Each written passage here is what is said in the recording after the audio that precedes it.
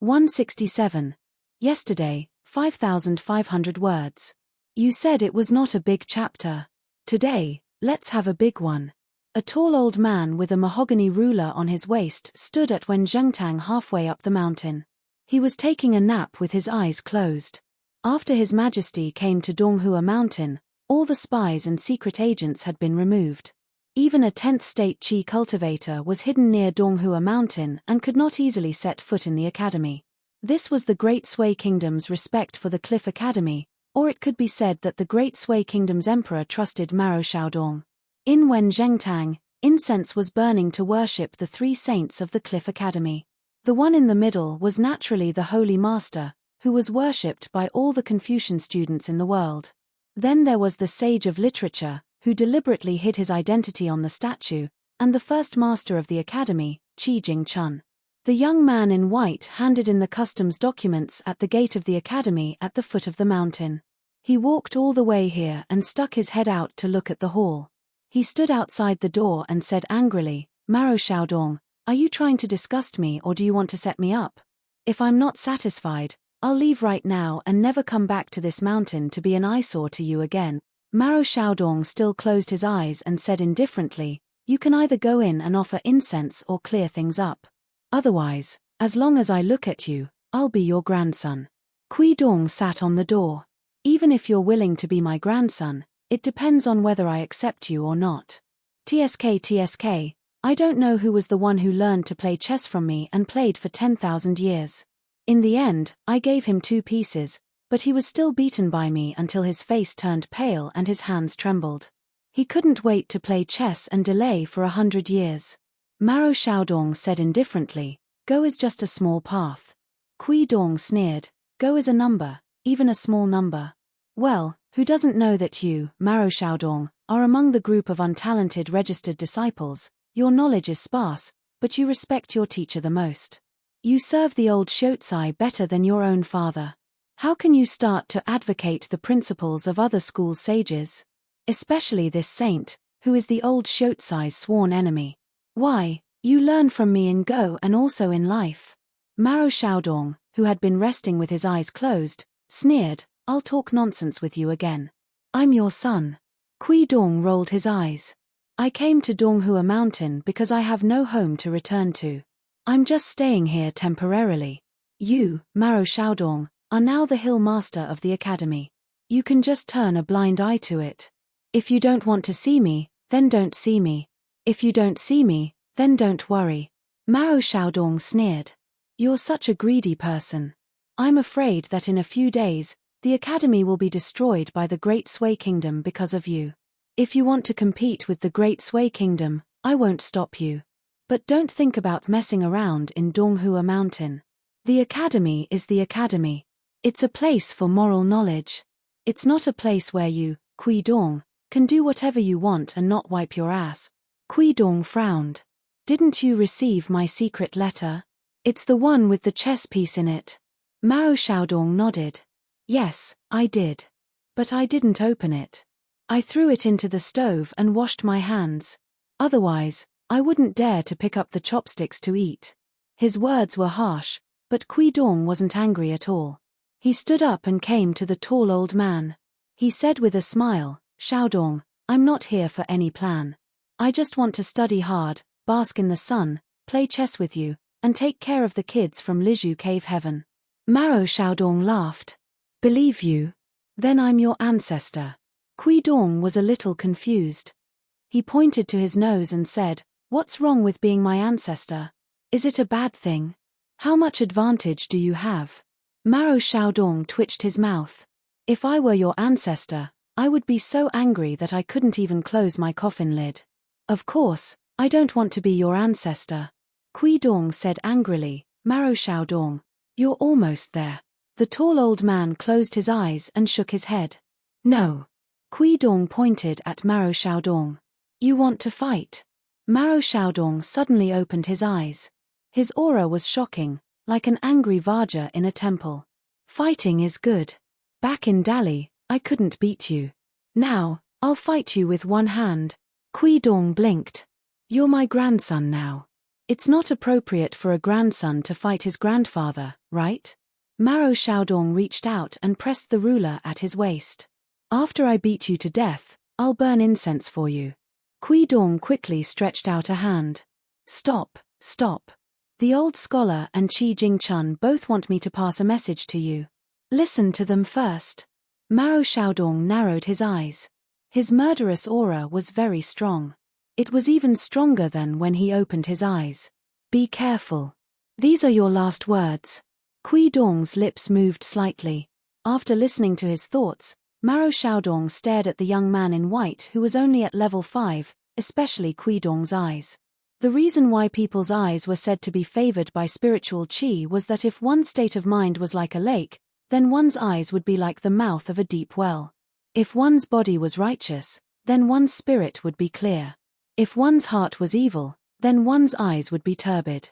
If Maro Xiaodong had met Kui Dong, the imperial tutor of Dali, in the old Cliff Academy in Dali, then Maro Xiaodong wouldn't have done anything unnecessary. The difference between their realms was like heaven and earth. No matter how long he looked, he wouldn't be able to see through Ming Tang. But now that the situation was reversed, it was Maro Xiaodong who was superior in terms of cultivation. Of course, it would be useful. Most importantly, they used to be in the same sage vein, so he could see more clearly. Maro Xiaodong retracted his gaze and strode away. Kui Dong smiled and asked, "Where are you going? Don't you want to chat?" Maro Xiaodong snorted and said, "Hurry up and wash your eyes, or you'll go blind." Kui Dong stretched out his hand and flicked his lapel, complacently saying, "My youthful appearance is indeed devastatingly beautiful." Maro Xiaodong stopped and was about to turn around and hit him. After all, the old man had wanted to kill this bastard who deceived his master and destroyed his ancestors for a long time. A faint golden light swept out of Kui Dong's sleeve, ready to strike. He said in shock, "Are you really going to hit him?" The scholarly sage persuades people with virtue, and a gentleman persuades people with reason. Although you, Maro Xiaodong, have been implicated by your sect and are only a sage now, there's no such thing as rolling up your sleeves and fighting. Maro Xiaodong strode away.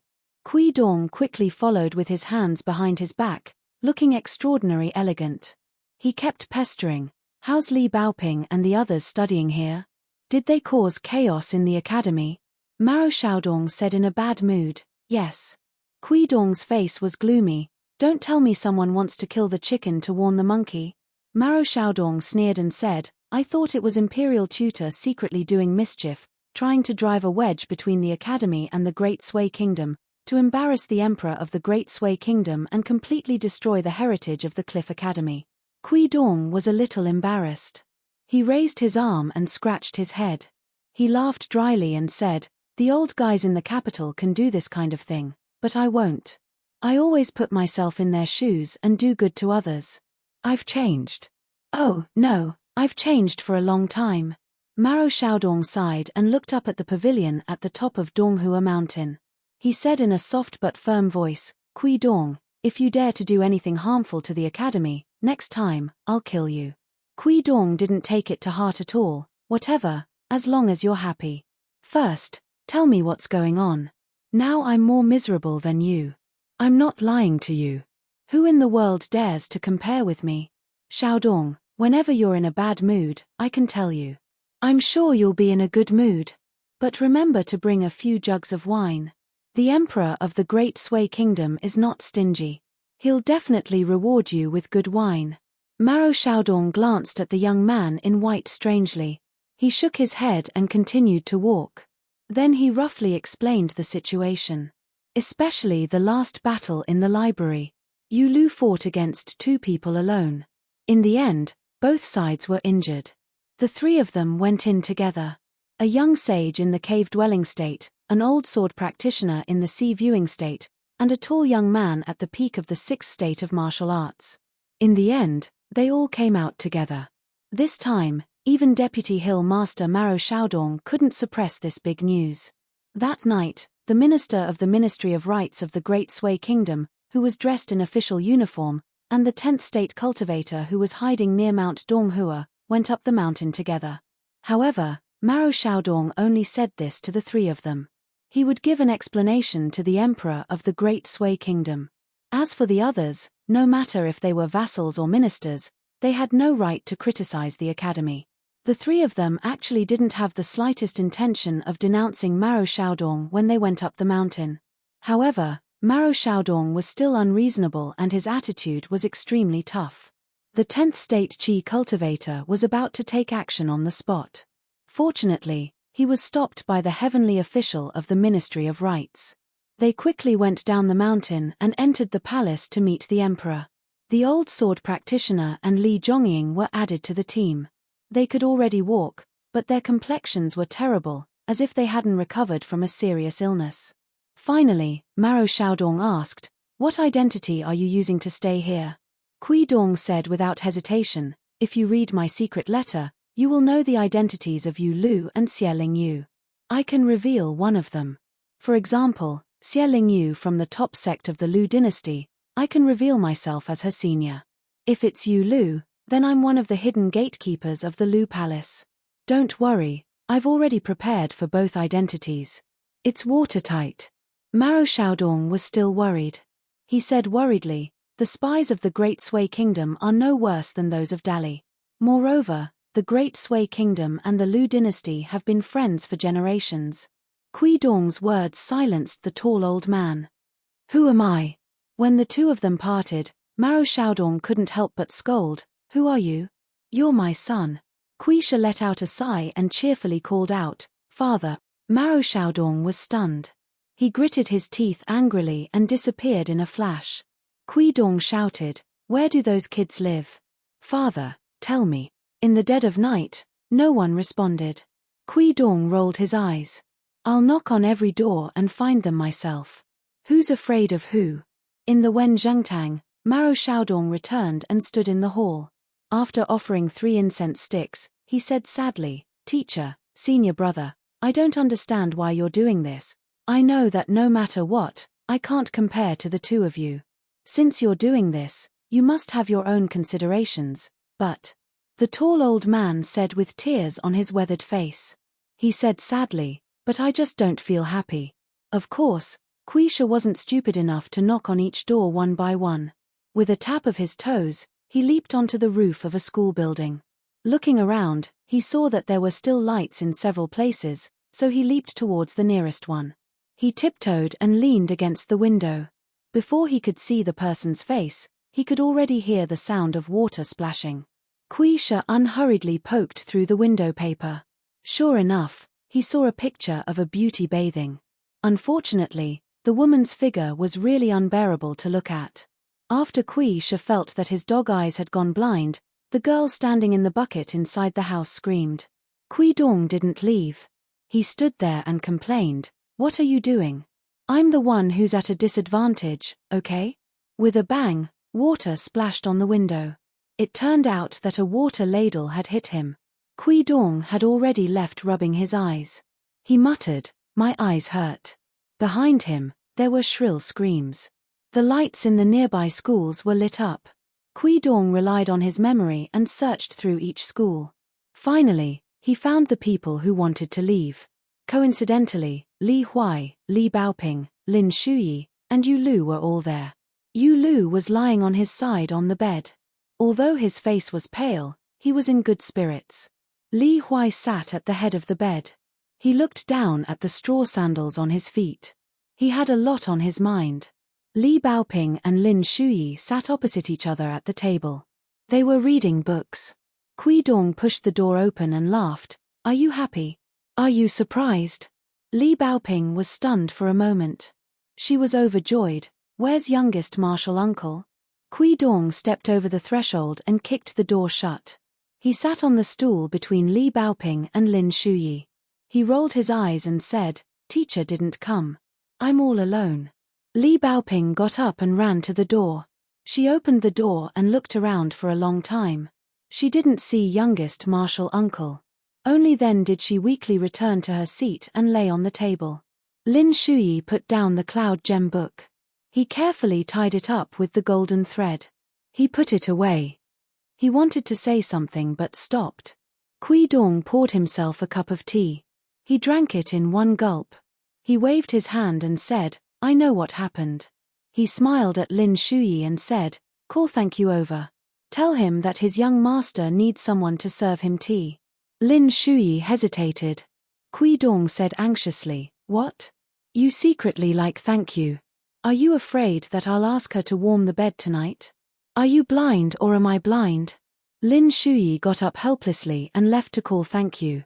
Kui Dong looked at the sickly Li Huai and said with a smile, Li Huai, don't be sad. Chen Pinggan heard about this and praised you. He said that you are brave and responsible. He said that you are a good man. The child suddenly raised his head. Really?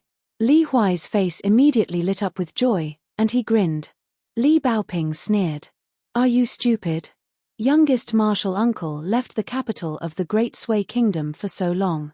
How could he know about the recent events of the academy? And would youngest martial uncle praise someone like that? Li Baoping raised her head. At most, he would smile. That's good enough. At most, he would give you a thumbs up. The little girl suddenly straightened her back and crossed her arms. Youngest martial uncle saved all his praises for me. Li Huai was a little sad. He hesitated for a long time and lowered his head as if he was talking to the pair of straw sandals. Should I move in with Lin Shuyi? Li Baoping turned her head. Li Huai, why are you still so cowardly? What right do you have to move it? If anything, it should be those three fellows. The little girl suddenly lowered her head and leaned on the table again. Forget it. I'm not qualified to say this. Yulu got up with difficulty. Li Huai quickly helped him. Yulu leaned against the wall and sat cross-legged. He said apologetically, I can't welcome young master. Kui Dong ignored the tall boy and looked at the simple decorations in the school. After a moment of silence, he said to Li Baoping, Li Huai is right to move here. It has nothing to do with cowardice. Li Huai continuing to stay there is the worst plan. Moving here is the second best plan. Moving to Li Zhongying School is the best plan. At this time, Lin Shuyi came back with Xie. After Lin Shuyi sat down, the tanned girl saw Kui Dong and was clearly filled with fear. She only dared to stand at the door. Li Baoping was puzzled. Why is it the best plan? I know. What do you mean by the worst plan? Kui Dong spun the white porcelain teacup with his fingers and slowly said, Stealing and humiliating Li Huai are normal behaviors of children who don't know any better. Moreover, young people are hot-blooded and the most unreasonable. You haven't come into contact with the real Jianghu. Those hot-blooded youths can kill an entire family without saying a word. After that, they are caught and beheaded by the authorities. Guess what will happen to them? On the execution ground, even if the executioner is already staring at their necks and thinking about how to cut them, those people are still proud and unrepentant. Do you think they are afraid of death? They don't show mercy when they kill, and they don't bow when they are killed. They are just that powerful. Li Huai listened attentively. He only wondered if these people's brains were damaged. Are there really such unreasonable people in the world? Quisha smiled and said, therefore, even if those children admit their mistakes and get their buttocks beaten up by their parents, they might one day feel so angry that they can't be appeased. They might hold back their anger and say a few malicious words to other people, saying that you are the son of a duke or a marquis. How can you face the spirits of your ancestors in heaven with such grievances? You are the descendant of the founding fathers of the Great Sui Kingdom. Your family's portrait of your ancestors is still hanging in the Great Sui Kingdom's Purple Heaven Pavilion. Yu Lu nodded slightly. As the crown prince of the Lu dynasty, he was no stranger to this. Perhaps he was the one who understood Kui Dong's words the most among everyone in the room. Kui Dong chuckled and continued. Then they think that's right. If we are so cowardly in our own territory, how will we survive in the future? Won't we drag our family down and become the laughingstock of the capital? So one night, they took a knife and slit Li Huai's neck open. Perhaps those three aristocratic young masters who eat and drink won't be able to act like wanderers who are about to die and still feel that they are heroes. However, when it really comes to that point, Li Huai is already dead. Whether they regret it or not, whether they are scared to the point of peeing their pants, is there any meaning? Li Huai listened with a pale face. Yu Lu reached out and patted the child's shoulder to comfort him. The child turned his head, but the smile on his face was uglier than crying. Kui Dong put down his teacup and lightly tapped the table. As for those who are really affected by their emotions, there are bound to be many intertwined conflicts of interest. Some people throw stones to find the way, some fan the flames, some fish in troubled waters. There are all kinds of things. But it doesn't matter. I'm here. Next, you all can focus on your studies. You don't have to worry about anything else. Everyone in the school had mixed feelings. Kui Dong laughed. What, you don't believe me? You don't believe that I have the ability, or you don't believe that I have such good intentions? If it's the former, you all can wait and see. If it's the latter, well, my husband, Chen Pinggan, was worried that you all would be bullied, so he didn't really calm down. So he made a good deal with me and asked me to watch you all study at the academy. Now you should believe me, right? Kui Dong looked at Li Baoping. The true chivalrous spirit of the Jianghu never lies in temporary gratification. Then he looked at Lin Shuyi. The mountains are high and the rivers are flowing. There is still a long way to go. If you really feel uncomfortable making enemies in this life, then deal with the enemy first and then bully their children, grandchildren, and great-grandchildren. It's never too late for a gentleman to take revenge. Finally, he looked at Li Huai. Remember, 100 years is never too long for a cultivator to take revenge or repay kindness. Kui Dong clapped his hands. Well, I've finished my business. Kui Dong patted his head. By the way, little treasure, when my husband and I passed by a mountain, we were lucky and met a large group of mountain coaster carps that were moving. Then my husband heard that there might be a golden mountain coaster carp among 10,000 mountain coaster carps. My husband pulled me to squat on a tree stupidly and waited for more than 2 hours before he found a golden mountain coaster carp that was deliberately covered in mud. Li Baoping's eyes widened. She stood on the stool and then squatted down, as if she could be closer to her youngest uncle and the mountain coaster carp by doing so. Kui Sha shook his head and said, after he got down from the tree, he struggled all the way and finally caught this rare crucian carp. He wanted to give it to you as soon as possible, but a mountain coaster carp can only leave the water for half a month at most. Even the one in his hand can only last for a month at most. If he told the people at the relay station the truth and begged them to keep it in the water for a period of time, Chen Pinggan was really worried about the relay station. He was afraid that they would be tempted by the wealth and run away after giving it to you. He was worried that you would be happy for nothing, so he said that when he returned to your hometown, he would leave it with Li Shixing when he visited your brother to tell him that you were safe. Li Baoping's eyes lit up. There was no longer any trace of depression on her face. She suddenly became a young and inexperienced girl. Kui Dong sighed and said, "Little Baoping, my master is so nice to you. He always remembers you when he has something good." "Hey, I don't understand. My master is so stingy that he doesn't even put more oil or salt in the stew. Why doesn't he treat real treasures as treasures when he comes to you? He's not stupid." "Okay."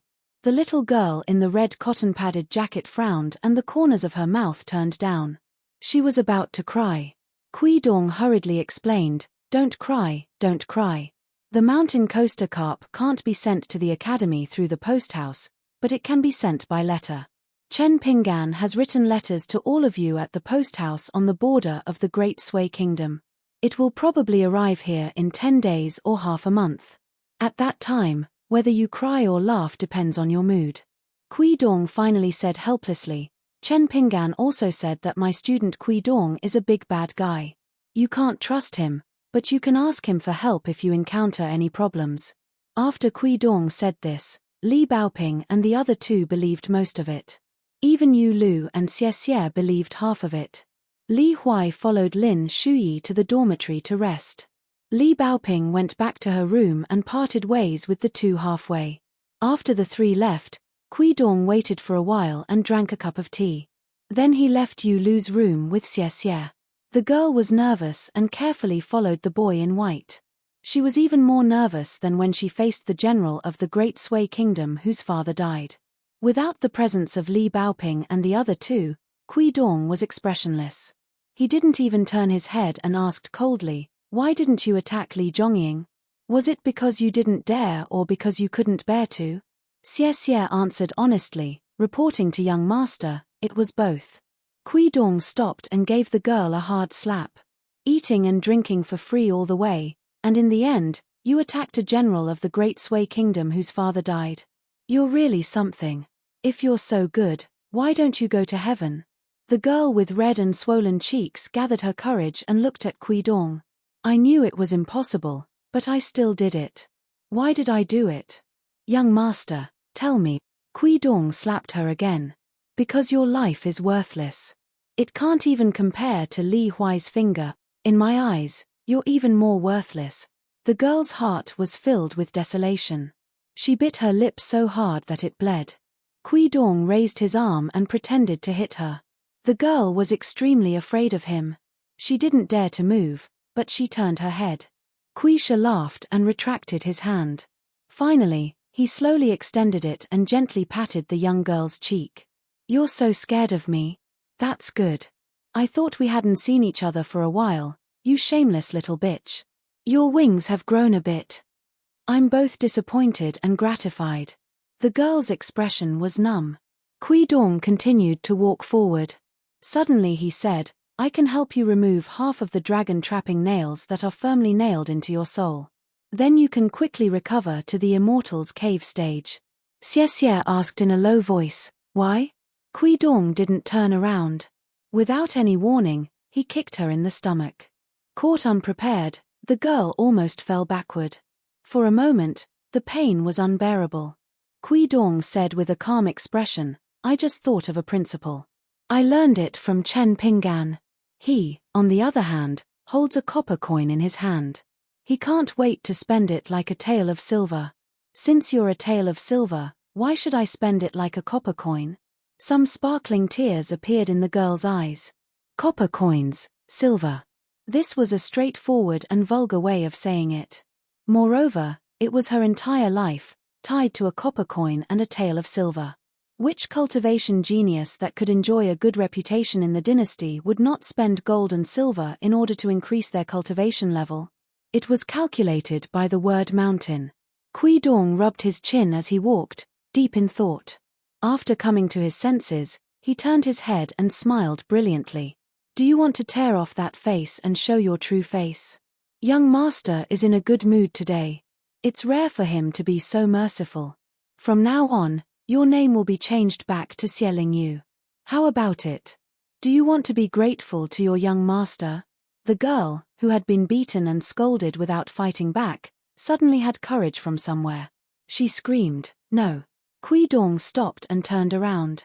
Looking at the dazed girl, he made a series of TSK TSK TSK. You still know how to be embarrassed. The girl knelt on the ground with tears on her face. She sobbed intermittently, please don't do this, young master.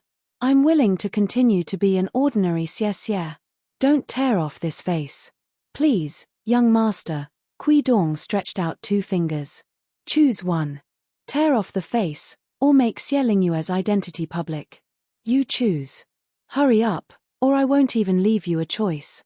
The girl slowly raised her head. At this moment, her mournful eyes were like a dying young deer. She said in a trembling voice, I choose to change my name. Kui Dong shook his head. See, I said you're a little bitch. You still don't want to admit it. What family of imperial tutor? It turns out that it's not as important as your face. Okay, soon you'll be Xie Lingyu of the Lu dynasty's #1 immortal mansion. Thank you. Hurry up and thank your young master. The girl said miserably, thank you, young master. Kui Dong quickly stepped forward and kicked the girl to the ground. He said angrily, you should say thank you, young master. The girl lay on the ground, her shoulders trembling. Thank you, young master.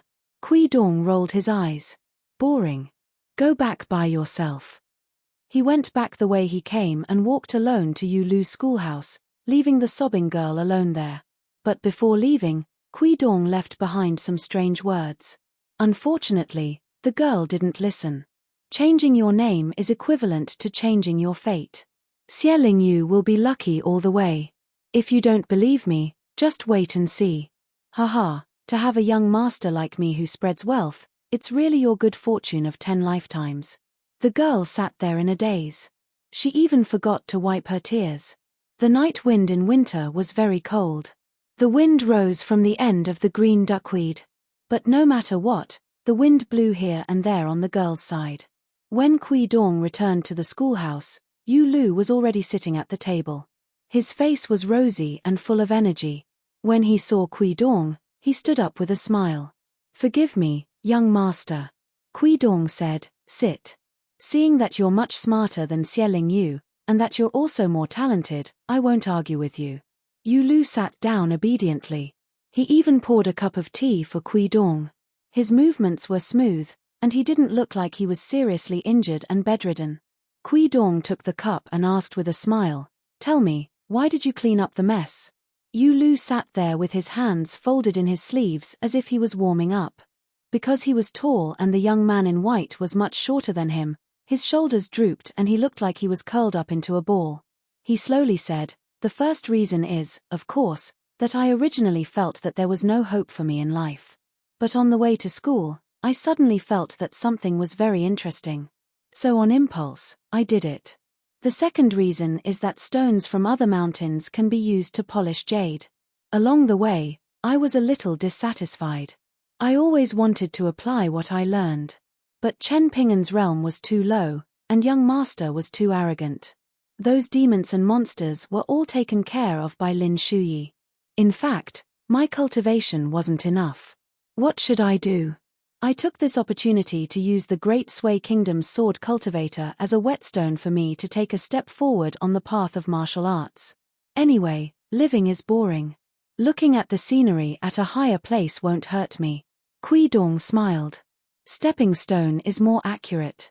Yu Lu smiled and nodded. "Young master is right." Kui Dong said, "Continue." Yu Lu thought for a moment. Kui Dong smiled and asked, "Why don't I help you?" Yu Lu smiled bitterly. "As long as I don't die, Chen Pingan will feel that he owes me a favor in the future." Yu Lu was a little nervous, but he didn't dare to think that he could get away with it. He could only bite the bullet and say, "Young master, you said that Xie and I are worlds apart from Chen Pingan in temperament, so we can't be his friends in this lifetime. I know that's most likely right, but I still don't believe it. Even if young master is standing in front of me right now, I'll still say the same disrespectful words. I'll try. If I can prove that young master is wrong, that would be the best." Yu Lu stood up and accepted his fate. "I really didn't expect young master to come back. Please punish me." Kui Dong reached out and pressed him down. "Killing 3 birds with 1 stone. You did very well. I'm more than happy to have a servant like you. What's there to punish?" Yu Lu sat down graciously. This was probably the biggest difference between him and Xie. That girl was just as smart, but she wanted a lot of things that she might not be able to obtain in her lifetime. On the other hand, this tall young man was able to let go of anything. The things he wanted to pick up were never too heavy, and it never had anything to do with Kui Dong's overall situation, so he was more relaxed. Dali Imperial tutor Kui Dong was known to be very good at chess. Yu Lu and Xie interacted with the white-clothed youth day and night, but in reality, they were constantly chatting with each other. Xie played chess too hard, making Quisha feel that he was impossibly stupid. He couldn't even be bothered to bat an eyelid. Yu Lu was like showing off his cleverness in small, insignificant places, playing a few moves that Kui Dong was already tired of. This made Kui Dong nod and feel that it was okay. Xie's burden was too heavy and she was too far-sighted. In fact, she was very tenacious and respectable. However, she had just escaped from Dali's control and became Kui Dong's puppet. This was her great misfortune.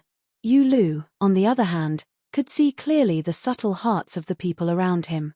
He didn't ask for much, but lived a relaxed life.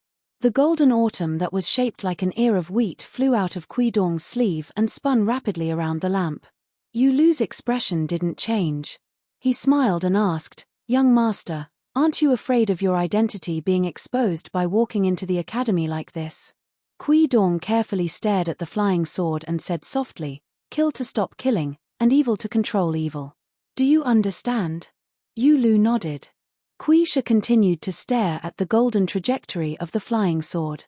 Because it was flying too fast, The speed at which the sword chi dissipated was much slower than the speed at which it was formed. They intertwined together and finally formed a golden ball with that speck of flame in the center. Kui Dong said, "It's the same principle. Give the Great Sui Kingdom a seemingly absurd reason. If one isn't enough, then two. As long as it doesn't happen more than 3 times, 2 should be just right." Yu Lu hesitated and smiled bitterly. "The first one. How about me?" Kui Dong glanced at him. "Have tender feelings for the fairer sex." Yu Lu sighed and said no more. Kui Dong smiled. "You can see it clearly because it's too close. But you have to remember, a leaf can't see. You can only see all the veins of a leaf." Kuisha did not speak anymore. He closed his eyes and said something that surprised Yu Lu. "If I can really see through the deepest and most subtle part of it, that would also be very good. It couldn't be any better. You have to know that this is actually one of my Daos." Yu Lu seemed to be completely unable to understand, so he didn't think much about it. Kui Dong stood up and silently left the school. After Kui Dong left for a long time, Yu Lu reached out a hand from his sleeve. He looked down and saw that his palm was sweaty. The Dali imperial tutor once joked that the 3 major forces in the world that had already established their own sects all had their own principles. It was nothing more than the highest level of Taoism, the most extensive of rules, and the most profound of Buddhism. Then this was extremely small. It was called a leaf can't see. If someone really and thoroughly saw this leaf, would it really be a leaf that was blinded? Yu Lu suddenly raised an arm and pressed the back of his hand against his forehead. His face was full of pain as he murmured, "Don't think about it. Don't think about it first." Kui Dong came to the Wenjing Tang that he wouldn't enter even if he was beaten to death. He directly stepped over the threshold and picked up an incense stick. It was just an incense stick, and not the usual 3. He held the incense stick in one hand and twisted the head of the stick with the other hand, instantly lighting it up. Kui Dong didn't look at the Holy Master. He looked at Qi Jingchuan's portrait and finally shifted his gaze to the portrait of the old scholar.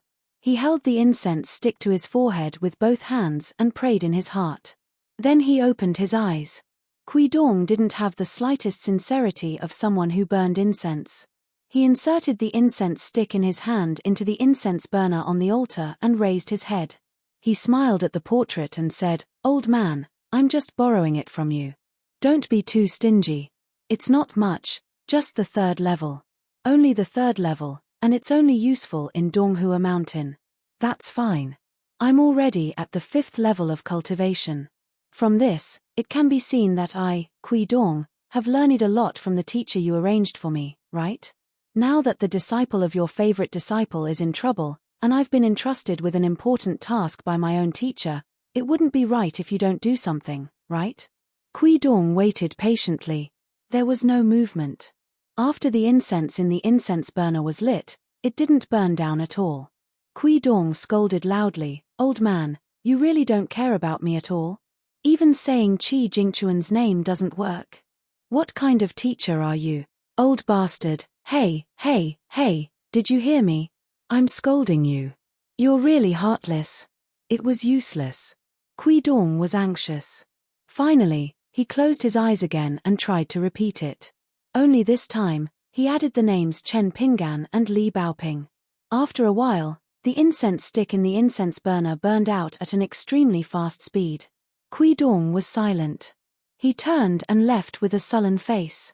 The moment Kui Dong stepped over the door, he was already at the 9th realm of Qi Refinement Warrior.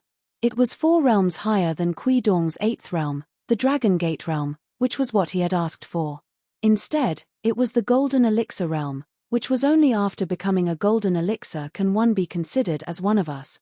Kui Dong stood outside the door and stopped in his tracks. He looked up at the sky, lost in thought. Soon, Kui Dong regained his cynical expression. He made a gesture of poking his own eyes and continued walking. "I, Kui Dong, was blind to have acknowledged you as my teacher. From today onwards, my name is Kui Dong Shan, and I'm Chen Pingan's student."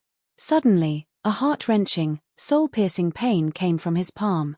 Kui Dong was in so much pain that he jumped up on the spot. Then, he hopped all the way and ran far away. He finally stopped when he reached the top of the mountain. Dong gasped and shivered all over. He shook his arms hard on the spot. This made the academy student who could not sleep last night and came to the top of the mountain to enjoy the scenery dumbfounded. He wondered if this guy had epilepsy.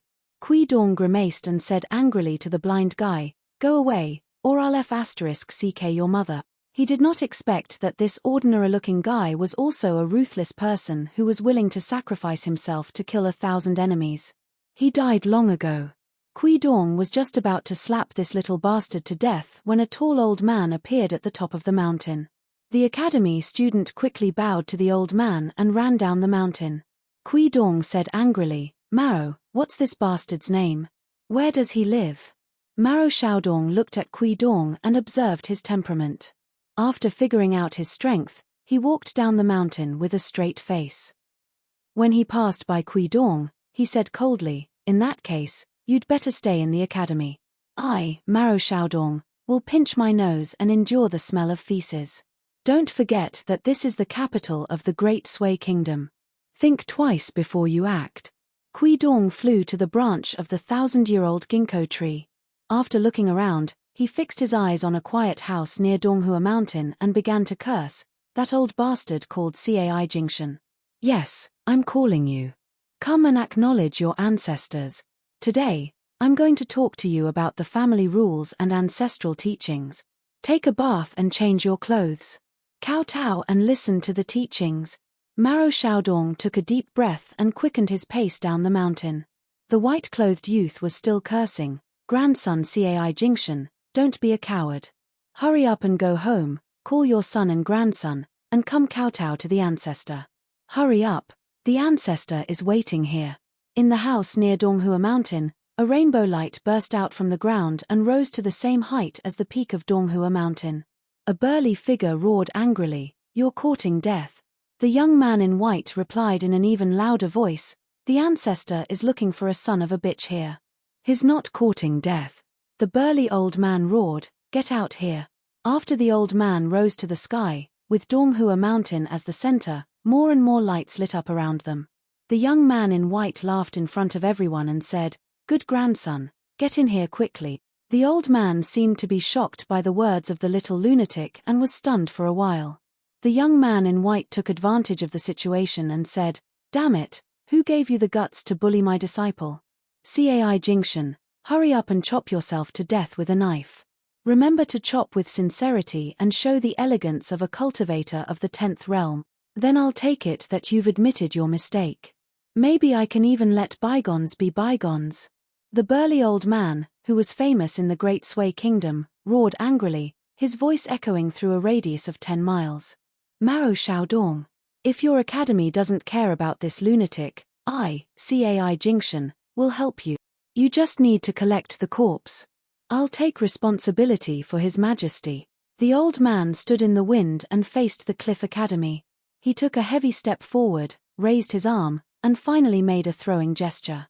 A snow-white spear intertwined with lightning whizzed out and pierced the ginkgo tree at the peak of Donghua Mountain. The young man in white laughed.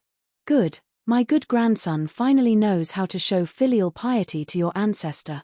It's impolite not to reciprocate. Grandson Cai Jingshan will accept the ancestor's gift."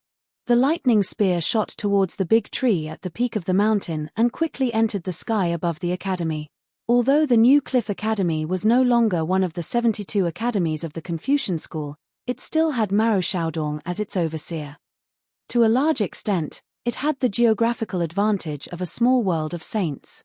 However, it was unknown whether the academy felt that they were in the wrong or Maro Xiaodong didn't want to be Cai Jingshan's enemy, but he didn't hesitate to withdraw the defense of the academy, allowing the two people on the mountain to engage in a fair and just fight. On the side of the ginkgo tree, there was also a tiny golden light that exploded in the sky. Compared to the huge lightning spear that was 20 feet long and imposing, that golden light was really small and negligible. However, the layman watched for the excitement, while the expert watched for the skill. As the golden light flew out of the mountain peak and met the lightning spear, many experts who had originally looked down on it began to be really careful and attentive. As the pocket-sized flying sword pierced through the air, it left a trail behind it. Around it, extremely dim cracks appeared. This was a collision between a legendary object and the long river of time. The flying sword's speed, the toughness of its material, and the richness of the sword intent contained within, all three were indispensable. At this level, the natal flying sword was said to be able to cut through all things with a flash of sword light. As expected, the lightning spear that was more probing than a fatal strike was instantly shattered by the golden light. Lightning splashed in all directions in the air, like a gorgeous rain of fire. Cai Jingshan laughed nastily. You still have some skill, come again. This time, the old man finally let loose, and the lightning spears rapidly swept towards Mount Donghua. The golden sword light then emitted a brilliant brilliance, drawing out brilliant streaks of fireflies outside the mountain peak. Kui Dong sat cross-legged on a high branch of the ginkgo tree, leisurely, holding a square imperial jade seal in his hand. Kui Dong did not have the slightest excitement of a great battle. Instead, he seemed a little lazy and bored, and sneered in his heart. I don't have many teachers, only one at the moment.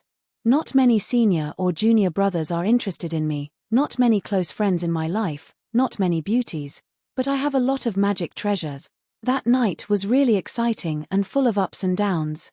In the end, almost half of the people in the capital of the Great Sui Kingdom were awakened. They put on their clothes and went out. They either looked at Mount Donghua in the distance in the courtyard, or climbed up trees, walls, or even roofs. The long fight between the immortals was very enjoyable to watch, especially the children who were all overjoyed, and only regretted that they did not have enough melon seeds and pastries at home. The two immortals fought from the middle of the night until dawn. Almost all the officials who had not slept the night before went to attend the court meeting with dispirited expressions. After the event, an expert did a rough calculation. The white-robed immortal of unknown origin, other than the golden flying sword at the beginning, had as many as 26 magic treasures that appeared after that. All of them were brilliant and of amazing quality. He really did not use the same magic treasures every time he attacked. Some busybodies in the capital had already secretly respectfully called him the ancestor of the Cai family. The wealthy family in the capital where Cai Jingshan was from top to bottom, seemed to have really just acknowledged an ancestor of their family. No one had the nerve to go out the next day. On the same day, Li Huai received the small clay figurine that had been missing for a long time, as well as the late apology of his original 3 roommates. At that moment, the timid child, who was actually the 7-year-old Li Huai, did not cry tears of joy, nor did he mutter. The child just missed his parents and sister. Li Baoping, Lin Shuyi, Yu Lu, Xie Xie, and the white-robed young man who called himself Kui Dongshan. The child thanked them one by one. Lin Shuyi went to the library again. The child was the only one left in the school. This was the first time he skipped class. Although he was not good at studying, no matter what grievances he had suffered before, even if he was beaten black and blue, the child never missed classes. But today, Li Huai squatted outside the school and did not go to class. Instead, he gently wrote the name of his family with a branch under the warm winter sun. The child did not cry this time. In the capital of the Great Sui Kingdom, a group of 3 people dressed shabbily asked for directions and slowly walked to the Cliff Academy. A woman with a plump figure but shrewish eyes slapped her husband's head angrily after her daughter asked for directions again in the Great Sui Kingdom's official language. Useless thing. When we reach the academy, just stay at the foot of the mountain. Don't embarrass our son. The short-statured good-for-nothing man was carrying a large backpack. It was rare for him to be a little stubborn as he retorted to his wife, "It's better to meet them. We brought a lot of food for our son. It's very tiring for you to carry them up the mountain." The woman was furious. She put her hands on her hips and scolded, "Li, that's all you can do. Well, both of us are ruthless enough to leave just like that. You're a big man, yet you want to see your son before you leave." The woman stretched out her hand and pinched the man's waist. After a long time, there was no movement. She could only give up. "You're full of muscles and strength. You only know how to bully me at night." The man laughed. The woman kicked him and said flirtatiously, "Stupid." Beside the man and woman, there was a slim and graceful girl. She ignored her parents flirting and smiled gently. She was happy to be able to see her naughty brother soon. The woman's eyes suddenly turned red. I don't know if Huaya has gained weight or lost weight. Please don't bully him. As his mother, I don't dare to scold people here. The man was silent out of habit.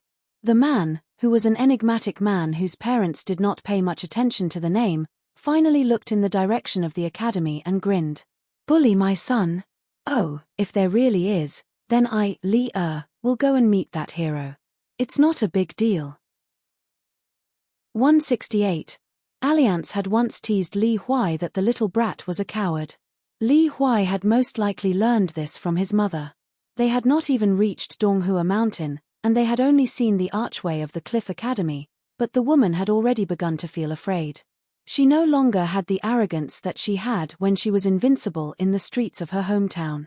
Her husband, on the other hand, was still walking with firm steps, as if he was going up the mountain or down the river. Her daughter, Li Liu, was not bad either. She asked for directions and thanked her when needed. Even the people of the capital city of the Great Sui Kingdom, who were known for their arrogance in the northern part of the Aquarius continent, showed the greatest kindness to such a beautiful and gentle girl. Although Cliff Academy had moved out of Great Li and was stripped of its title as one of the 72 academies of Confucianism, its vitality was greatly damaged. However, a starving camel was still bigger than a horse. In Great Sui, it was still a holy land in the hearts of countless scholars and students. Moreover, there was nothing wrong with the way the academy treated people. Although the three of them were dressed shabbily and smelled of mud, they were very polite and considerate when they heard that they were the relatives of the students of the academy. Someone personally led them to the residence of the academy, which was specially used for guests from afar. They settled down first and then brought them to the private hall to find Li Huai. After learning that Li Huai was absent from class today, they went to Lin Shuyi's dormitory. As expected, they saw the child fiddling with the branches on the ground. The reason why they were able to come here directly was because of Li Huai and the other two children. After all, they were the direct disciples of Saint Qi, the original hill master. Recently, there had been such a big disturbance. Almost everyone knew about the activities of Li Huai and the others in the academy, such as their personalities, morals, knowledge, and where they lived. For most of the teachers of the academy who were not in power, they were still indifferent to this matter. They did not have any obvious good or bad feelings. More of them paid no attention to outside matters and only focused on teaching the sage. When Li Huai heard the shout and raised his head, he saw the three familiar figures. He was a little confused and thought that he was dreaming. He rubbed his eyes fiercely, threw away the branch, stood up, and ran all the way. He first bowed to the smiling academy teacher to express his gratitude. Then, he raised his head to look at his parents and sister. His eyes were red, and he could not speak. When his parents were not by his side, he felt wronged and felt that it was nothing. But when his parents really appeared, he felt wronged. However, Li Huai was a person who had traveled thousands of miles. Even though he was young, he had seen countless mountains and rivers with Chen Pinggan. From late spring to early winter, he knew how to control over his emotions. And was not as noisy as he was in the small town, he was not as noisy as he was in the small town, and he was not as he was of a small town. He was not as he was in the small town. Father, on. The teacher left with a smile and did not delay the family reunion. After the polite teacher left, the woman suddenly felt relieved. She hugged Li Huai and choked with sobs. Why is my Huaizi so dark and thin? Oh, my heart and liver are about to break. It's all your father's fault. He is a grown man, but he suddenly said that he was worried about you. He was afraid that you had no money to eat and that no one would take care of you when you were sick. The three of us thought about it and decided to come to the academy to see you. The short and sturdy man was like a piece of black hard iron. At this time, he was carrying a small mountain of luggage. He scratched his head and said awkwardly, I just said that I didn't know if Huaizi could eat a drumstick in the academy of the Great Sui Kingdom. Your mother and sister both cried. No matter how I persuaded them, it was useless. Then the woman who was exposed squatted on the ground and turned to glare at her man. Go away, go away. You talk too much. If you don't want to see Huaizi, go to the foot of the mountain and stay there by yourself. The man smiled foolishly. Of course, he did not move. The woman squatted on the ground and touched her precious son's head and thin arms. She said with pity, "Why are you so thin? Did you not eat enough and sleep well?" Li Huai was immediately full of heroic spirit. He grinned and said, "I eat well and sleep well. I'm very good. Mother, let me tell you, this time I came to the academy of the Great Sui Kingdom to study. I followed Chen Pingan and walked all the way here. We walked a long way, thousands of miles. From our hometown, we first walked to Chiduan Mountain, Red Candle Town, Xiuhua River, Yefu Pass at the border, and then through Huangting country. Do you see?" The child took a step back and raised his foot. "Straw sandals. Chen Pingan made them for me. They are strong and comfortable. I wanted to learn them myself, but Chen Pingan didn't let me. Mother, guess how many pairs of straw sandals I changed into?" As soon as this question was thrown out, the woman was completely overwhelmed. She burst into tears. Her daughter, Li Liu, quickly squatted down and gently held her mother's hand. Li Huai was also a little panicked. He did not know how this made his mother sad. The mischievous child quickly put away the straw sandals. His eyes rolled and an idea came to him. He said loudly, "Mother, let's go to the house. I'll show you something good." When they arrived at Lin Shuyi's house, Li Huai put the small green bamboo book box on the table with a bang. He copied Li Baoping and crossed his arms over his chest. He glanced at his sister, Li Liu, and then copied the young man in white with a mole between his eyebrows. He said proudly, "What do you think of my little book box? Does it look good? Are you envious?" Li Huai was still unwilling to give up. He skillfully carried the small bookcase on his back. The child, who was wearing straw sandals and carrying a bamboo box, walked one round around the table. Li Liu felt distressed and amused at the same time. She hurriedly helped him take down the bookcase and put it back on the table. Tears gently swirled in her eyes, but there was a gentle smile on her pink, oval-shaped face. It was the unique smile of a delicate girl, like the warmth of the spring river. The man suddenly asked, "You weren't bullied on the way here, right?" Li Huai shook his head and said with a smile, "No."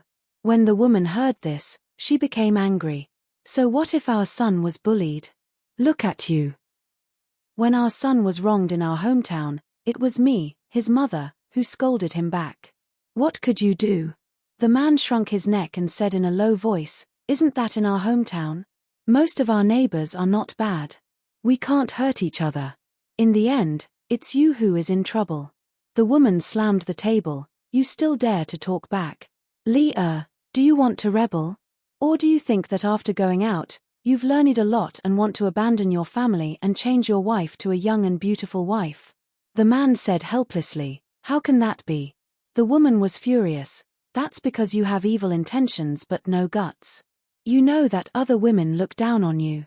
Last time, we met that long-legged demoness. She was dressed in gaudy clothes. One look and you could tell that she wasn't from a decent family. Didn't you peek? What a disgrace. That bitch doesn't even have 2 tails of meat on her chest. How dare she compete with me in terms of looks?" The man wanted to say something but stopped. He squatted on the ground and sighed. That old witch on the mountain looked quite young. In fact, she was 700 to 800 years old. In any case, she was considered a demon cultivator who had achieved the Tao in the 9th realm. If I didn't look at her and let her know the severity of the situation, she would have killed and eaten meat. If you two weren't by my side, I would have killed her with a punch. But how could he dare to tell his wife about these foul things? The man squatted on the ground. He had forgotten to take off his luggage, so it was like he was leaning against a small mountain. The woman roared, "Hurry up and take out the things." "Why? Can't bear to give it to your son? Leave it for the vixen outside." Li hurriedly got up and opened his luggage. He piled a pile of food, clothes, and books on the table. Li Huai asked curiously, "Our family is so rich." The woman smiled and explained, "Your father is a fool with a fool's fortune. On this long trip, your father found some herbs and sold them. They were worth a lot of money. This is the first time Mother has seen gold. It's golden and shiny. Just looking at it makes one's heart happy. Now mother has saved up some money, but don't think about it. It's to help you find a wife in the future. Li Huai looked at his sister who had been sitting silently at the side. Let's use it as my sister's dowry first. I'm not in a hurry. The woman said angrily, a married daughter is like spilled water. She was born to lose money. Why should we give it to her? The girl was used to it and wasn't angry at all. She had a good temper since she was young. She took after her father in this aspect. She wasn't like Li Huai at all. The family of 4 depended on each other. The son was like the mother and the daughter was like the father. It was quite interesting.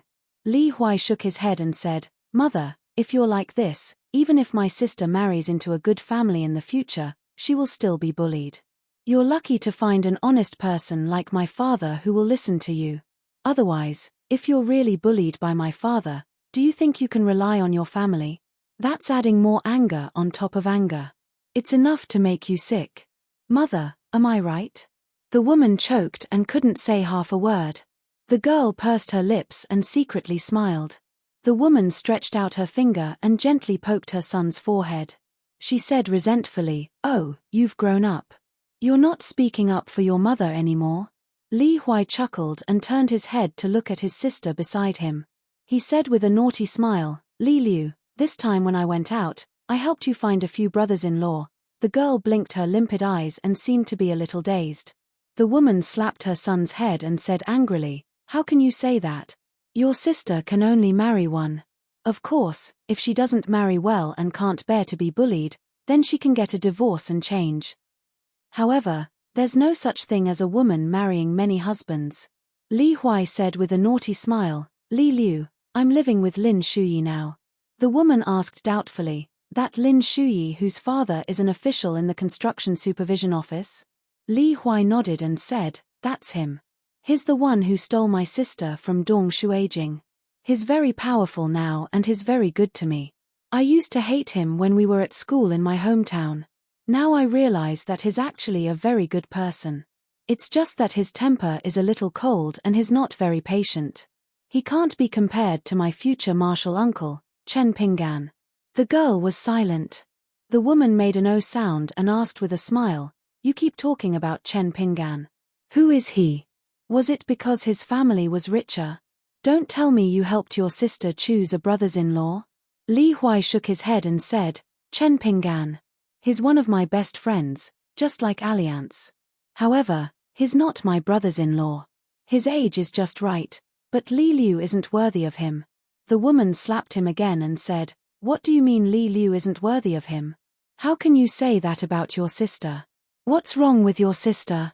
She's good-looking and has a good temper. At first glance, you can tell that she's a good daughter-in-law who's good at taking care of her husband and children. It's obvious that she won't lose out no matter who she marries. The man sat across from him with a strange expression. Li Huai said nonsense in all seriousness, I'm telling you the truth. Look at my sister. Her looks are not bad. As for her family background, sigh, it hurts our relationship. Speaking of this, the child smiled and said, But it's not up to us to decide who our parents are. Besides, our family is poor, but our parents are very good. Chen Pinggan once took a dump on the mountain with me. The two of us chatted casually. Chen Pinggan said that his parents died early, so he asked me to remember your kindness. At first, I didn't think much about it.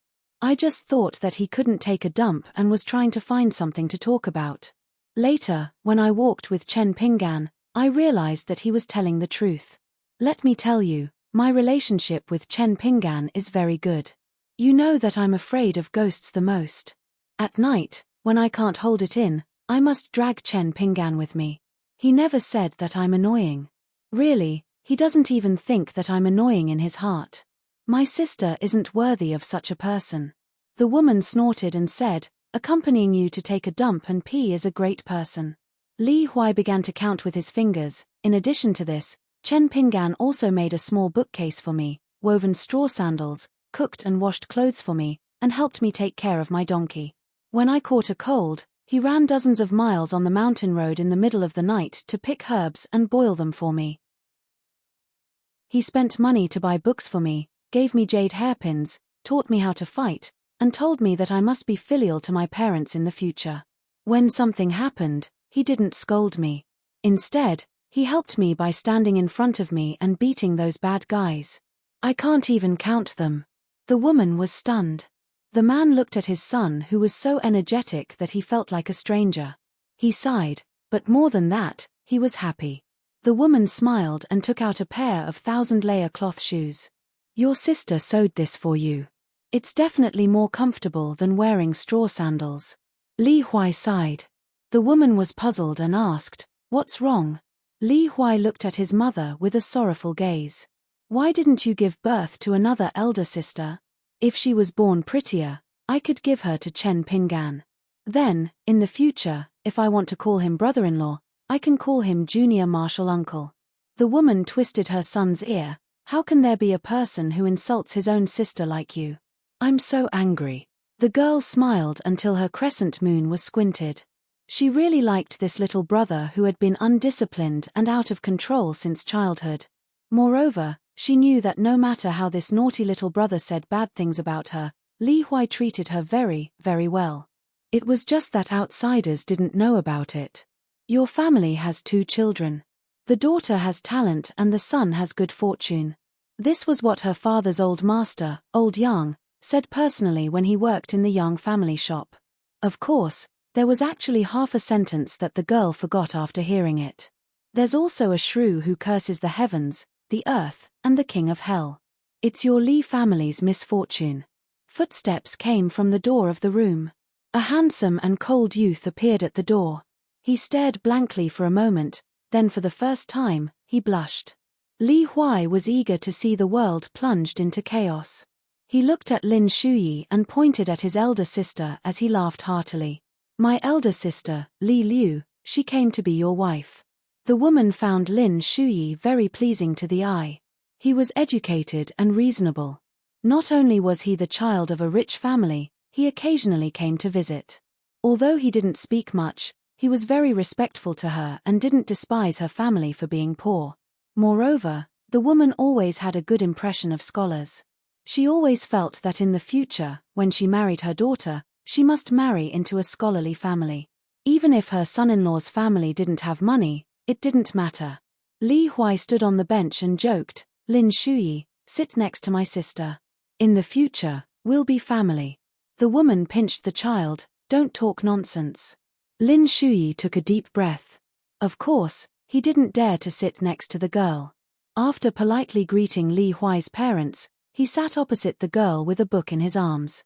Compared to Lin Shuyi, who also liked his daughter, the man actually liked Dong Shuijing more. However, the man also felt that Lin Shuyi was not bad. It was just that he did not like Dong Shuijing. In this family, when Li Liu got married in the future, his words were the least important. He would be at the bottom. If his wife nodded, Li Huai approved, and Li Liu liked, he would be at the bottom. After that, they talked about the academy and Donghua Mountain. Knowing that Li Huai's parents were going to stay here for a few days, Lin Shuyi suggested to take them out for a walk. Li Huai was secretly happy. "Oh, I'm going to be a son-in-law."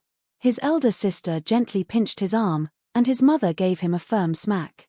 The scenery of Donghua Mountain was very beautiful. They walked for almost 2 hours, and they were only halfway up the mountain. After lunch, the 2 teachers from the academy took the initiative to visit Lin Shuyi's school. They were still polite, and the woman finally felt relieved. After all, in her opinion, Qi Jingchun was just a poor teacher in a small town. He was a good person, but now that he was in the capital of the Great Sui Kingdom, how could a real scholar not have a temper? As his mother, she knew her son's temperament very well. She was really afraid that Li Huai would be regarded as a good-for-nothing eyesore by the teachers. Every day, they would scold him or hit him with a plank. How could Li Huai stand it?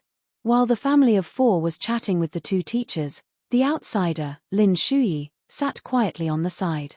After going through this bigger storm, Li Huai's temperament changed a lot. He was much more mature and sensible. The girl seemed to have a demure temperament that would not change even after 1,000 or 10,000 years. She had a pair of very beautiful eyes. Lin Shuyi would never get tired of looking at her. Of course, He would secretly look at her. Li Huai's mother was not so careless. She spoke softly, which was different from the small town. She even seemed uneasy. In this aspect, she was not as generous as her daughter. This was also the reason why Lin Shuyi liked the girl. The girl, Li Huai, did not go to school, but she would often go to school to pick up Li Huai from school. Even if she met the teacher, Qi Jing-chun, the girl would still be neither servile nor overbearing. She treated people with a natural wisdom and elegance. The girl was polite and courteous to everyone, which gave Lin Shuyi a strange feeling that she was very close to him, but also very far away. At the same time, even if she was far away from him, he would feel that she was standing in his heart. That was why Lin Shuyi liked her very much. Even if he was just secretly looking at her like this, Lin Shuyi's mood would be especially calm and peaceful. He had seen many beautiful mountains and rivers, but as long as she was not there, they were not the best mountains and rivers. As for Li Huai's father, that wooden man, he was extremely polite to the two teachers.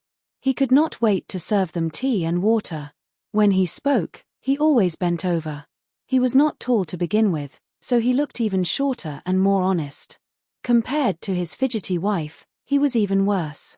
He only knew how to persuade Li Huai's teachers to eat.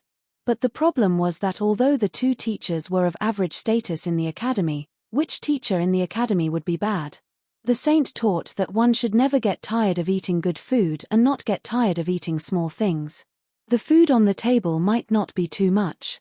It was etiquette to eat a little, but how could one really eat until one's stomach was full? If it was in the past, Li Huai would feel embarrassed to see his father like this. But this time, Li Huai did not.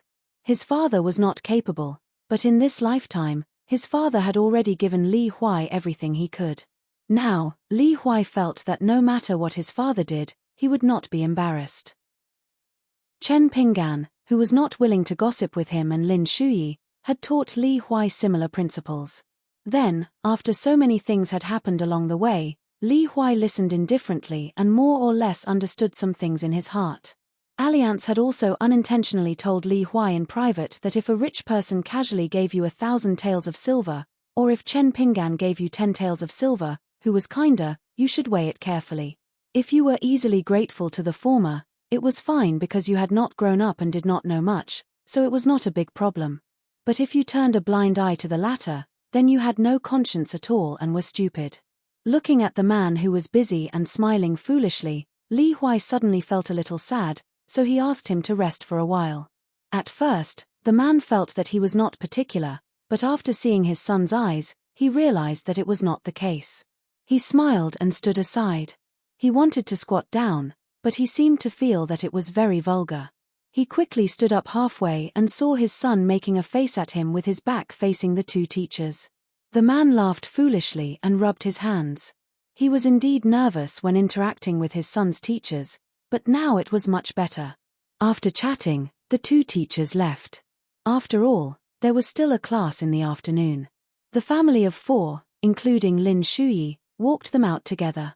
Li Huai had classes in the afternoon, but the child said that he would accompany his parents today. He promised that he would study harder and more attentively from tomorrow onwards. After all, books did not grow legs, and the knowledge in the teachers' stomachs could not escape. As long as he studied hard, he would definitely be able to get it back. But his parents would not stay in the academy for long, so he had to spend more time with them. These obedient and sensible words left the woman in a daze. She looked at the child's serious face and cried on the spot. Then, she punched and kicked the man, complaining that he had to go so far away and leave her son here to suffer alone. In the face of these unexpected disasters, the man naturally accepted them without uttering a word. Lin Shuyi mustered up his courage and asked Li Liu in a low voice if she wanted to go to the library. He said that the library here was the richest in the Great Sui Kingdom. The girl smiled and shook her head, saying that she wanted to accompany her brother. For the rest of the afternoon, Li Huai played around at his parents' place. He did not forget to carry the small book box and mysteriously took out the painted puppet. He said that it was a treasure that he had kept for a long time, and then deliberately gave it to his sister with a distressed expression. Of course, Li Liu did not want it. She just played with it in her hand for a while and then returned it to Li Huai. Li Huai asked her if she really did not want it. Li Liu nodded. Li Huai was a little depressed. He said that she had long hair and short eyes and did not know what was good for her. The girl touched her brother's head. Lin Shuyi was too embarrassed to stay here. He went to the library to read, but no matter how hard he tried, he couldn't get into it. So he simply put down the book and stood by the window, waiting for the sun to set. As dusk approached, Li Huai suddenly said that he wanted to talk to his father about something. The woman said that he couldn't talk about it in front of her. She couldn't have found a brother-in-law for Li Liu and a stepmother for his father, right? Li Huai laughed and said that his father had fallen into a pit and would not be able to climb out in this lifetime. The woman laughed and pretended to hit him. Seeing the adult and child walking to the door, the woman sighed and cried silently. Although the girl looked weak, she was not a sentimental person. But seeing her mother like this, Li Liu was also a little sad. They were not stupid and had not really suffered. Li Huai did not seem to have grown up overnight. It was just that he was a sensible child and did not want to talk about those unhappy things. Li Huai led the man out of the door. Not far from the door was a small lake. The two walked slowly along the lakeside path. Li Huai asked, "Father, is this Donghua mountain as big as the mountains you went to in your hometown?" The man laughed and said, "It's a little bigger and a little smaller." The answer was as boring as the man himself. Li Huai rolled his eyes and squatted by the lake. He picked up a stone and threw it into the lake. "Father, you are very good to my mother." The man was not good with words and did not know how to answer. Li Huai suddenly said in a low voice, "Father is also very good to me. I am sorry for the past." The man squatted down and said softly, "How can a son apologize to his father? There is no need." The man quickly said with a bitter face, "You are making me nervous and uneasy." Li Huai grinned and turned to look at the man who had caused him to be looked down upon by his classmates in school. He said softly, "Father, I am timid. Do I take after you or my mother? Logically speaking, you dare to go to the mountains by yourself, but I don't. When I was with Chen Pinggan, I didn't think much of it.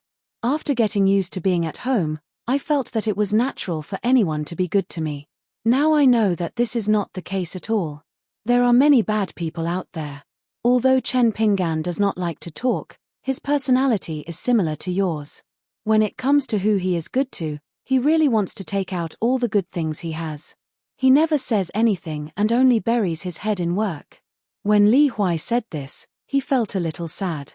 "The only time Chen Pinggan treated me better was when he promised to wear new clothes and change out of his straw sandals when we entered the academy together.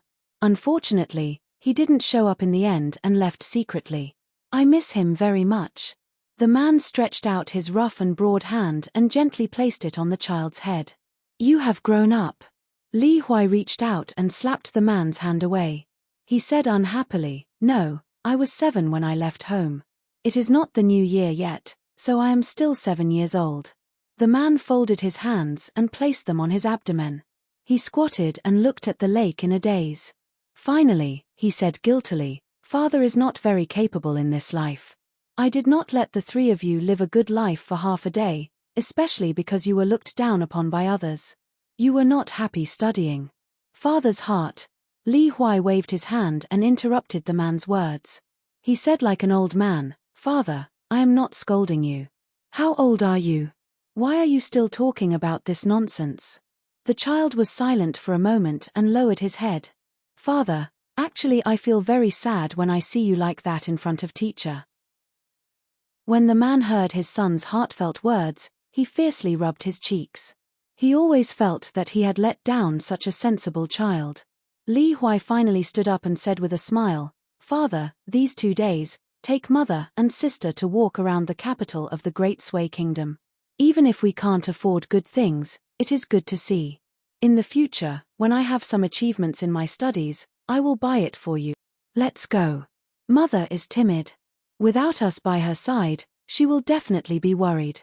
Li Huai said very seriously, "Father, in the future, you must be good to mother. Her temper is like that. Her words are not pleasant to hear, but you are a man.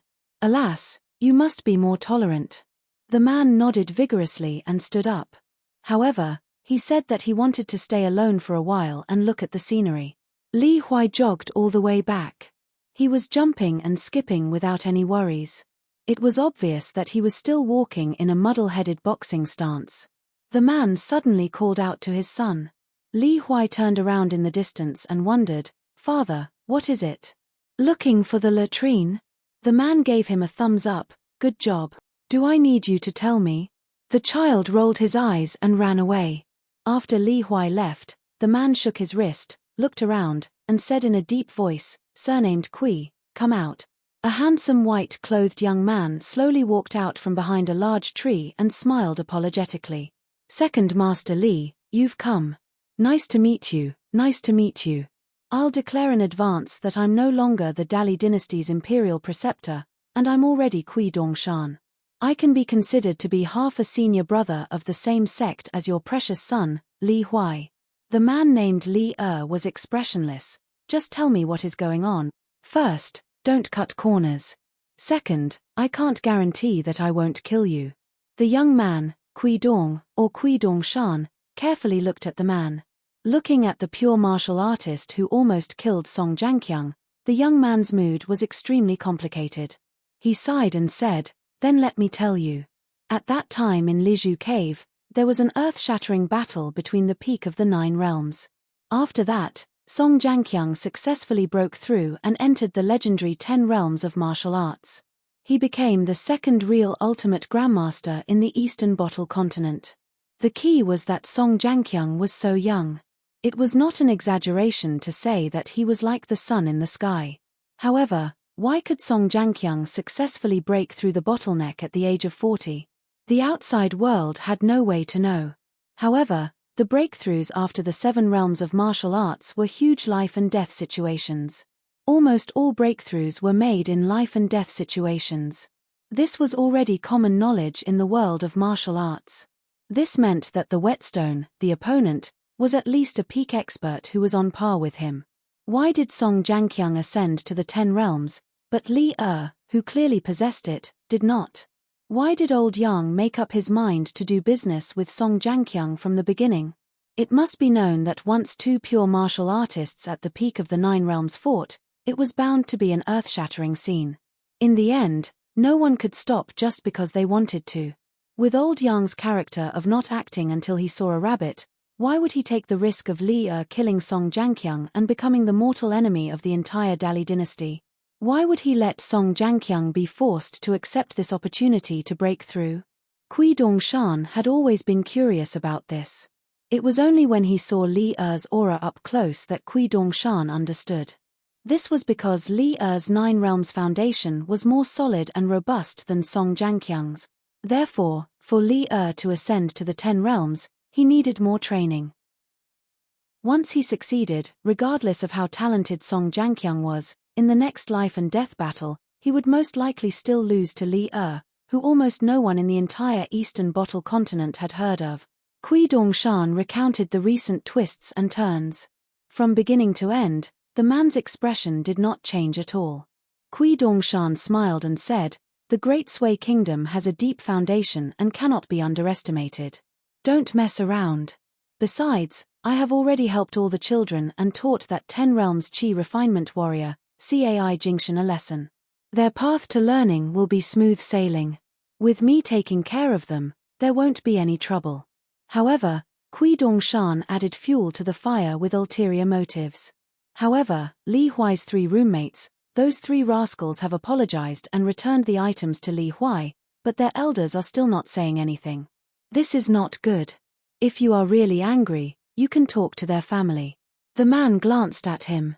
The teenager in white hurriedly raised his hands and said bitterly, "All of this has nothing to do with me, Kui Dongshan. Even if it does, it has something to do with that imperial tutor in the capital. For example, I don't deny that you came to the capital of the Great Sui Kingdom this time. It is very likely that it was him and old Yang's idea. Therefore, I am more aggrieved than anyone else. Now that my soul is separated, I may have to play chess with myself in the future. Don't you think I am miserable? Li, do you have the heart to attack me?" Li said impatiently, "Don't play this game with me. How you plan is your business. As long as you don't mess with me and my family, I don't care what you think. But now, my son has been bullied to this extent. He has been bullied to the point that he doesn't even dare to say a word to his parent." The man spat out a mouthful of saliva.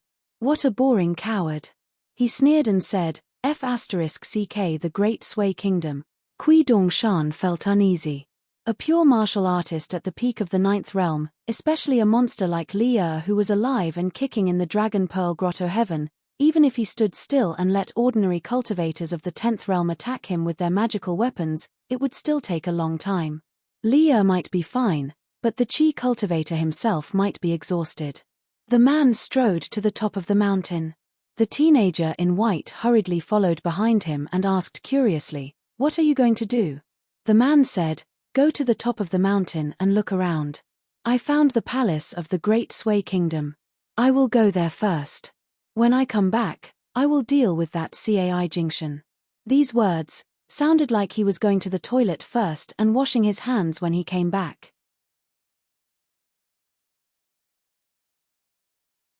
169.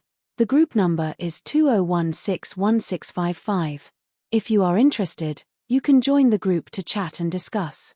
You can also join the group for discussion. They arrived at the top of the mountain one after another. Maro Xiaodong stood outside the pavilion with a solemn expression. In the entire Eastern Treasure Bottle State, there were much fewer level 9 Qi refinement warriors than level 10 Qi refinement warriors. This was also the reason why Song Changjing in Dali was able to shake the mountains. Ninth State warriors had almost refined their bodies to the extreme and were known to be invulnerable. Maro Xiaodong knew that it was not as exaggerated as the rumors said. After all, there were cultivators in the upper 5 states who were powerful enough to move mountains and overturn seas. However, just by looking at the vassal king Song Changjing who had ascended to the 8th realm, his several life and death battles with top cultivators were indeed worthy of this evaluation.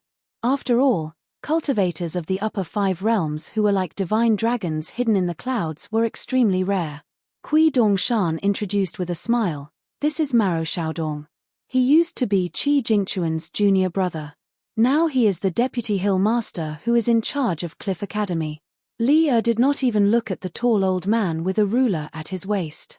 After hearing this, he immediately took the initiative to smile and said, "Master Mao, I am Li Huai's father." The old man was surprised, and so was Qui Dongshan. With Li's bad temper, even if he did not complain about Cliff Academy, he should have some resentment. After all, the academy did nothing in this crisis. It seemed to be neutral and fair, but it was actually a bit unreasonable. Not to mention Li Baoping and the others, even the students who followed Maro Xiaodong out of Dali did not understand why the old man did not speak up for justice and ask for an explanation from the imperial court of the Great Sui Kingdom.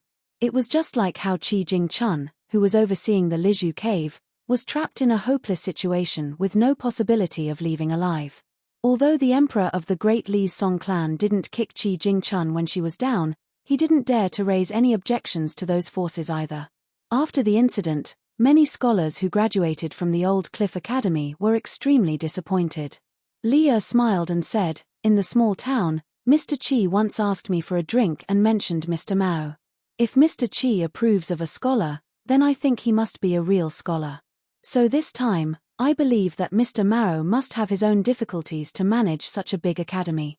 I, Li have never studied, but I still understand this." It seemed that this rough man was not really a taciturn person when he was not at home. It was probably because there weren't many outsiders who could make him speak. As for Maro Xiaodong, it was obvious that he had benefited from his senior brother, Qi Jingchun. The tall old man sighed and said helplessly, "You flatter me." After Li finished speaking, he began to look around. His sharp gaze surged like a tide, flowing with the current. Occasionally, a few waves surged up like rocks in the river, but soon, they quickly quieted down with horror in their hearts, avoiding the sharpness of his gaze. A level 10 Qi cultivator named Cai Jingshan, who was closest to Donghua Mountain, was among them. Li found the magnificent building that occupied a vast area. It had red walls and green tiles, and was filled with dragon qi. It was a typical royal style. Maro Xiaodong asked, "Are you looking for someone to reason with?" Li was ready to leave the mountain. After the old man spoke, he stopped circulating the qi in his body and nodded. "Go directly to the emperor of the Great Sui Kingdom. If he is easy to talk to, ask him to invite the Chu family of Nanxi, the Han family of Shangzhou State, and the Marquis of Huayuan. I am not a bully. I can promise to let the best fighters from their respective families come forward. They can do whatever they want." The short and strong man's expression was calm and his tone was ordinary. Kui Dongshan was amazed. He was just here to watch the show. He was not afraid of being poked a hole in the sky. Maro Xiaodong felt a headache coming on. Just as he was about to say something, the man grinned, revealing his snow-white teeth. If the Great Sui dynasty's emperor isn't easy to talk to, then it's even simpler. If he's reasonable, there's a reasonable way to fight. If he's unreasonable, there's an unreasonable way to fight. If I, Li don't tear down half of the palace of the Great Sui Kingdom today, I will take the surname of the emperor of the Gao family. Kui Dongshan was full of evil ideas.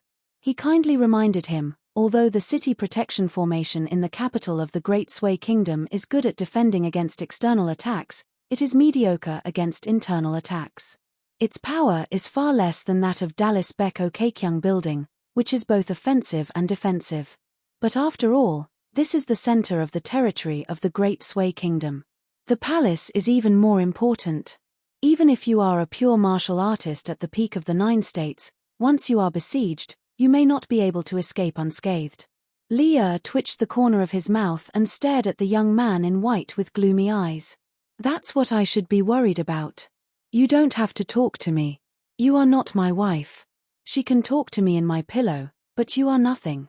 To be frank, I don't care about your bullsh *T plans, but that doesn't mean you can treat me as a fool." Kui Dongshan smiled and said, "Well, you take my kindness for granted. I don't care what you do when you are in a good mood." Li smiled and said, "But I still have to trouble you to tell Li Huai that his father went out to buy something for the 3 of them and will return to the academy later." Maro Xiaodong said worriedly, "Slow down. To be honest, I do have an ulterior motive for this incident. I hope to take this opportunity to give the children an environment to study in peace. I don't want the conflict between Dali and the Great Sui Kingdom to affect the Cliff Academy and affect people's minds. I originally planned to go to the palace in person soon and make a final decision with the emperor of the Gao family." Li waved his hand and said, "Sir, that's your academy's business. I don't care. My trip to the palace this time is my family's business. Anyway, I promised not to bring any trouble to the academy. You can rest assured about this." Maro Xiaodong smiled bitterly and said, "To put it bluntly, the bigger the trouble you cause in the palace, the better for the academy. But it is too dangerous to break into the palace of a dynasty alone. If it is not necessary, you can't do it with brute force. If it is possible, let me, as the deputy hill master of the academy, go to the emperor of the Great Sui Kingdom and let him put pressure on those families. If you are still not satisfied by then, it is not too late to make a move. What do you think?" Li shook his head and said, "I appreciate your kindness. But I just said that this is my family's business. As the head of the family." Li hurriedly stopped and changed his words, "As the man of the family and Li Huai's father, if I can solve the problem with my fists, I will solve it myself." "I don't think so much." Maro Xiaodong had to give the young man in white a wink, hoping that this guy with a glib tongue would be able to deal with him and not make the situation awkward. Unfortunately, that guy was determined to sit on the mountain top and watch the situation unfold. The tall old man sighed and had to change the topic. He asked a question that he had been curious about. Qi Jingchun is teaching in a small town and facing a group of children all day long. How is it? Li was stunned for a moment. He probably did not expect the old man to ask this. He thought for a while and said, "It's okay. Mr. Qi went to my house once. We didn't talk much, but I admire Mr. Qi very much. Even my wife, who is so shrewish. She is not easy to talk to," praised Mr. Qi. She joked that if she was 20 years younger, she would definitely remarry. Later on, she said that it was a pity that my daughter was too young. Speaking of such embarrassing things, the man laughed happily and added, I think that Li Huai is lucky to have a teacher like Mr. Qi. From this, it could be seen that Li admired the scholar Qi Jingchun from the bottom of his heart. That time, his wife was scratched until her face was covered in blood. That family was outside and happened to have an immortal on the mountain as their ancestor. Li was angry and secretly left Pearl Grotto Heaven behind his family's back. He went outside and fought from the foot of the mountain to the other party's ancestral hall. He destroyed it all the way, and even the ancestral hall was torn to pieces. In the end, the madman, who did not say a word and did not even report his name, left. That fight made half of the Aquarius continent speechless. After Li returned to the small town of Pearl Grotto Heaven, Qi Jingchun came to visit. Because if one wanted to leave Pearl Grotto Heaven, they had to get the permission of sage Qi Jingchun. As Li Huai's teacher, Li respected Qi Jingchun, so he greeted him in advance. After that, when Qi Jingchun came to visit, Li was actually a little at a loss. He was afraid that this teacher would have a bad impression of Li Huai. At that time, there was some loose wine at home and it was very bad. Li did not have the nerve to take it out and embarrass himself. In the end, Qi Jingchun took the initiative to drink wine. The two of them had a bowl in the courtyard and sat on a small bench. The so-called table was actually a chair. On top of it was a plate of pickled vegetables and salted peanuts. Qi Jingchun talked about Li Huai's schoolwork and laughed, the strong draw their swords against the strong. You are very similar to a friend of mine. The man was not good at chatting. He said sullenly, I don't have a sword. Qi Jingchun drank a mouthful of wine and said, so the strong draw their swords against the strong? The man was really nervous at that time. It was not just because of the identity of the scholarly sage who was in charge of this place, nor was it because of his son's identity.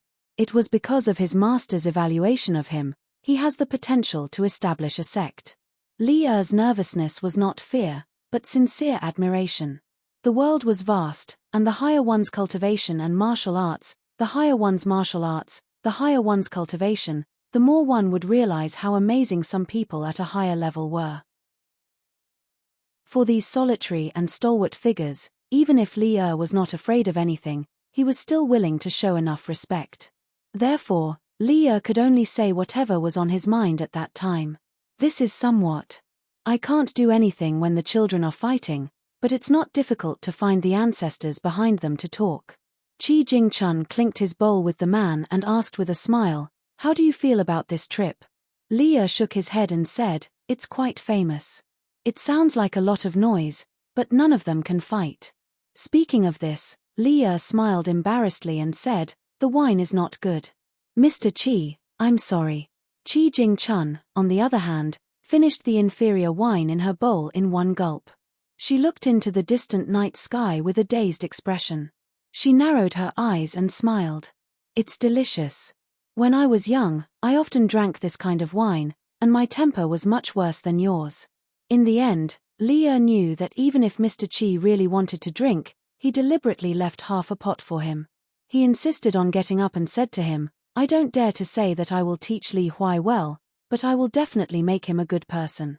His temperament will not be worse than his father's. You can rest assured about this, Li. Li also got up and said, Mr. Qi, that's enough. Li walked Qi Jingchun to the door of the house. The man in the scholar's robe walked alone in the alley. His back was lonely and lonely. The last time Li saw Mr. Qi, he was secretly hiding in the side room of the Yang family's shop. It was raining on the side street that day. At that time, Mr. Qi was holding an umbrella and walking side by side with someone. The umbrella was not big, and it was tilted to the young man from Clay Bottle Alley named Chen Pinggan. The two of them chatted. The young man tilted his head sideways and said yes with a smile, while the old man tilted his head sideways and lowered his head, smiling. Li had never seen Mr. Qi so lonely. At this moment, on the top of Donghua Mountain in a foreign country, Li looked at the young man and the old man beside him, smiled, and said, there is no scholar in the world who can compare with Mr. Qi. Li thought of Qi Jingchun, Chen Pinggan, and finally his son, Li Huai. This man's chest was surging. He felt that some things needed to be said, but he could not say why. Since that was the case, he would fight. He did not know why, but he felt that he owed Mr. Chi half a pot of wine. He had to fight to his heart's content and then drink. Li Er's figure, which was not very tall, suddenly rose on the side of Donghua Mountain. He flew across half of the capital city in a huge arc and landed in the imperial palace of the Great Sui Kingdom. In the imperial palace of the Great Sui Kingdom, in the simple and elegant Yangshan house, the emperor of the Great Sui Kingdom summoned the Minister of Rites again. He frowned and asked, "Is there still no news from the academy?" The short old man shook his head and said, "Elder Mao only said that he would give your majesty an explanation. He did not say when he would enter the palace." The elegant man in the dragon robe said helplessly, "The Great Sui Kingdom should give the academy an explanation. But if Elder Mao does not come, I can't ask the academy to come and seek justice." The short old man chose his words carefully. After he had prepared his draft, he weighed his words and said, "If the source of the conflict between Li Huai and the children in the schoolhouse was the conflict between the children, then it can be understood that the Great Sui dynasty was in the wrong first. After that, the big and small disturbances along the way were 50-50. In the end, the young man named Yu Lu did not have a sense of propriety in his actions. The key is that this young man is not only ruthless, but also scheming. According to the swordsman, Yu Lu attacked several times with the strength of a 4th state warrior, a 5th state warrior, and a 6th state warrior. After that, he always suppressed his 6th state warrior cultivation. In the last time, he attacked with a 7th state warrior cultivation and severely injured the swordsman. The emperor of the Great Sui Kingdom nodded. In fact, the official outside the door had already explained that the young man, Yu Lu, should be at the peak of the 6th state warrior cultivation. However, in the battle in the library, he used the sea-viewing swordsman as a whetstone and successfully broke through the realm. His foundation, talent, and will were undoubtedly the best. In the eyes of the man sitting on the dragon throne, the development of the people and things, no matter whether they were good or bad, was different from the trembling heavenly official of the Ministry of Rites. The old eunuch outside the door suddenly came to the side of the emperor of the Great Sui Kingdom. The minister of the Ministry of Rites only saw a blur in front of him.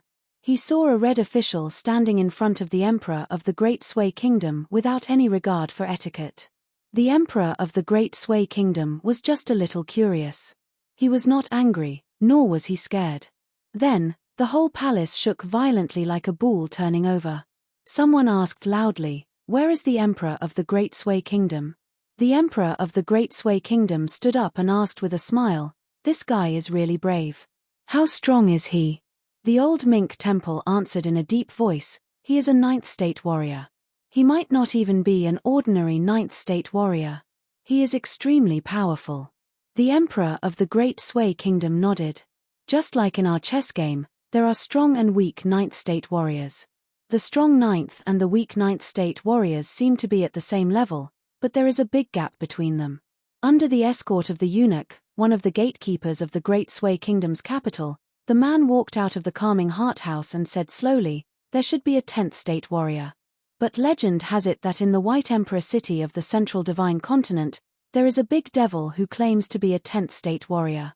He even set up a flag on the top of the city, saying that Rao Tien is the first to play chess.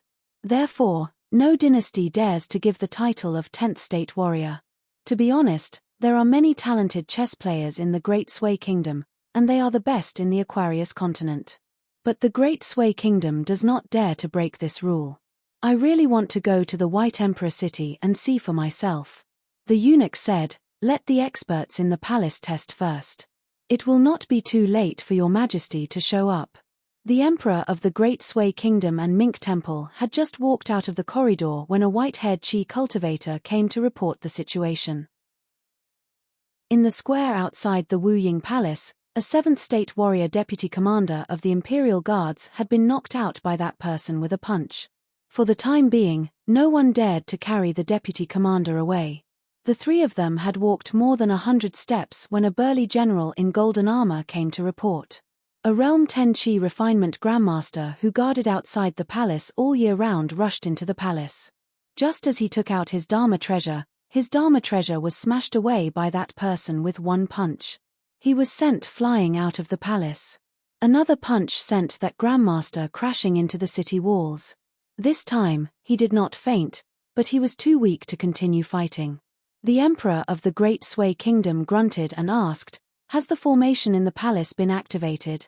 The general in golden armor nodded and said, "It has been activated. It can be used at any time." The martial Dao grandmasters and great Qi cultivators in and out of the capital are now rushing to the palace. The Emperor of the Great Sway Kingdom asked, "Did that person take the initiative to attack?" The general shook his head and said, "No, he only said that he came to see your majesty. If we did not take the initiative to attack, he would just stand there and not move." The Emperor of the Great Sway Kingdom said to himself, "Don't do things more than 3 times. The eunuch in an official's robe smiled and said, "Your Majesty, don't bother about these things at this time. Let me go and meet him. If I still lose, Your Majesty can just show yourself." The Emperor of the Great Sway Kingdom joked, "You are also people who walk the path of martial Dao. Don't lose too badly." The old eunuch had a high status. He had served the 3 emperors of the Great Sway Kingdom. He smiled and said, "Unless it is absolutely necessary, I will not borrow the dragon Qi of the capital." The old eunuch tipped his toes and swept past the roof of a palace in an instant. In the air, he touched the surface of the water like a dragonfly. He traveled with the wind, like an immortal wandering freely. In the martial arts world, the ascendant state, the 8th state, could hover in the void and travel with the wind. Hence, there was a saying of the far travel state. In the eyes of the secular world, the peak state of the 9th state was the peak state. It meant that one had reached the end of the path of martial Dao. The strength of the physical body was even stronger than the golden body of Arhat of Buddhism. For Qi cultivators of the middle 5 states, except for the 10th state, once they were within 100 feet of them, they would almost certainly die if they did not have a high-grade magic treasure to protect themselves. The old eunuch in a red official's robe landed on the square outside the Wu Ying Palace. He was about 200 feet away from the ordinary-looking man. Before the appearance of the Great Martin Temple, a layer of golden light appeared on the ground, roof, and walls of the entire palace. It was like golden flowing water. In the thin layer of golden water that covered the ground, an illusory image of a dragon appeared vaguely. It was baring its fangs and brandishing its claws. The formation of the Great Sway Kingdom's palace was called the Dragon Wall. The Great Sway Kingdom had been peaceful for a long time. The Dragon Wall had not been used for more than 100 years. When the formation was activated, the entire palace shone with golden light. The old eunuch who had personally experienced the tragic battle had mixed feelings. "I didn't expect to meet again." The eunuch clasped one hand behind his back and put the other hand on his abdomen. "Let's exchange 3 punches. If you win, you can see our emperor." Back in the Dragon Pearl Grotto Heaven, it was this man who carried the Dragon King basket and wanted to sell the golden carp inside to a young man. Then, the old man and Prince Jiao Xian intercepted 2 great opportunities on the way. At that time, the man hid very well. With the suppression of the Dragon Pearl Grotto Heaven, the old man could not tell that he was a martial Dao grandmaster. The man was expressionless and did not try to get close to the eunuch. He said in a slightly awkward Aquarius language, "I'll let you hit me twice first." The old eunuch raised his eyebrows. "Okay." The man didn't say anything else. He sank his qi into his dantian and didn't do anything. The square outside the Wu Ying Palace began to crack. The man was like a mountain standing in the Great Sway Dynasty's imperial palace. With him as the center, the golden light on the ground dimmed instantly. The old eunuch took a deep breath and began to take small steps forward. Every step he took became bigger and bigger. In the end, he covered 20 feet with his last step. His momentum was like a rainbow. When he arrived in front of the man, he punched his chest. There was a loud bang. It rang through the palace like a great bell. A golden Jiao dragon that was originally swimming on the ground of Wu Ying Palace was hit by this majestic and turbulent aura. It instantly rolled back in the layer of golden flowing water and curled up in the corner of the high wall in the distance, motionless and dead. The man took 3 or 4 steps back and said indifferently, "One more punch." The old eunuch did not say a word. His bright red robe fluttered. He took a step forward and shouted angrily. He punched again, this time on the man's forehead. This punch, whether it was a punch or a hit on the man's forehead, was silent. But in the palace of the Great Sway Kingdom, countless palace guards and court ladies suffered a huge impact. The former had a foundation of cultivation, so they only felt their eardrums vibrate and their chi and blood could not calm down. But among the latter, many people flew backward on the spot. After falling to the ground, scarlet blood oozed out of their ears. The man was sent flying by the old eunuch's punch and smashed into the high wall. But soon, he supported himself with both hands on the edge of the wall and pulled himself out. He landed gently and walked to the old eunuch who had punched twice. He said calmly, "You still have one more punch. Just do it." "But I'm going to do it too." From a 7th state martial artist to a 10th state chi cultivator, and now to one of the gatekeepers of the capital of the Great Sway Kingdom, the man only had one punch. Just one punch. The man was really honest and did not like to bully others. The old eunuch took a deep breath. "Please enlighten me." The man began to sprint. He punched the old eunuch in the chest with a simple and straight punch. The figure of the Great Sway Kingdom's Mink Temple disappeared in the square of the Wu Ying Palace. But there was a big hole on the high wall. The man waited for a moment. When no one came out, he said, "Emperor of the Great Sway Kingdom, you can either continue to hide or find someone who can fight. If you can't, let everyone fight together." 170. At the edge of the palace, 7 or 8 figures were either hovering in the air or standing on the wall. They were ready to join hands and kill the enemy as soon as the emperor gave the order. These old immortals and Wu Dao Grand Masters knew each other very well and cooperated well with each other. In a one-on-one fight, they believed that none of them would be a match for the foreigner. However, when immortals fought in the world, they did not advocate fighting in pairs. Outside the high wall of the square of Wu Ying Palace, the old eunuch stood up in a tattered red robe. His lips moved slightly as he stood up. The emperor of the Great Sway Kingdom nodded and said, "Be careful." At the same time, in the vast area between the imperial city and the outer city of the capital of the Great Sway Kingdom, there were many mysteries.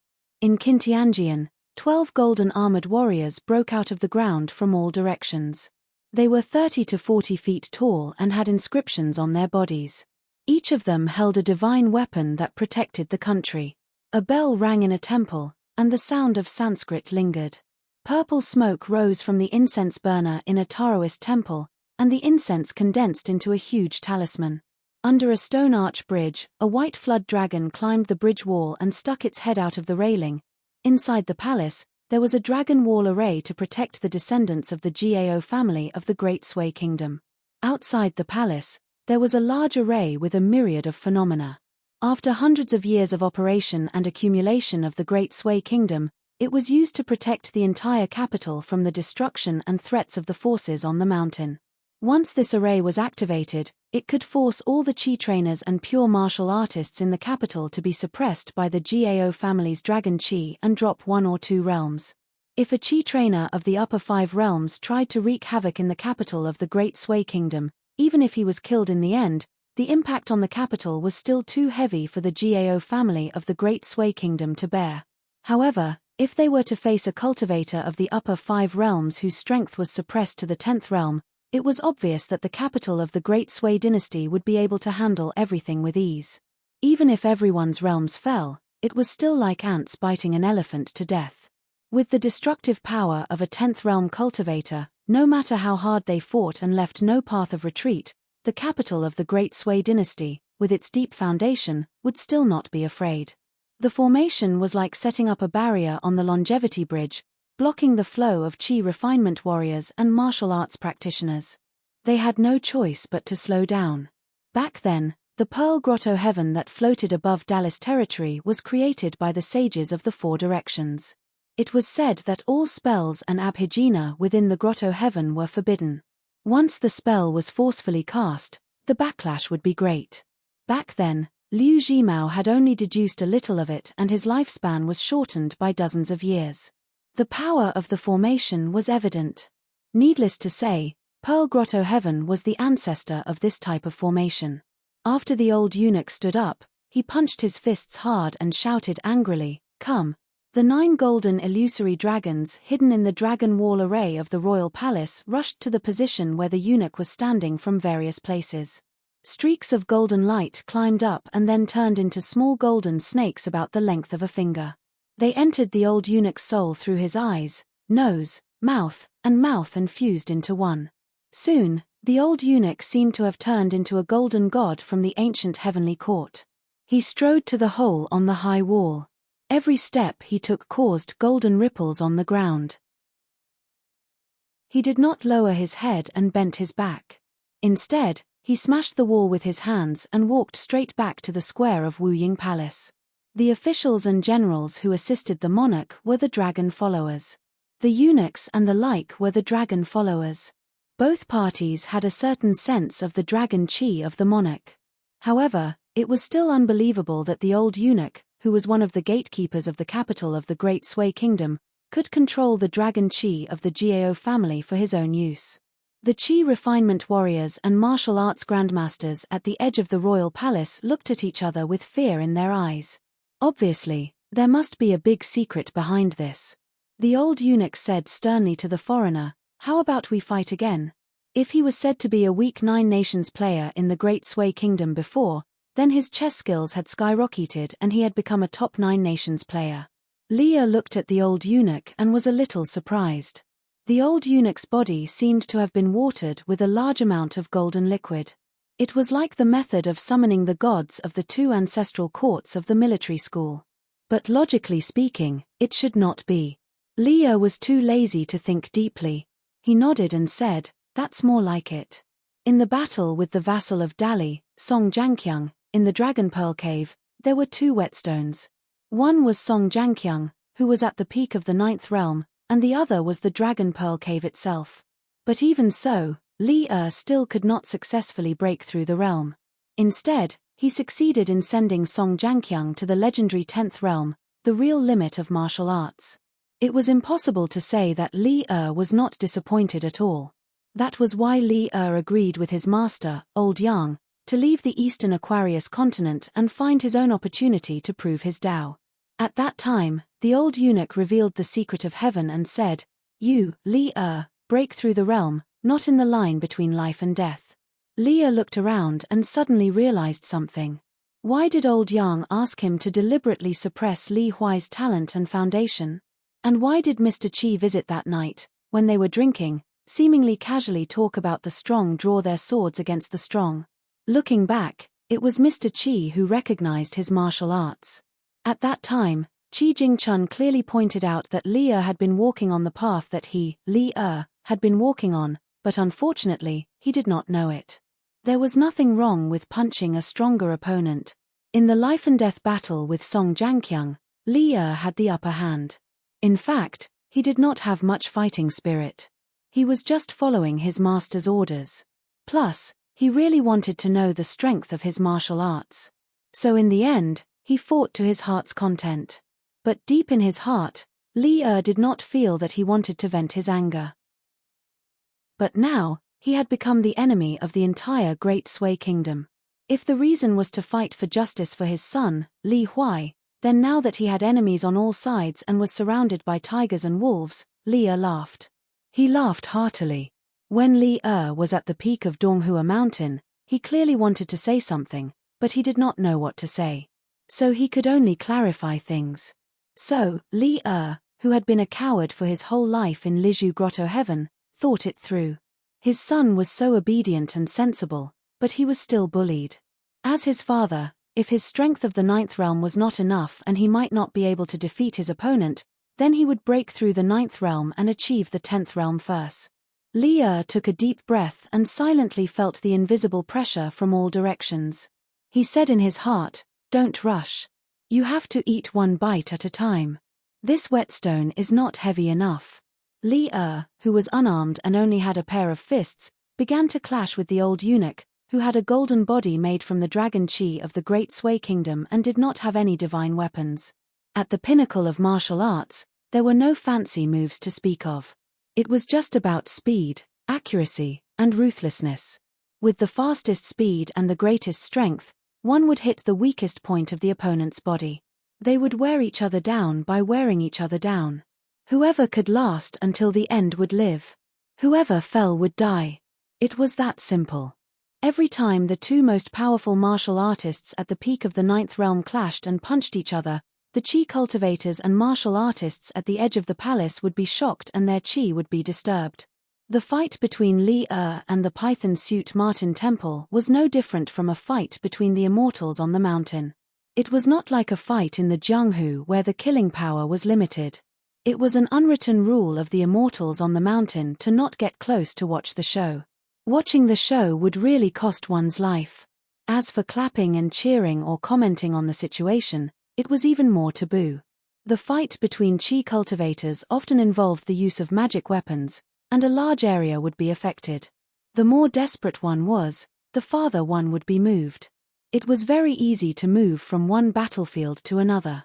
In addition, if one was not careful, it would cover a radius of several miles and dozens of miles, easily killing one's life. If one still dared to watch the show, was it not courting death? The reason why there were still people who were willing to risk their lives to watch these soul-stirring battles between peak experts was because they wanted to sharpen their minds and borrow the strength of others to improve their own skills.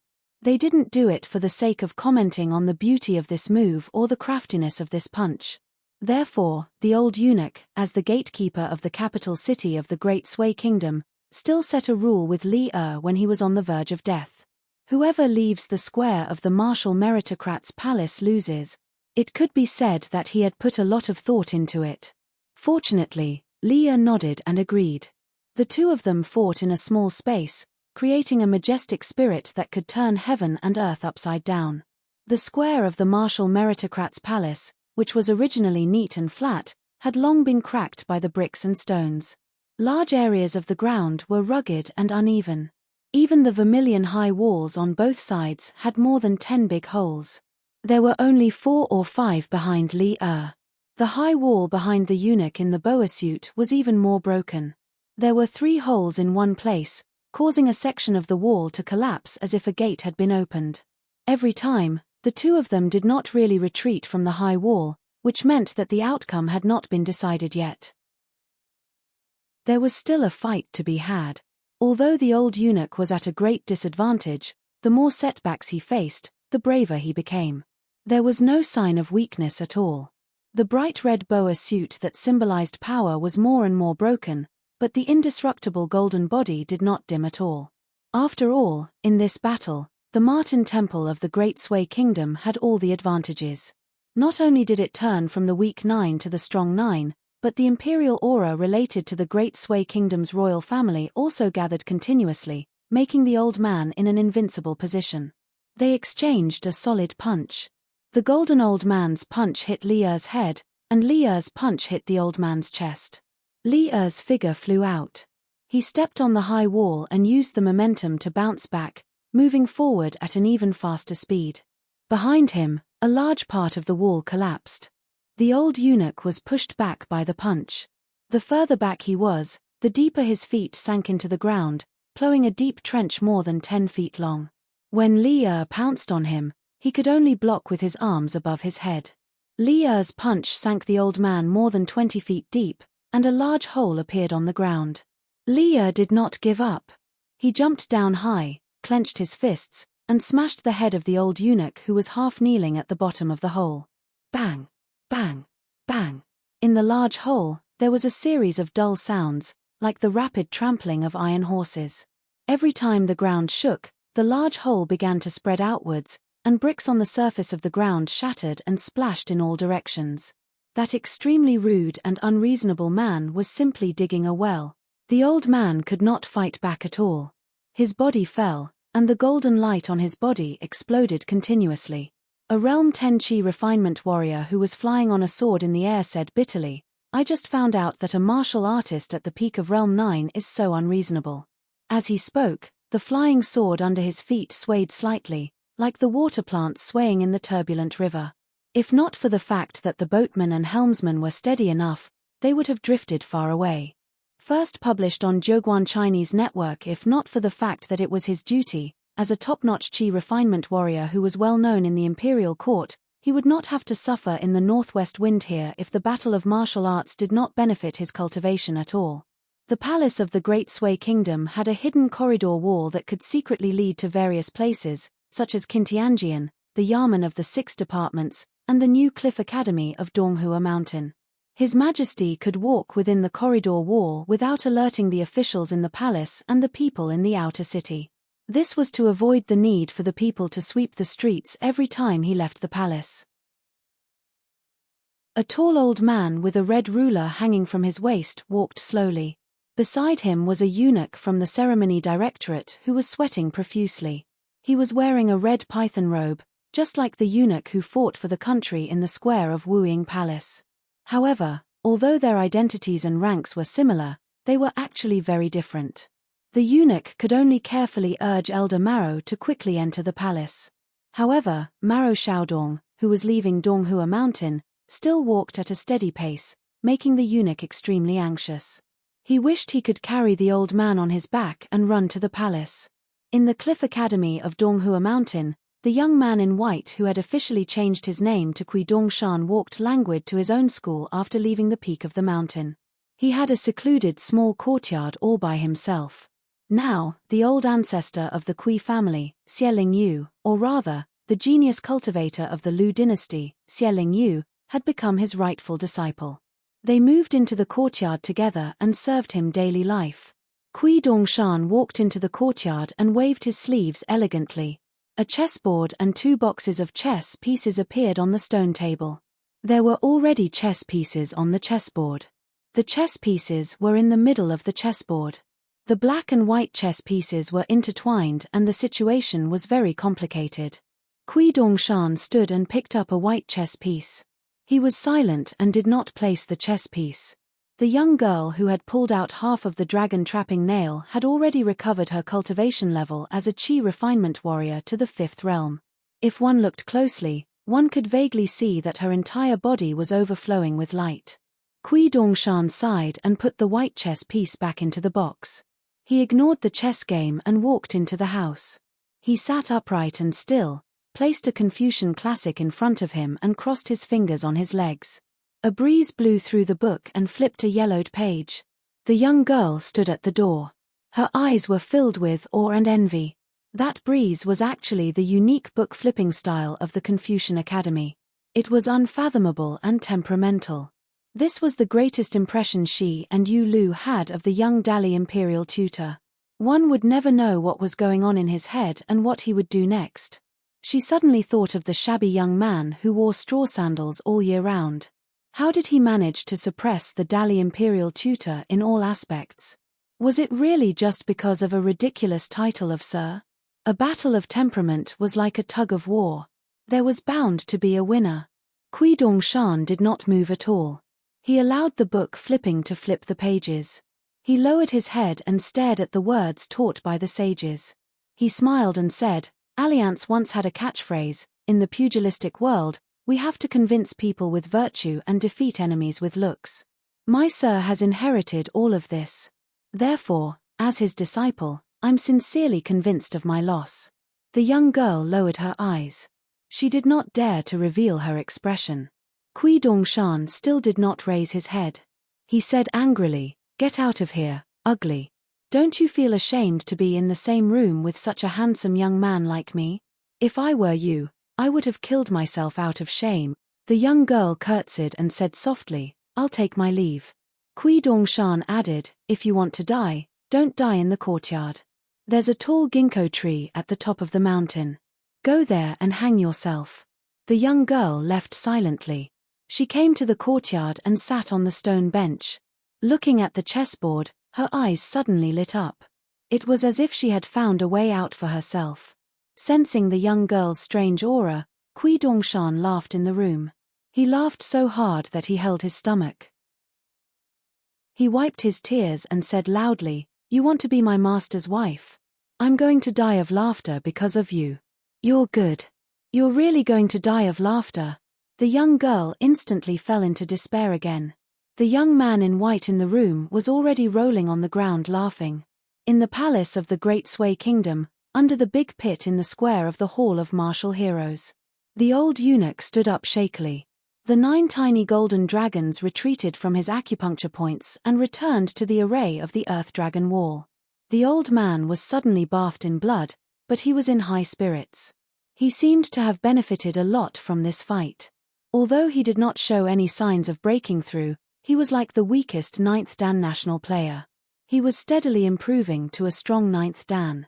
But even so, he still could not defeat the man in front of him. He would not continue to squander the precious dragon chi of the Great Sui Kingdom's Gao family.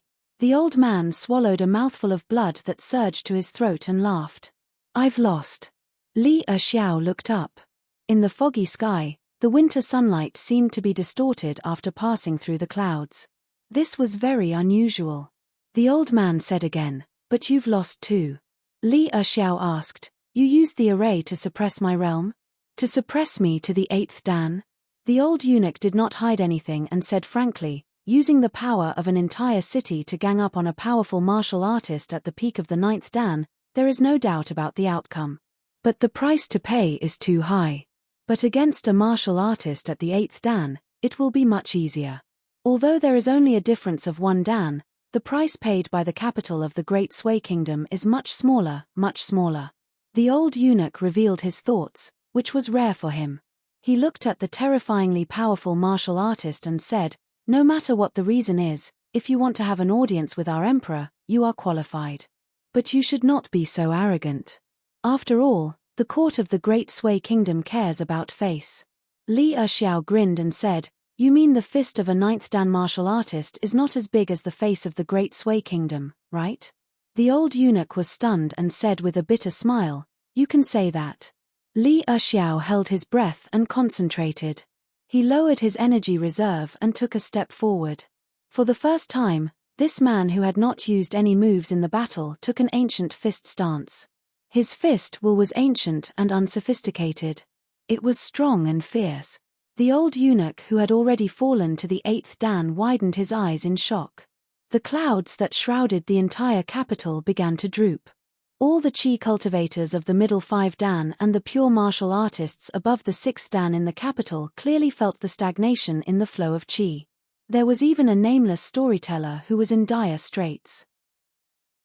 He looked surprised and hesitated for a moment before he put down the gavel in his hand and excused himself. He ignored the cursing audience and walked out of the temporary storytelling shed. The old man looked towards the palace with a heavy heart. The young girl who was in charge of playing the piper for the storyteller came to his side and asked softly, Master, what's wrong? The old man said softly, a 9th Dan martial artist forced his way into the palace of the Great Sui Kingdom. I'm afraid you have to go and see for yourself. The young girl hugged the piper and tilted her head. She said innocently, Master, you're a great cultivator of the 11th Dan. Moreover, you're the chief consecrator of the Great Sui Kingdom. It's embarrassing to be able to fight 11 against 8 without being restricted by the array formation. The slightly hunchbacked old man sighed and said, who said it's going to be 11 against 8? It's hard to say. If that person really breaks through the bottleneck, the array formation's restriction will no longer exist. Moreover, although I'm at the 11th Dan, I'm not a sword cultivator or a military strategist who specializes in killing. I've never really been good at killing. This is the most troublesome part. The young girl who knew a lot about cultivation was shocked. Her face was pale and she said with a trembling voice, Master, you must be careful. The storyteller nodded and stomped his feet lightly. Dust rose from the shop and covered the sky. When the dust settled, the hunchbacked old man was nowhere to be seen. Li Xiao stepped on the void and his strong figure appeared on the square of Wuying Palace again. First, he broke through the invisible barrier of the great Tao between heaven and earth from the peak of the 8th Dan and returned to the 9th Dan. Then, he rose to the peak of the 9th Dan again. Finally, when the man closed his eyes, he slowly threw out a fist and said softly, Get up. It was as if countless shackles around him broke at the same time. Extremely dark cracks appeared in the void around the man, crisscrossing. With Li Xiao as the center, strong winds rose. Countless bricks and dust were swept up. On the square of Wuying Palace, a tornado rose from the ground. When Li Xiao retracted his fist and stood still, The tornado that was as tall as the sky instantly dissipated. The short man standing in the middle of the square opened his eyes and whispered in an inaudible voice, "The feeling of being at the 10th dan is indeed comfortable. Compared to eating my son's leftover drumsticks, the taste is a little better." The emperor of the Great Sway Kingdom, who was waiting for news under the eaves, saw the tall old man from the Cliff Academy walk over quickly. He said loudly, "Your Majesty, you can stop now." A breeze blew past him. The stooped storyteller stood beside the emperor and sighed softly, "If you continue fighting, you'll have to tear down half of the capital city." In the heart of the emperor of the Great Sway Kingdom, the anxious voice of the eunuch in an official's robe stirred up ripples. He transmitted his thoughts. That person actually took the opportunity to break through to the 10th dan. "Your Majesty, you can't continue to fight head-on." The emperor of the Great Sway Kingdom did not panic. He only sighed from the bottom of his heart. "Although I saw it with my own eyes, I can imagine that the scene at Wuying Palace must be spectacular." The emperor of the Great Sway Kingdom turned around and bowed respectfully to the storyteller. He lowered his head and said, "Ancestor, please invite that person here." Maro Xiaodong strode closer and persuaded, "Your Majesty, it's better for me to go. That person is the father of a child from our academy. He heard that his son was bullied badly, so he was angry and wanted to come to the palace to reason with Your Majesty. Your Majesty didn't want to see him before. Now that he's forced to break through and become the third ultimate grandmaster of martial arts in the Aquarius continent, his momentum is at its peak. He may not be willing to stop." The emperor of the Great Sway Kingdom smiled and said, "Then I'll have to trouble Elder Maro to come. I'll be waiting at the Calming Heart House." After the tall old man swept away, the storyteller said softly, "This matter is reasonable but not reasonable." "You're wrong." The emperor of the Great Sway Kingdom nodded and said, "This matter is my fault. The previous disturbance was the fault of the Great Sway Kingdom." Adding the two faults together, the emperor of the Great Sway Kingdom said bitterly, "Ancestor, this time it's a bit difficult." The old storyteller, whose clothes were white from washing, smiled and said, "Since things have come to this, either you sincerely admit your mistake or fight with him to the end. Of course, it's not saving energy, but it's also not worrying. You don't have to think too much." The emperor of the Great Sway Kingdom smiled and said, "Ancestor, you've thought it through." The old man patted the emperor of the Great Sway Kingdom on the shoulder and comforted him. "Sitting on the throne and wearing the dragon robe, you have the entire country on your shoulders. Some mistakes are inevitable. If I sat in your position, you don't have to blame yourself if I can't do better. Back then, I stood my ground and chose you to inherit the throne. I still feel that it's right." After waiting for an unexpectedly long time, the emperor of the Great Sway Kingdom, who was standing in the corridor under the eaves outside the Calming Heart House, saw Elder Maro striding over with an ordinary-looking man beside him. Maro Xiaodong smiled strangely and said, "Your Majesty, his name is Li Er. He's the father of our Cliff Academy student, Li Huai. He insisted on walking to meet Your Majesty. He said that flying around in other people's houses is not the right attitude to reason with people." The emperor of the Great Sway Kingdom didn't know whether to laugh or cry. The storyteller, who had been nervous all this time, felt relieved. They walked into the Calming Heart House together. There were only 4 people in the house, and they all sat down. The emperor of the Great Sway Kingdom, the storyteller, the deputy leader of the Cliff Academy, and Li Huai's father, Li Er. Li Er said, "It's not easy to meet Your Majesty." Instantly, the atmosphere became heavy. The emperor of the Great Sway Kingdom didn't know how to answer. Fortunately, Li Er got straight to the point and said, "The people who bullied my son are the Han family of the Pillar State, the Chu family of Nanxi, and the Marquis of Huayuan. I beg Your Majesty to let the ancestors of these families come out. I've fought with them one by one. If they think I'm bullying, it's okay. They can come out together. We can borrow more magic weapons from our friends. We just need to trouble Your Majesty to find a large and secluded place in the capital city so that we can fight freely. If it's not possible, we can go outside the capital city." Maro Xiaodong held back his laughter and almost laughed out loud at the misfortune of others. The storyteller glared at him, and Maro Xiaodong rolled his eyes. The emperor of the Great Sui Kingdom was a little stunned. He asked softly, "We have to fight again?" Li Er said sullenly, "I didn't come here to fight with you in the first place. It's just that you, the emperor, don't want to show up and insist on fighting. I can only fight with you. The ones I really want to fight are those who bullied my son from the beginning. Although it's normal for children to fight, even if Li Huai was ganged up on by his peers, as a father, I wouldn't say anything no matter how much I love my son. But how can they be so arrogant? Just because their families are better, they think they can bully others. They don't even apologize and don't even return the things they stole." Speaking of this, Li Er said with a sullen face, "If the Great Sui Kingdom thinks you're right, then we can continue to fight. I know the Great Sui Kingdom has a strong foundation and is not afraid of trouble. But I, Li Er, find it strange. If the officials of the Great Sui Kingdom are all like this, what can my son Li Huai learn if he studies in such a place in the future?" Li Er looked at the storyteller on the spot. "Sir, you're a good fighter. The one in red just now is only half a fighter." The stooped old man was drinking tea and almost choked. The emperor of the Great Sui Kingdom smiled and said, "That's fine. I can pass a message to those families and ask their elders to come out. But there's a problem with the Marquis of Huayuan. Although the Marquis of Huayuan is the descendant of a founding general, his family's ancestor has long passed away. He's just an ordinary person, not even a warrior." Li Er was obviously prepared for this.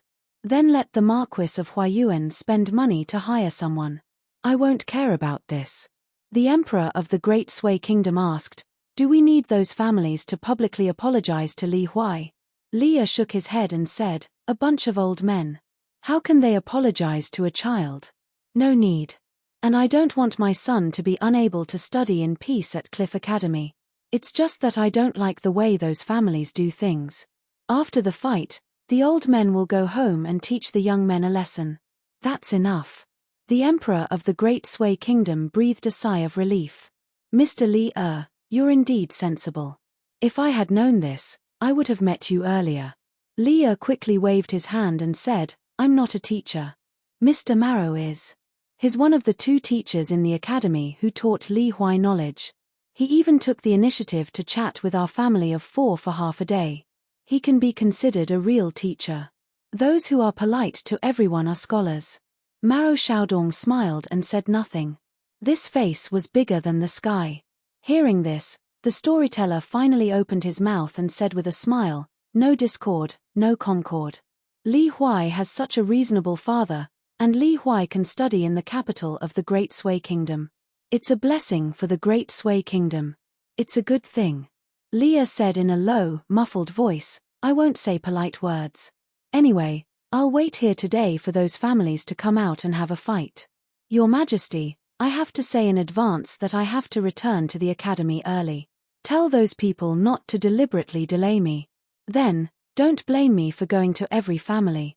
The emperor of the Great Sui Kingdom gave Maro Xiaodong a look, then stood up and said, "I'll send someone to pass on the message."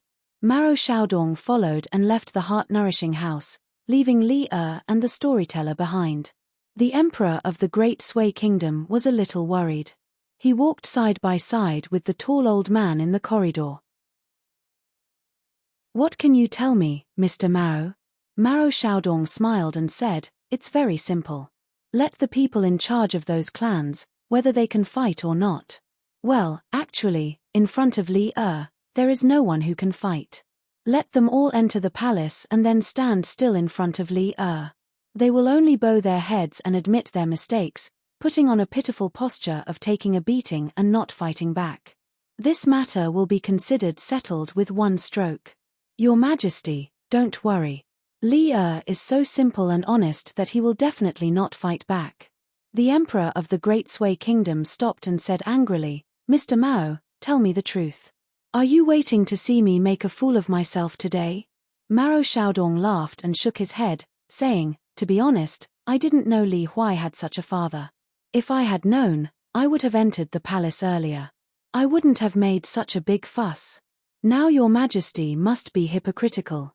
Who knows when he will vent his anger on the academy? The gains do not make up for the losses." The emperor of the Great Sway Kingdom laughed angrily and said, "Vent his anger on my ass. Do I dare to do that?" Maro Shoudong suddenly stopped joking and reminded in a low voice, "Your Majesty, as your elders said, although it is a bad thing to lose face now, in the long run, it must be a good thing." The emperor of the Great Sway Kingdom laughed and said, "I'm not that stupid." The tall old man said mischievously, "If your Majesty was really stupid, I wouldn't dare to bring the students to the Great Sway Kingdom." The Great Sway Emperor summoned the palace chamberlain. After passing down the message, he asked, "This time, Li is willing to stop when it is appropriate. Elder Mao's brocade pouch ingenious plan and Li Huai's two gentlemen have contributed greatly. I will not be courteous with Elder Mao. Those two gentlemen, do you need me to let the Ministry of Rites commend them?" Maro Shoudong looked solemn and refused, saying, "No." The emperor of the Great Sway Kingdom was puzzled and asked, "Why?" Maro Shoudong said in a low voice, "Your Majesty, you must know that this is the real knowledge of the Cliff Academy. Why do we need the Great Sway Kingdom to commend us? In the next 10 years or 100 years, the Cliff Academy will continue to teach and educate people. We will cultivate and protect the real scholars of the Great Sway Kingdom." The emperor of the Great Sway Kingdom was shocked, as if it was the first time he met the tall old man in front of him. The slight grudge of the emperor in his heart was finally swept away. The emperor of the Great Sway Kingdom took a step back and bowed for the second time today. "On behalf of the Great Sway Kingdom, I thank the Cliff Academy in advance."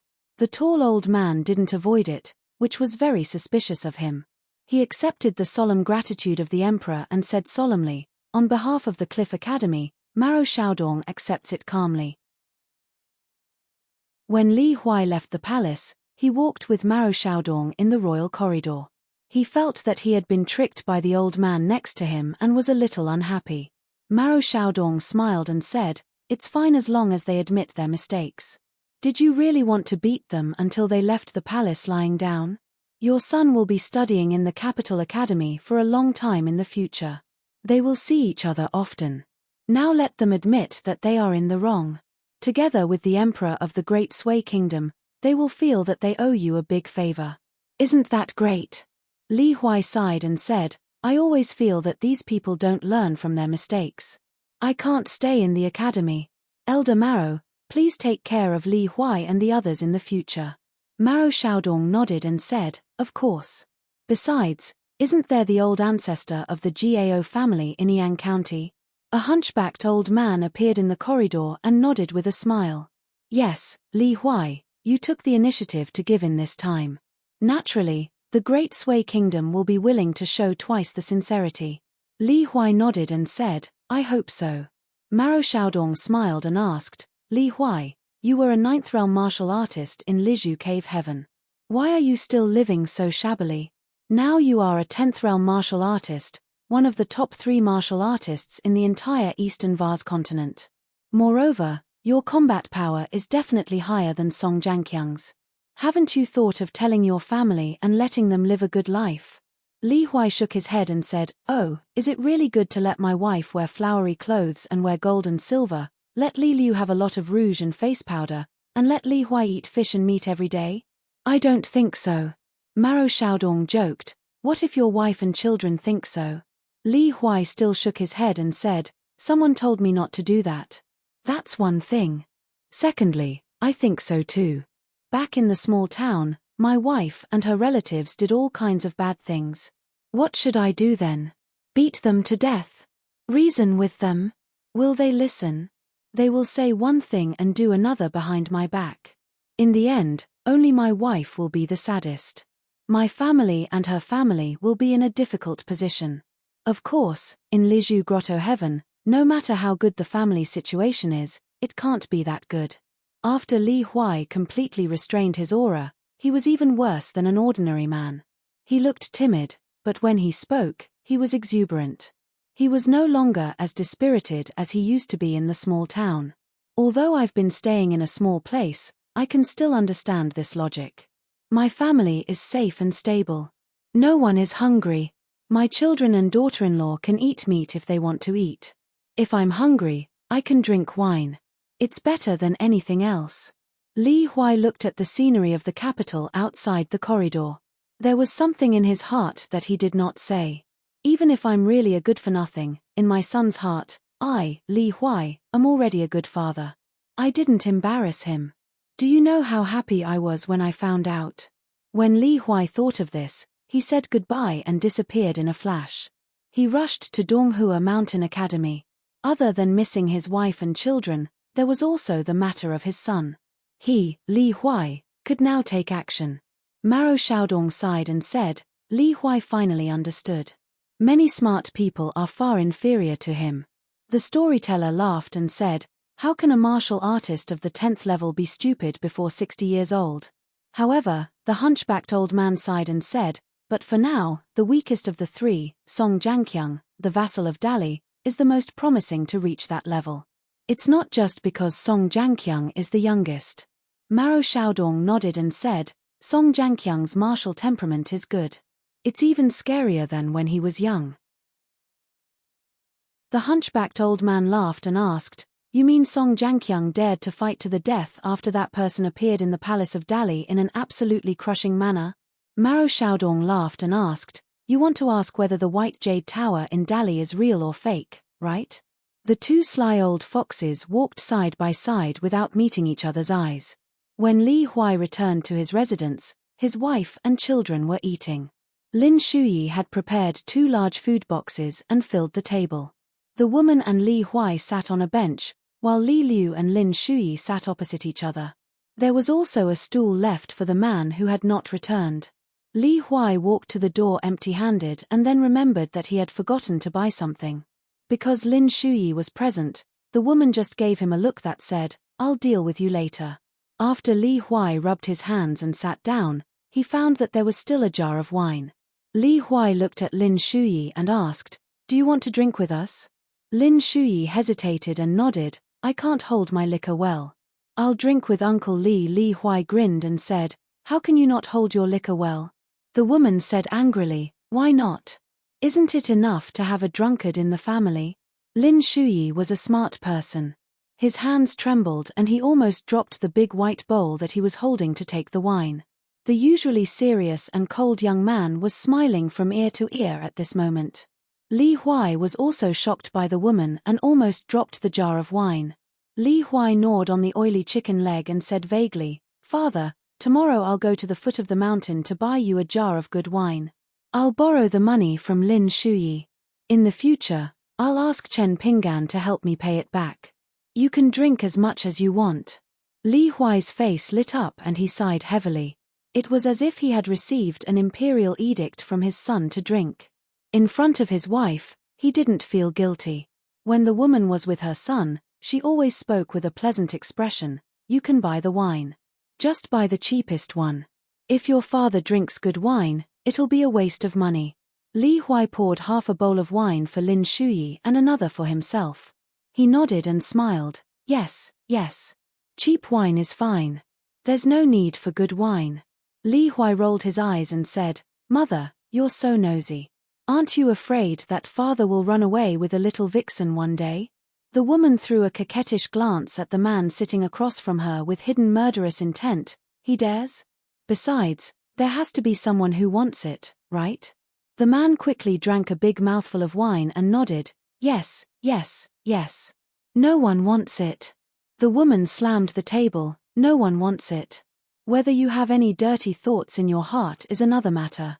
Speak. Do you? The man immediately put down the big white bowl, straightened his back, and promised, absolutely not. Then the woman glanced sideways at Lin Shuyi, who was sitting upright and still drinking wine. She smiled and said to her daughter, Liu you have to find an honest man to marry in the future. That way, you won't be bullied. The young girl nodded slightly. She smiled and didn't say anything. She just bent over and picked up a piece of fish with the bones removed from Li Huai's bowl. Lin Shuyi only dared to secretly look at the young girl from the corner of his eye. He had only taken a small sip of wine and was a little drunk. It was as if he had seen the most beautiful landscape painting in the world. The next day, Li Huai secretly bought a pot of good wine for his father. He pulled his father to the lakeside and squatted to watch his father drink. He whispered, "This pot is expensive. Father, you drink it first. The cheaper pot is in the room. You can drink it at the dinner table later. Mother won't scold you then." Li Huai nodded with a smile and drank vigorously. The man felt that this was much happier than reaching the 10th level. The man asked naively, "It's expensive, right?" The child looked at his father with his hands on his cheeks. He smiled brightly and didn't answer the question. "Father, don't worry. I'm doing well in the academy, really. I'm very happy that you can come and see me." The man nodded. He only dared to lower his head and drink.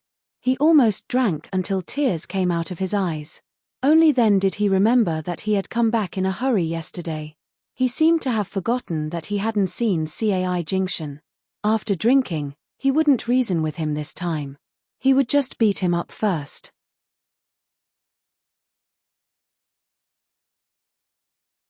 171. Maro Xiaodong appeared in the quiet courtyard and saw the young man in white sitting cross-legged on the stone bench, humming a tune casually. Facing the chessboard, he opened his hands and placed them on the edge of the black and white chessboard. While he was deep in thought, he tapped the chessboard gently with his fingers, making a crisp sound. After the tall old man appeared, Kui Dongshan asked softly, "How is it? Did Uncle Li tear down the palace?" Maro Xiaodong came to the stone table and glanced at the chess game that was about to end.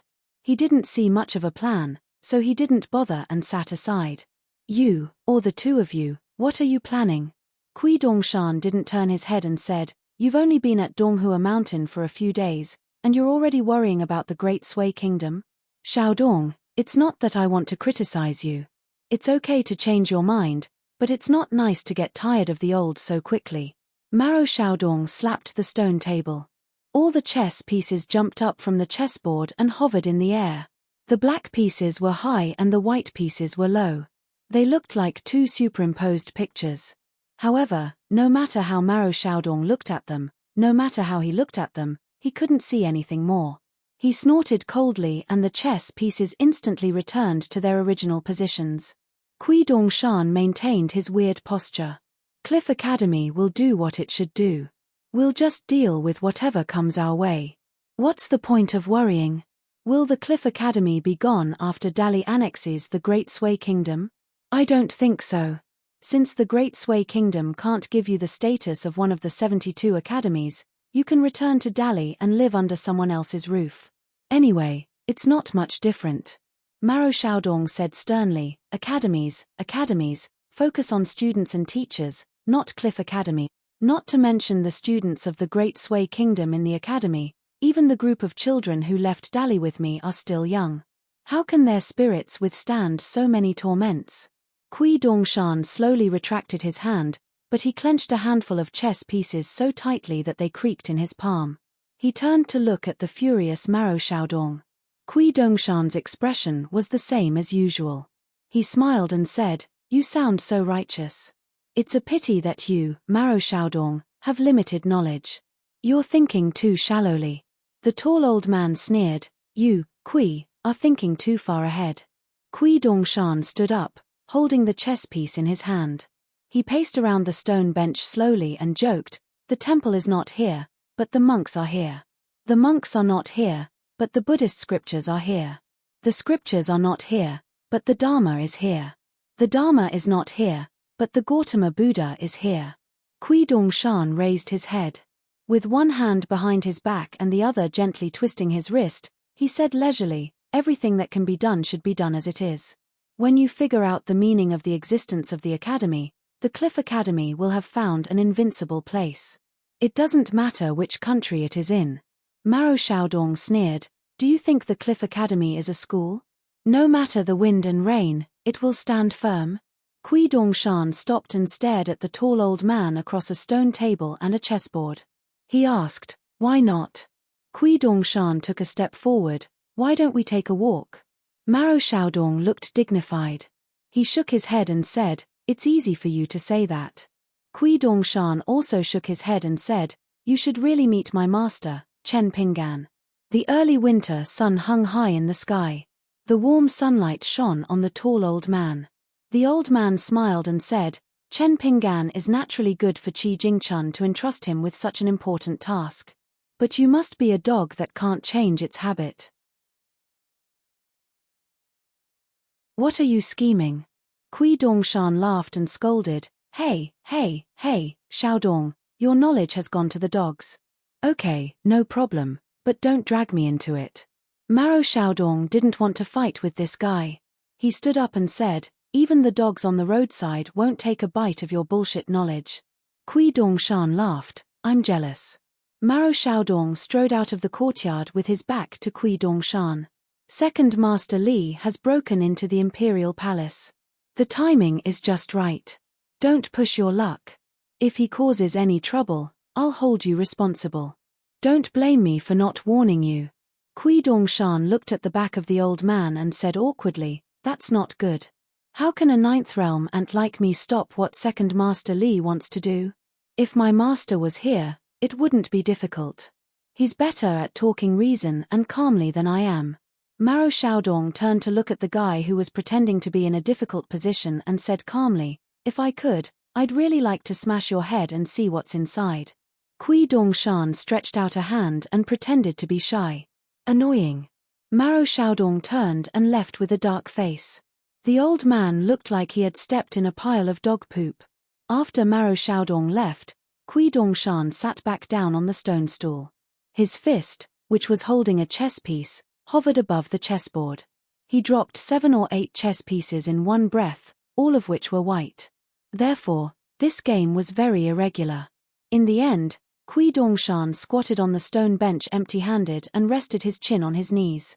No one knew what he was thinking. Just as Maro Xiaodong said, there weren't many people in the world who could figure out what Kui Dong was thinking. Perhaps Qi Jingchun was the only exception.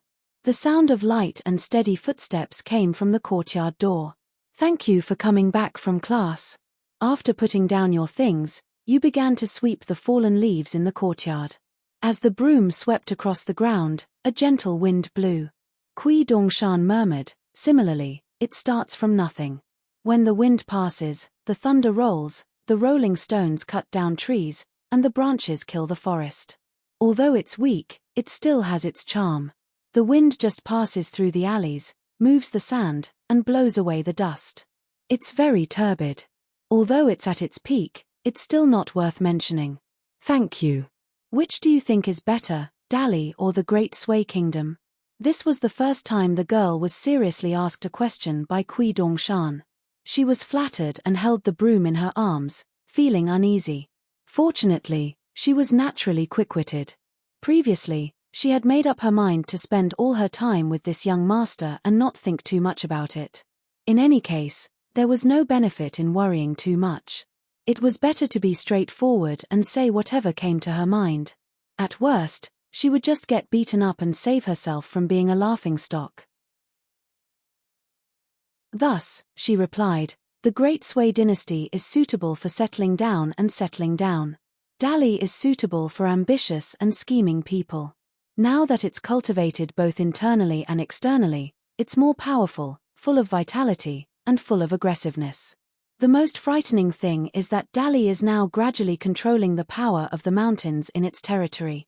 It's getting closer and closer to being the true ruler of a country.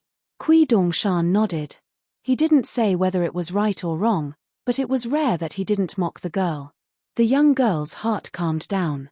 This trick was still effective. Yu Lu was right. To get along with this person, she had to force herself to think more in front of her and force herself to be more short-sighted. Suddenly, Kui Dongshan asked, Why don't you go hang yourself? I've been waiting to collect your body for a long time. When the time comes, I'll carry your body down the mountain. While crying sadly, I'll complain about that old bastard Cai Jingchen. He's too shameless to sneak into the academy and even hurt such a beautiful girl like you, causing you to commit suicide out of shame. Then I'll fight with him again and avenge you. The girl was dumbfounded. Kui Dongshan turned his neck. Because of that night, I announced to the public that you were my disciple, so I had to lend you so many magic weapons. I feel a little bad. The girl with the green bamboo flute on her waist continued to bury her head in cleaning the yard. Kui Dongshan glanced at the girl's graceful figure and suddenly added, "If my grandson Cai Jingshan climbs the mountain at night and breaks into your house, he won't lose anything." The girl raised her head and looked straight at Kui Dongshan. Kui Dongshan stared at the beautiful eyes and said regretfully, "You only have this pair of eyes left, which is worthy of the name Xieling Yu." The girl was about to cry. She bowed her head and continued to sweep the floor. Kui Dongshan sighed and gently waved his hand to put the chessboard and the box into the jade seal in his sleeve. "You're not sweeping the floor. You're clearly ruining your master's mood. Forget it. Go back to the room and read." In the empty main room, there was a straw futon on a big straw mat. Kui Dongshan waved his sleeve and pulled out a Confucian classic book from a small pile in the corner. It lay quietly in front of him. Then, a gust of flipping appeared and revolved around the handsome young man in white. The flipping wind began to flip the book. Kui Dongshan began to read. Every time this happened, the girl would sit quietly at the door in a peaceful state of mind. Because only at this time, that guy would not target her. And not only was it the first time for her to see it with her own eyes, she had never heard of anyone who could read such a bizarre world just by reading. Just like today. After flipping through the first page, Kui Dongshan began to recite in an extremely unique and soft voice. His words were like raindrops that fell on that page. Then, between the pages, a lotus flower appeared. It swayed in a lively manner and was abnormally lively. As he flipped through the pages, time slowly passed. Between the lines of the book, the scene of two armies facing off against each other appeared. The generals and soldiers were far smaller than grains of rice, but their auras were like golden spears and armored horses, moving horizontally and vertically. The yellow fog above the book was hazy, like the yellow sand that was raised for thousands of miles on a real battlefield. There was a graceful woman who was less than an inch tall. She came out of the page slowly with a flower basket. There was a bearded man with a bare chest and belly, clapping loudly. On the page, there was an old woman pounding clothes. She listened carefully and could really hear a mysterious sound. There were two children chasing and playing on bamboo horses. There were skeletons with swords and sabers walking in the tombs. There was a teacher sitting upright and stroking his beard as if he was pondering the words. The girl at the door thanked him. No matter how much she hated and feared this Dali imperial tutor, she had to admit that the young man in white when he was concentrating on reading was really romantic. She couldn't understand one thing at all. Why could such a bad person have the atmosphere of a saint when he was reading? When Xie was in a daze, she didn't notice that Kui Dongshan's expression was a little strange when he flipped to the end of the book. His eyes were burning, but his face was full of pain and struggle. It turned out that he read a picture. 3 people appeared on the same page at the same time. The 3 people's faces couldn't be seen clearly, but there was a big age gap. The old man in a long gown was on the bank of the river, watching the water with rapt attention. Nearby, there was a haggard middle-aged man looking at the other side of the river, deep in thought. There was a young man riding a green ox. He raised his head and looked at the sky. The book hung on the ox's horn. The young man was drowsy. In the end, Kui Dongshan suddenly spat out a mouthful of blood, and the strange picture on the page disappeared. The girl looked at Kui Dongshan in horror. He expressionlessly wiped away the blood and said to himself, "There's nothing I can do. The difference is too big." The girl asked worriedly, "Young master, are you okay?" Kui Dongshan covered his chest with one hand and clenched his other hand into a fist. He said with difficulty, "Go and get the painting I lent you. Quickly." Xie hurriedly got up and went to her room to get an ancient painting. She opened it and put it in front of Kui Dongshan. Then, she got up and ran back to the door. Kui Dongshan's throat moved slightly. He gratefully raised his arm and covered his mouth with the back of his hand. After a long time, he put down his hand and took a deep breath. There were 12 paintings in the world, and they respectively depicted the 12 great blasphemies of the 4 worlds. The painting in front of him was taken from the marvelous scene of a sword breaks open a small cave and the water of the yellow river comes from the sky. In the past, Kui Dong, who was the first disciple of the sage of literature, played chess with the city lord of White Emperor City between the clouds. Kui Dong lost honorably, and the great demon lord gave him this precious painting scroll. Kui Dong also held the demon lord in high esteem. Kui Dong Shan held his breath and looked at the water, but he was thinking about the mountain. Thinking back to the past, the old Kui Dong once traveled alone, with straw shoes and bamboo cane. He walked through the most rugged mountain path in the world. Climbing a mountain was more difficult than ascending to the heavens. When the young Kui Dong Shan thought of this, he couldn't help but slap his knee and say loudly, "Hoo, it's dangerous." Suddenly, he was stunned. On the water painting, a small stone cliff appeared out of thin air. It was not very eye-catching, but on the cliff, there was a familiar figure of a thin young man. He stood facing the wind and the water, his hands forming seals and looking into the distance. When the girl in the distance saw this scene, she was even more shocked. How did Chen Pingan secretly come to this painting with a stone cliff? Kui Dong Shan had already recovered his calm chi. At this moment, he put his palms together and said with a cheeky smile, "Sir, please accept this student's bow." Then, Kui Dong Shan fell back and rolled a few times, muttering, "Those who abandon me, yesterday's day cannot be kept. Those who disturb my heart, today's day is full of worries.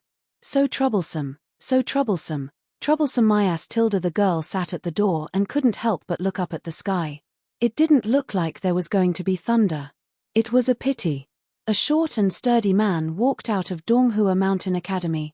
He walked all the way and found a quiet house nearby. He began to knock on the door. There was no response. This house had been rented out long ago.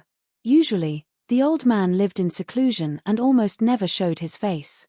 However, the fight between the immortals that night made people realize that there was a dragon entrenched in this house. Although the young man in white, who claimed to be the ancestor of the Kui family, was better than the old man in white at the peak of Donghua Mountain, and he had been bombarding the old man with magical weapons for the whole night, which could be described as splendid, the burly old man's various responses were also extraordinary. Even the experts with high enough realms admitted that if they were in the old man's position and faced the young man in white who threw magical weapons as if they were rotten cabbages, they definitely wouldn't be able to last until dawn. The man kicked the door open and strode in. He saw a burly old man with a gloomy expression. It was the Realm 10 Chi Refinement Warrior, Cai Jingshan. He stood in the courtyard with a pot of wine on the table. There were many exquisite dishes that went well with the wine. To a demigod in the eyes of ordinary people like him, this was better than nothing. It was really insignificant. Cai Jingshan was one of the bystanders of the battle in the palace yesterday. Now that he saw a foreigner who had reached the peak of martial arts, he naturally didn't have the slightest bit of confidence. However, this didn't mean that the old man had to lower his head and bow. He asked with a neither servile nor overbearing expression, "I have no quarrel with you. Why did you break in?" When Li saw Cai Jingshan, he didn't say a word. He quickly punched the old man, who was caught off guard, into the inner room. He spat out blood on the spot and broke the door and table. He fell to the ground in the corner under the plaque of the main hall and couldn't get up. Li turned and left. Cai Jingshan was a little stunned. He leaned against the wall and sat up. He thought that he should at least say a word or two before he attacked. As the saying goes, if you don't agree, you should at least have a word. How could this man be so unreasonable? If this wasn't bullying, then what was? The dignified level 10 Chi cultivator, the ancestor of the wealthy Cai family of the Great Sui Kingdom, couldn't help but curse, "Let's fight again if you dare." Then, the man walked into the courtyard from the door that was no longer covered by the main door. He stood there and looked at Cai Jingshan who was in the house. The old man swallowed. "I'm talking to the young man in white from the other day. It has nothing to do with you." After blurting out this sentence, the old man wished he could dig a hole and hide in it. The man had an empty wine pot hanging from his waist. He asked a strange question, "How much is that pot of wine on the table?" The white-haired burly old man was a little confused. Then, he felt grief and indignation. He thought that he had no choice but to lower his head when he was under someone else's roof. He answered honestly, "I don't know the exact price. It's at least 30 to 40 taels of silver." Leah thought for a while.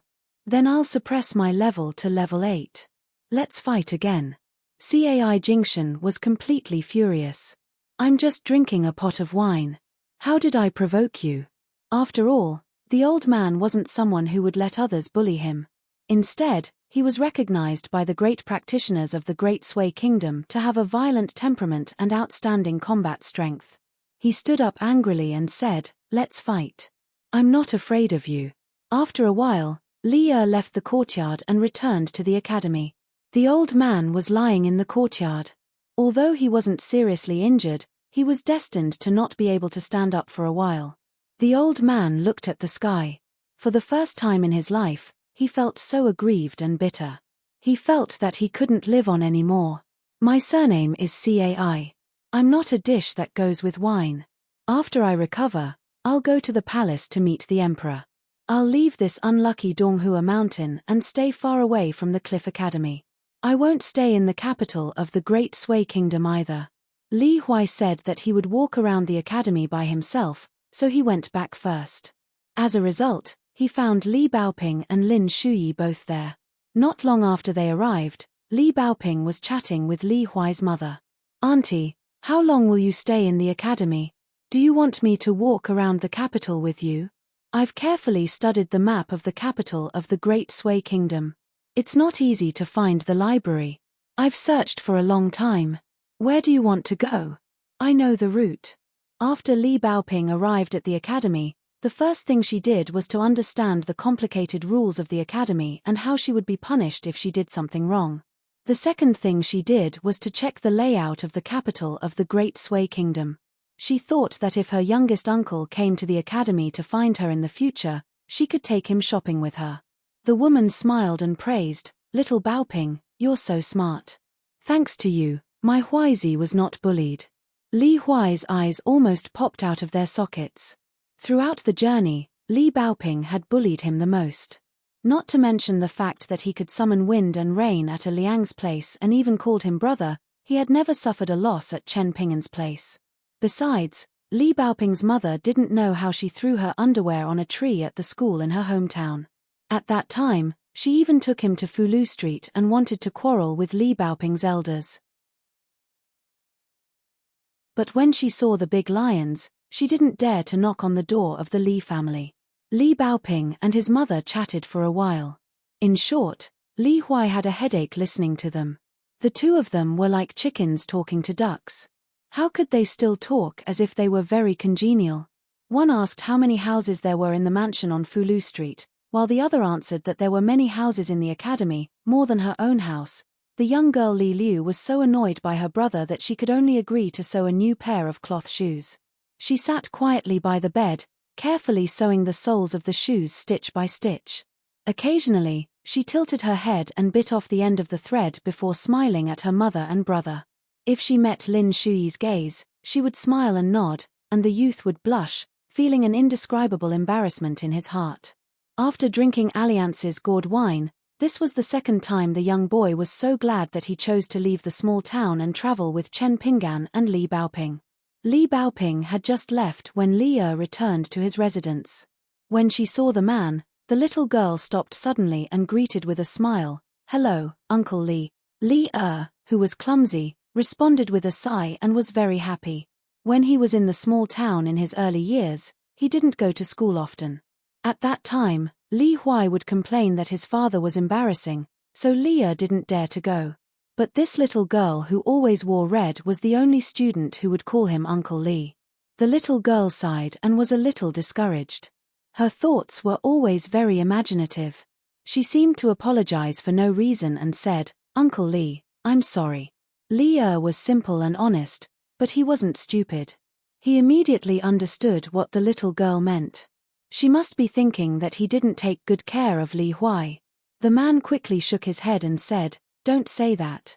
Li Baoping said seriously, "Uncle Li, Li Huai is actually more diligent than me in his studies. Teacher said that hard work can make up for stupidity. A great talent matures slowly, so don't be disappointed with Li Huai. Studying is a lifelong thing. Don't be anxious." At this point, the little girl raised her fist and said in a serious tone, "Don't be anxious." Li Er was very happy. This little girl was really likable. The man nodded and said, I'm not anxious about Li Huai's studies. The man said in his heart, but there was something that could be done.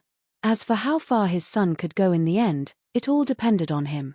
Li Baoping grinned and ran away. She was like a cheerful oriole. Li Er stopped and looked at the little girl's back. When she disappeared from his sight, he smiled and turned to leave. At the door, he bumped into Lin Shuyi, who was leaving the house. The young man called out to Uncle Li and left. Facing other people, even Li Liu's father, Lin Shuyi didn't know how to respond warmly. When Li Er walked into the house, his wife was giving advice to his son. This little girl is not bad, but her personality is a little too carefree. She doesn't seem like someone who knows how to take care of others. I think that Shi Chuanjia is quite good.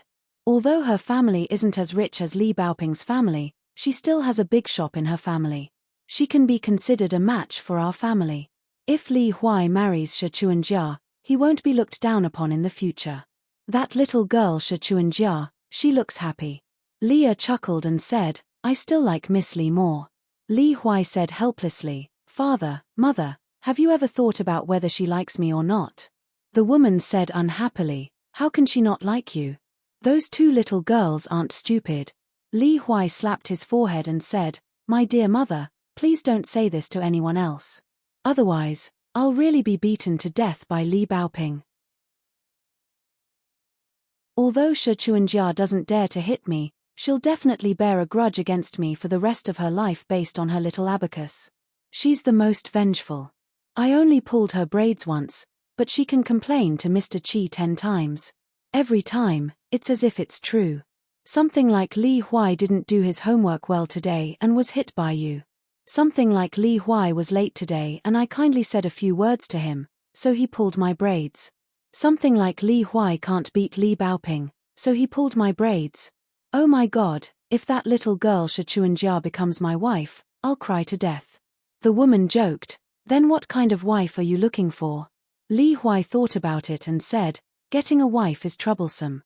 I'll forget about it. When I grow up, I'll find a girl I like. The woman smiled and asked, When mother is bullied by your little wife, who will you help? Li Huai laughed and said, Of course I'll help my wife. Don't you have my father to help you? Isn't that enough? The woman pretended to be angry and said, You're heartless. The woman got up and reached out to twist her son's ear. Li Huai ran around the house. The woman glanced at the man and asked, Where did you go? Li Er whispered, I need to pee, so I went to the toilet. The woman's eyes were sharp.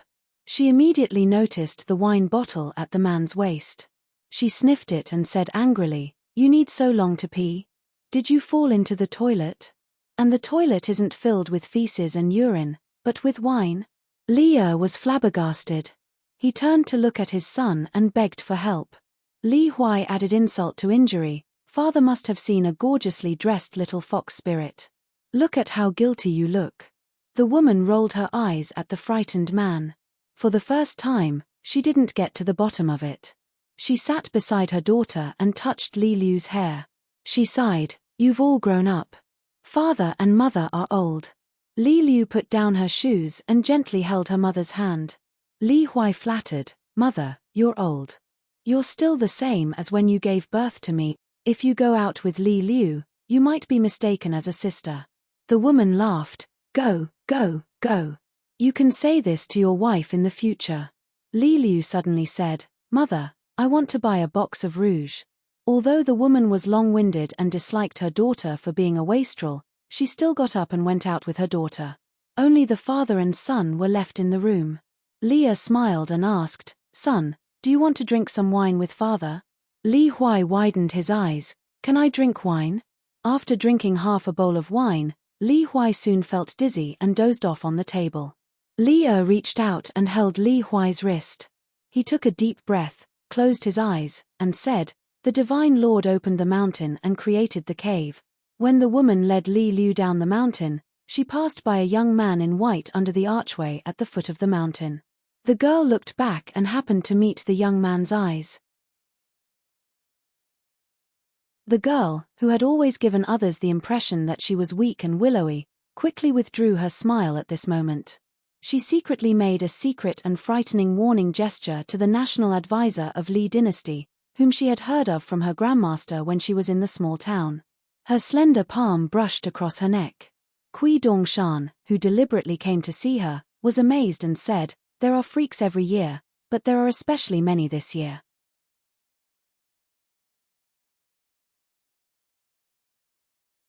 (172) Without Kui Dongshan's intentional guidance, Chen Pinggan was actually walking in the Jianghu instead of the weird mountains. However, Chen Pinggan was unaware of it. He only felt a little regretful that he did not encounter any more weird monsters.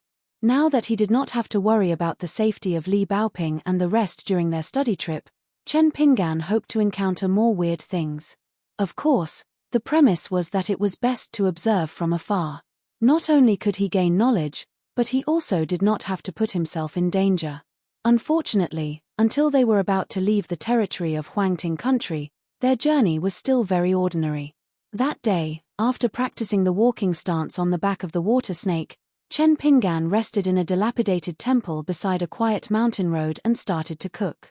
Although Chen Pinggan deliberately chose the wilderness to return to Dali, he still encountered many men and women walking in the forest.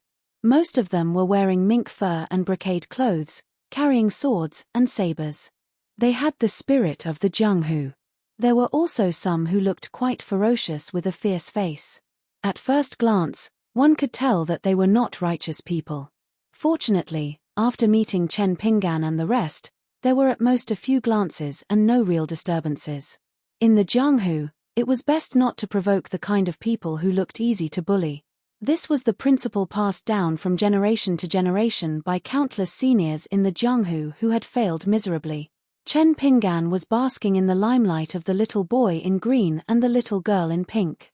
After all, not many normal people would bring along two brats, one more beautiful than the other, and then the three of them wandered aimlessly in the deep mountains and forests where wild beasts roamed. As long as they had a little brain, they would not easily commit murder. In fact, they had met a group of ruffians who were running around and committing crimes.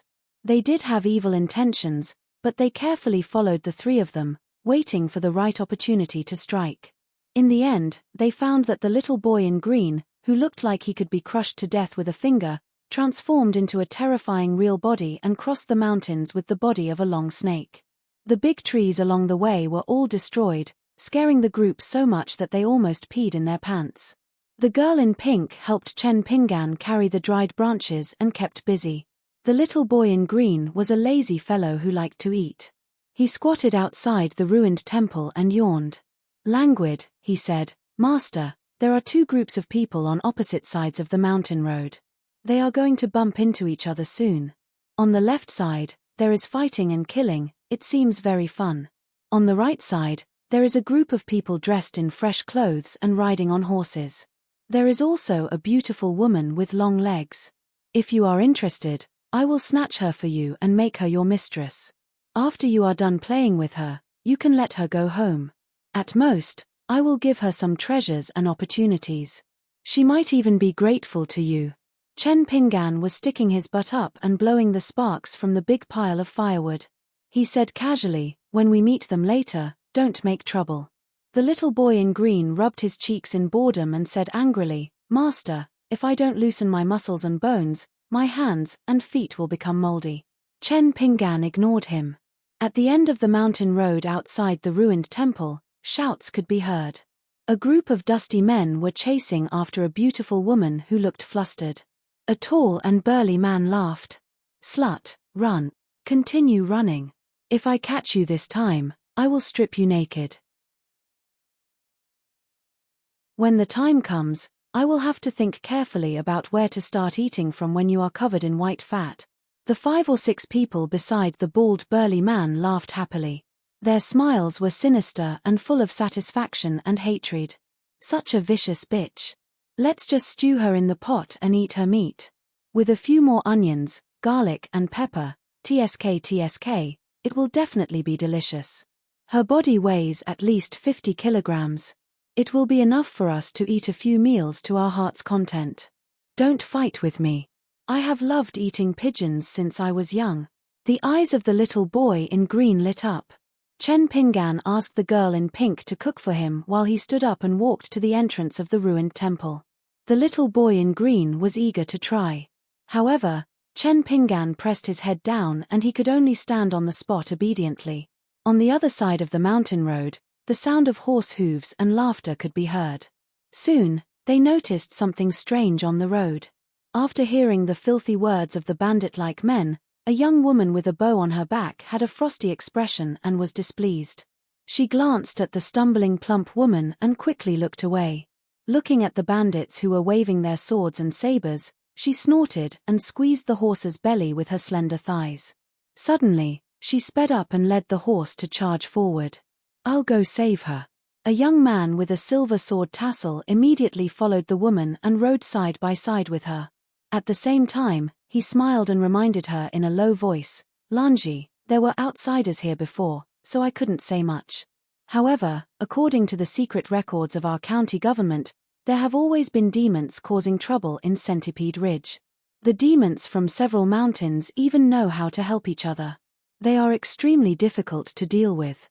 However, every time the government invites immortals to search the mountain, except for some insignificant demons, the big demons have long hidden away. They are very cunning. If the government hadn't led people to sweep Centipede Ridge not long ago, I wouldn't have dared to agree to let you enter the mountain." In addition to a silver longbow engraved with ancient runes on her back, the woman had a narrow saber in a black scabbard hanging from her waist. She pressed her hand on the saber's handle and said coldly, "It would be great if there were really demons. Killing demons is not something that only the immortals on the mountain can do. We can do it too." The young man smiled helplessly and didn't say anything more. He urged the horse to gallop, only hoping that there wouldn't be any trouble in this chivalrous act. Unlike the woman who had just left her master's school, he was the son of an official with a good family background. He had more experience with the dangers of the world.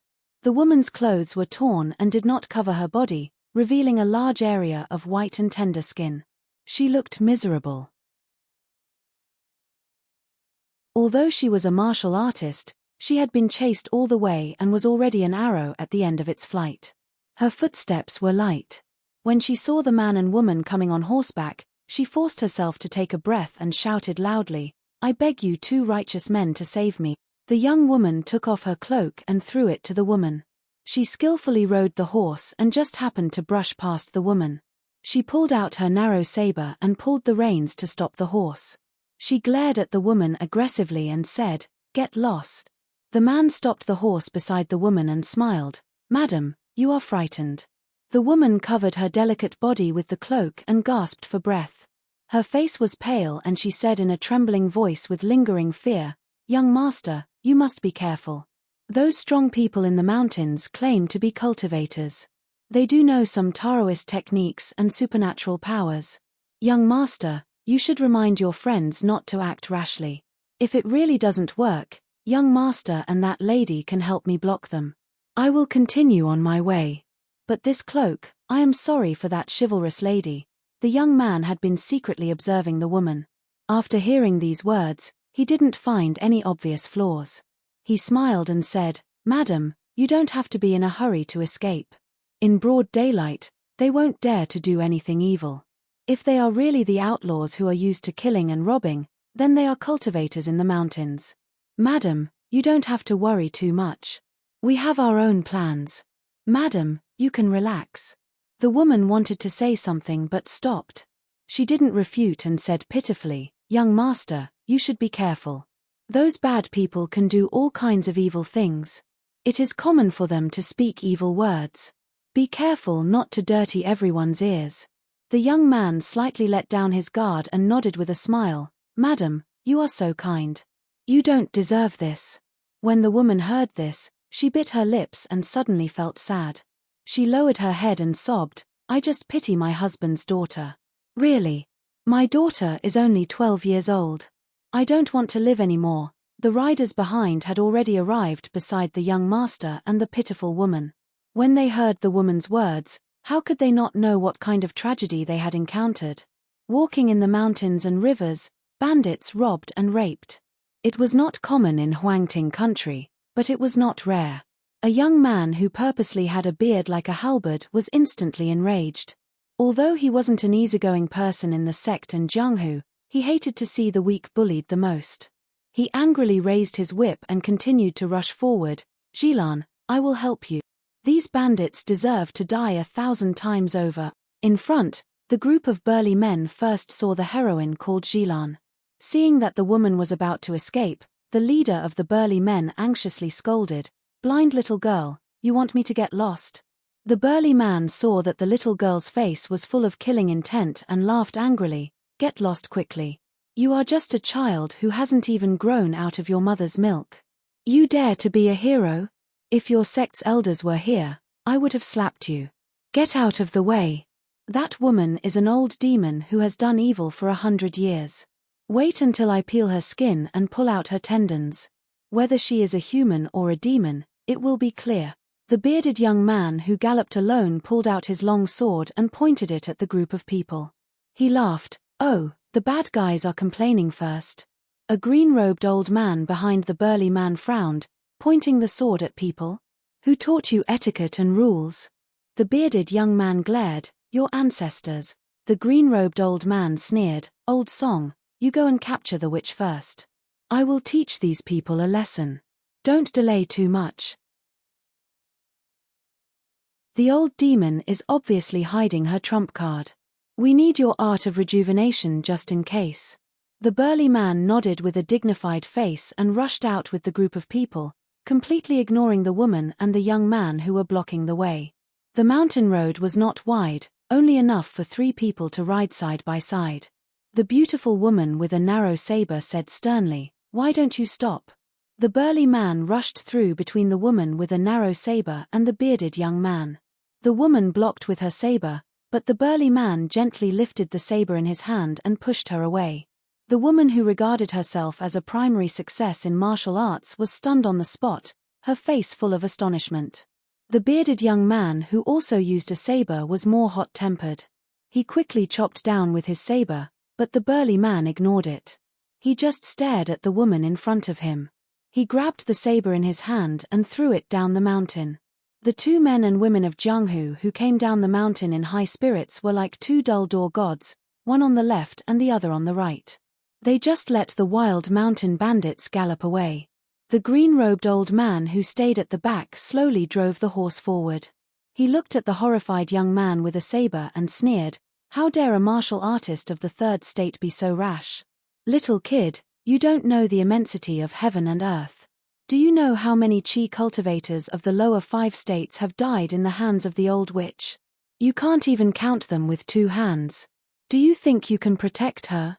She may be thinking about how to eat you, her saviors, alive little by little." The old man twitched the corner of his mouth. "That's hard to say. The old witch is good at a vicious yin and yang dual cultivation. She likes to nibble the blood essence of young men. A 3-legged brat like you can die under the peony flower and be a romantic ghost." The bearded young man's face flushed red. He flew into a rage out of humiliation. "Old man, you're too much." The green-robed old man raised his arm and slapped the air. He was still quite a distance away from the bearded young man. However, the latter's face rang with a crisp sound.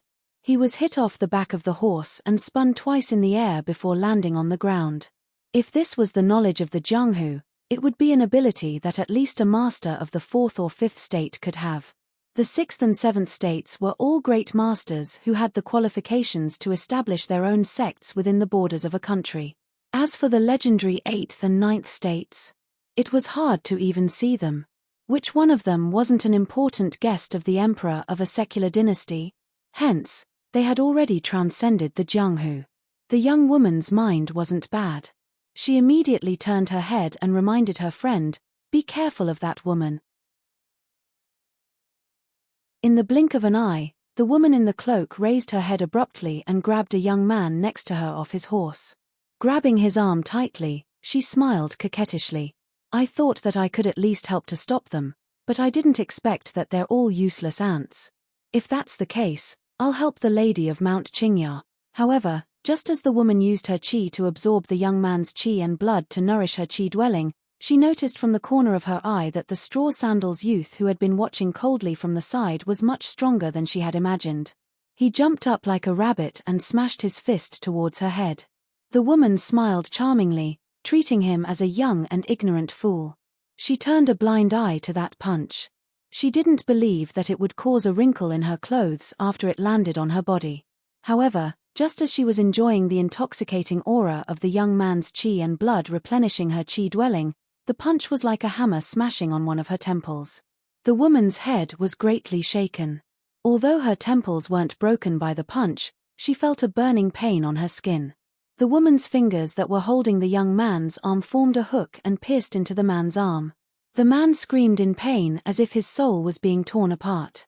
After the young man succeeded in his attack, he used the momentum to jump back and widened the distance between him and the woman.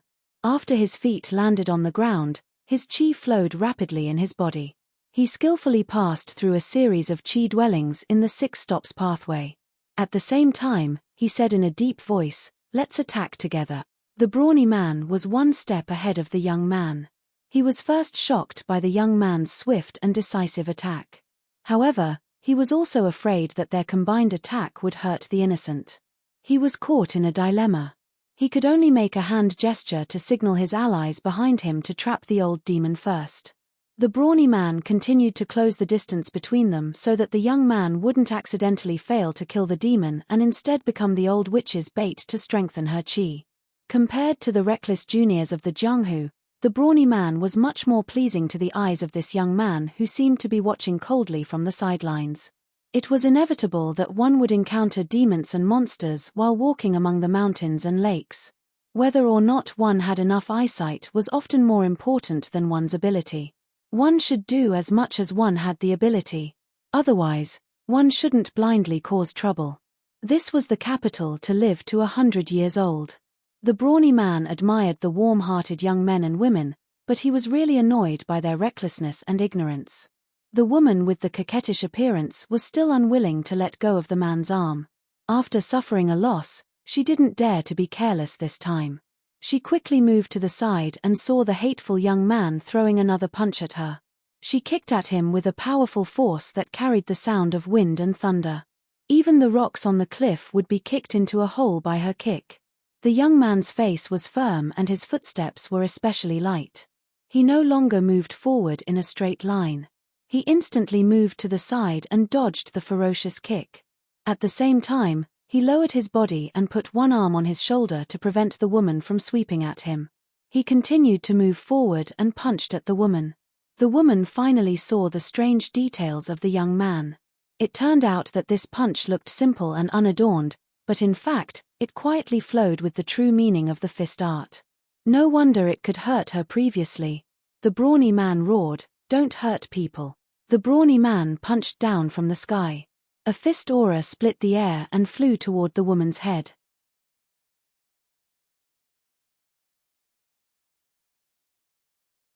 There was also an insubstantial snow-white iron chain that originated from the sleeve of a person behind the brawny man.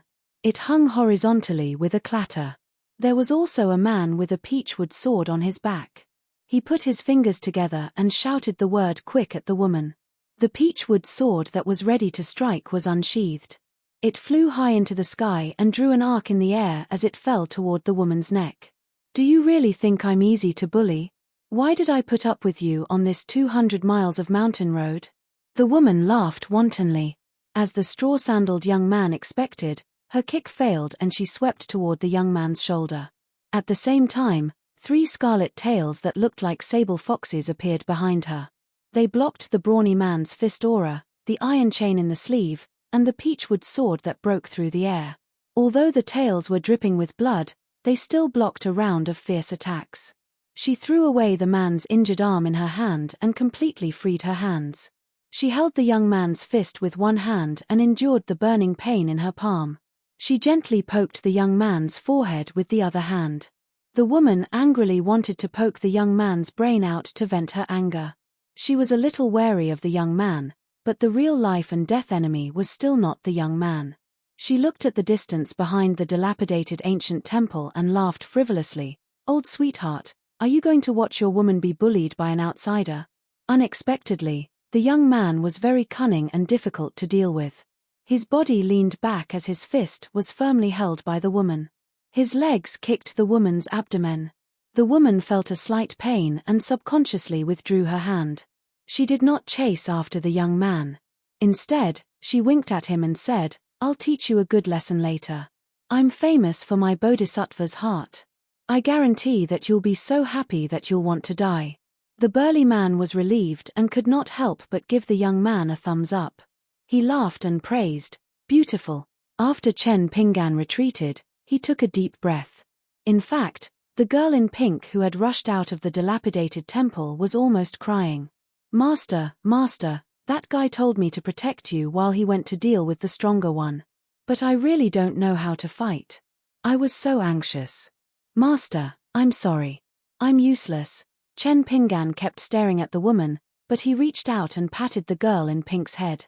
He comforted her, "It's okay. Just be careful next time." The girl in pink who had been cultivating in the library since she was young felt increasingly guilty and burst into tears. The burly man reminded them in a low voice, "There are still demon cultivators with high cultivation in Centipede Ridge. We'll act according to the situation. If it really doesn't work, we'll at least protect these children before retreating." Everyone nodded. Although they knew that it would be as difficult as ascending to the heavens if they encountered the worst possible outcome, they still had no objections.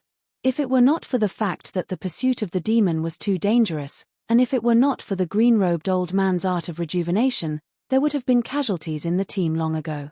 Plus, the demon had committed a heinous crime. How could they have spoken rudely to the woman when the situation was already decided? They really hated her so much that they wanted to boil her in a pot to vent their anger. After the woman laughed complacently, she found that there was nothing unusual in the distance. Logically speaking, with that stupid bear's style of doing things, it should have made an earth-shattering entrance long ago. She immediately became anxious and shrieked, "Where is he?"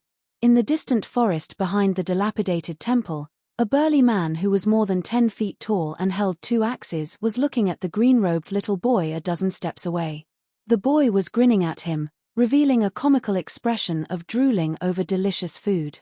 After swallowing his saliva, the mountain spirit and great demon turned around and ran. He ran all the way, cutting down mountains and trees. In the end, he simply threw away his axes and revealed his true form. A giant bear was running away crazily on all fours. Without the terrifying bear spirit's support as expected, the woman who had miscalculated immediately panicked. In the following battle between cultivators, she was accidentally hit by the burly man's fist aura and fell to the ground. Then, she was quickly nailed to her shoulder by the peachwood sword and bound by iron chains. After that, she was even protected by a series of magical items. In the end, the burly man who was proficient in fist techniques stepped on the woman's forehead several times, forcibly dispersing the circulation of the woman's chi palace, and stomped her head into the mud. In the end, the burly man took out a silver knife and completely pierced it into the woman's heart. Then, he grabbed her by the neck with one hand and carried her on his shoulder, throwing her behind the horse. The burly man glanced at the green-robed little boy who was squatting on the roof of the dilapidated temple with a complicated expression. Finally, he looked at the skinny boy beside the girl in the pink dress and cupped his fists with a smile. "In the future, young master, you have to be more careful when you walk the Jianghu. After all, not everyone on the mountain is like us." Chen Pingan quickly understood the meaning of the man's words. He was saying that as long as the immortals on the mountain saw through the true body of the python, they would probably attack without thinking about the consequences. They would not be like them, who would not attack without seeing evil. Chen Pingan cupped his fist in return and said, "I will be careful." The burly man flipped onto his horse and turned his head to see that the woman did not show any signs of waking up. He laughed at Chen Pingan and said, "Your fist technique is not bad, keep up the good work." Chen Pingan thought that the man was teasing him and said with a blushing face, "Senior's fist technique is the real powerful one." The burly man laughed heartily and did not speak anymore. He cupped his fists towards the young man again and then turned his horse around and returned along the original path with the rest. Their demon-slaying trip this time did not go smoothly. Just luring the enemy took them more than half a month. After that, chasing them all the way here took them 2 days and 2 nights. Even he, a pure martial artist of the fifth realm, was mentally exhausted, not to mention the rest of the chi refinement warriors in the team. They hurried back to the provincial capital to report on their mission. Not to mention the generous rewards from the imperial court of the Huangting nation, returning to their respective mountain sects and clans was also a great merit. When the burly man brushed shoulders with the young woman, he said angrily, "Good people and bad people will not carve 2 words on their foreheads for all of you to see. Don't be so rash in the future. Since you have chosen to go down the mountain for training, your courage is commendable. But don't do stupid things that require the sect to clean up your mess." Both parties then parted ways. The bearded man also went to retrieve the saber. The young man whose arm was grabbed by the woman was in the most miserable state. Even though medicine was applied to stop the bleeding, he was still wailing in pain. One of his arms was badly mutilated and it was most likely crippled. Someone's face turned pale. He could not bear to see his friend in such a miserable state. Suddenly, he caught a glimpse of the young man who turned around and walked towards the dilapidated temple. He stood up and scolded angrily, "What's wrong with you? Why didn't you take action earlier? If you had already seen through the demon's tricks, why didn't you even warn us? Were you waiting to watch a good show?" Very quickly, someone echoed in a trembling voice, "You are the one who harmed Brother Ma." Chen Pinggan stopped in his tracks and turned around. He looked at the 2 people without saying a word. One of them was so frightened that he took a few steps back. The other plucked up his courage and glared at him. "Why? You are in the wrong and still want to harm others." Chen Pinggan still did not say a word. However, he pointed at his head and his chest. Only then did he turn around and walk towards the fire. He squatted there and looked at the small pot that was cooking rice. That person still did not give up. He muttered about the officers and soldiers of the county, lawlessness, and the cavalry of the general. In the end, he was stopped by the young man with the silver sword tassel. Only then did he stop muttering. The group of people got on their horses. One of them rode with the injured person. They tied the 2 people with ropes to prevent the latter from falling off the horse due to the pain. The little boy in green standing at the entrance of the temple looked at the group of people leaving. His eyes were glistening with green light. He asked, "Master, why didn't you let me teach those ingrates a lesson? I'm about to explode from anger. I'm so angry, I'm so angry. No, I have to calm down." The little boy in green used a magical power to condense water vapor. A large water ball appeared above his head. He poured it down and tormented himself like a drowned rat. The little girl in pink who was squatting beside Chen Pinggan agreed for the first time. "It's very infuriating," Chen Pinggan said softly. "Others can't be unreasonable. It's not a reason for us to be unreasonable. It's fine as long as we have a clear conscience." Chen Pinggan suddenly laughed. "We won't meet in the future anyway. Furthermore, we're not their parents. There's no need to explain everything clearly. I've just understood a lot of principles. It wasn't easy for me to read them from books. Why should I teach them?" The little girl in pink covered her mouth and laughed. The little boy in green snapped his fingers. His wet green clothes instantly became dry. He turned around and walked back into the temple. He stretched out his hand to warm himself by the fire. "Master, I didn't say that I wanted to reason with them. I wanted to eat them up." Seeing Chen Pinggan raise his head and look at him, he quickly changed his tone. "Of course not. Sigh, Master, I just wanted to teach them a lesson. For example, I wanted to beat them up so badly that their parents wouldn't be able to recognize them." Forget about the girl with long legs. I'll leave her for you to deal with." Chen Pinggan opened the lid of the pot. The aroma of rice filled the air. The little girl in pink had already obediently handed over a spoon and 3 small white bowls stacked together. The 3 of them squatted down and ate with pickled vegetables.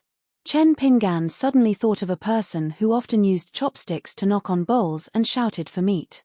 He also remembered what he said.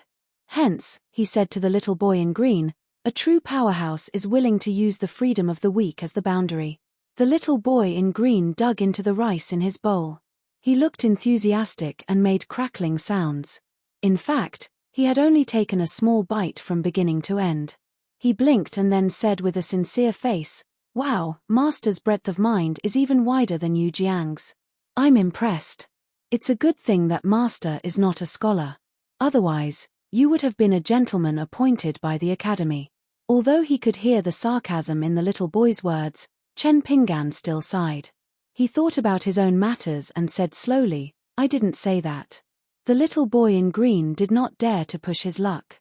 His following flattery was much more sincere. He laughed and said, "I'll take it that Master said it. Master's noble character and unquestionable integrity are completely worthy of those words." Chen Pinggan smiled and said, "Where did you learn so much flattery? Don't you usually cultivate?" "Cultivate? When I cultivate seriously, even I feel afraid." The little boy in green snorted and said, "I'm so hardworking. Actually, I only come out occasionally to take a breather and drink and eat meat with Brother Water God. That's what the people below say about me. I'm just borrowing it." The little boy in green looked at Chen Pinggan and shook his head. He said, "In the past, I still had a little doubt that those little fellows were purely asking for rewards. That's why they were so mushy. But now that I know Master, I feel that they must be sincere. Because I can't be any more sincere to Master. Sigh, if I had known, I would have rewarded more good things. Even if it was on credit with Brother Water God. Sigh, I've disappointed the hearts of the soldiers. Isn't that right, Master? The people below are sincere. The people above need to cherish them." So after beating around the bush and going in such a big circle, he came to Chen Pinggan to ask for a reward. Chen Pinggan laughed and said, "You want the snake gall stone? I do have it in my hometown, and more than one. But I'm not giving it to you."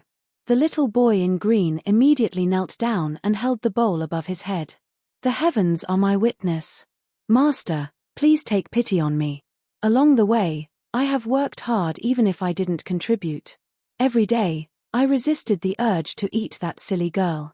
It's very hard." The girl in pink hid beside Chen Pinggan. Chen Pinggan said slowly, "All right, when we reach my hometown, each of you will have a snake gall stone." The little boy in green suddenly raised his head and looked indignant. "Why should she have one? Master, if you must give it to her, then I have to have two." She didn't dare to refute. She just looked aggrieved and was about to cry. Chen Pinggan stretched out 2 fingers to the little boy in green.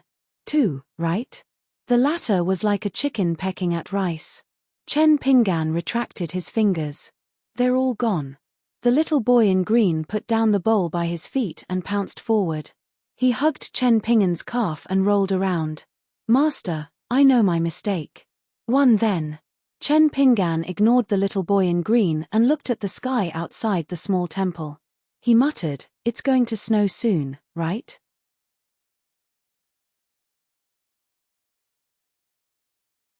(173) Life was a series of twists and turns. In the long river of time, there seemed to be many ferries where the willows swayed gently. In every period of time, there would be people leaving the boat, and some would board the boat to accompany them. Then, there would be a new gathering and departure at the next ferry. Just like the hard-working young man from Clay Bottle Alley, he had already left the group at the last ferry. At dawn, Li Huai's family of 3 had already prepared their luggage and said goodbye to the group at the foot of Donghua Mountain. Compared to the first time he was separated from his family in his hometown town, Li Huai was no longer heartless this time. He didn't just feel free to eat candied haws and drumsticks all day long. Instead, he felt a little sad. His child had grown up after all. Li Baoping, Lin Shuyi, Yu Lu, Xie Xie, and the handsome young man Kui Dongshan all came to see him off. The woman's eyes were red, and she didn't want to let go of Li Huai's hand. She talked about the cold weather and the trivial things like eating and drinking. Li Huai listened quietly. Li stood by the side in a silly manner. After Li Liu tidied up Li Huai's clothes, which were already brand new and neat enough, she turned around and looked at the horizontal board of the Cliff Academy. The young girl was indifferent to Xie Xie and Yu Lu, who were her peers, who were sizing her up. The woman was finally willing to leave. Once she walked out, she made up her mind and didn't look back. Li patted Li Huai's head and followed his wife's footsteps with a smile. Li Liu patted her brother's shoulder, and then curtsied to the group and left slowly. Li Huai kicked Lin Shuyi gently. The latter was holding a letter with sweaty palms.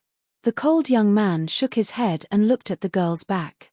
He murmured, "Next time." Li Huai didn't want to show his sadness in front of them. He suppressed his sadness and found an interesting topic. He laughed and said, "Kui Dongshan, if you're Chen Pingan's student and we're all Mr. Chi's disciples, and Baoping calls Chen Pingan junior uncle, what's the seniority between you and us?" Kui Dongshan put his hands behind his back and said proudly, "I'm the first disciple of my master. My seniority is very high, much higher than Donghua Mountain." Li Huai was stunned. "Do we have to call you senior brother?" "Senior brother?" Kui Dongshan immediately became anxious. "Your whole family are eldest senior brothers. I don't want to be called senior brother. You can call me whatever you want." Li Huai was a little confused. "Then I'll call you little senior brother. That's a bit hard to pronounce." Kui Dongshan's eyes lit up. "Nice to meet you, little senior brother. You respect your elder brother, but you also have a sense of closeness. You can call me little senior brother from now on." "Yu Lu, thank you. From today onwards, you will be no exception. You don't have to call me young master, it's too distant." Li Baoping snorted. "I didn't agree." The girl in the red jacket rushed out of the archway. Li Huai shouted, "Li Baoping, you still have class later. I've already finished copying the essay last night. What's there to be afraid of? I'm going to walk around here alone so that I can take junior uncle shopping in the future." Li Baoping held her head high and ran all the way. She chased after a flock of pigeons flying across the blue sky. The pigeons whistled one after another, melodious and clear in the capital city of the Great Sui Kingdom. Li Huai raised his voice and shouted, "Then bring me along." Li Baoping turned a deaf ear. Compared to her slender figure who was far away from the archway of the academy, the little girl's thoughts were thousands of miles away. They had reached a mountain ridge at the border of Huangting Kingdom.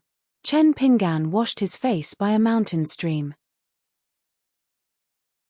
Unlike the girl in the pink dress who only carried her own bookcase, the boy in green carried a square-inch item with him.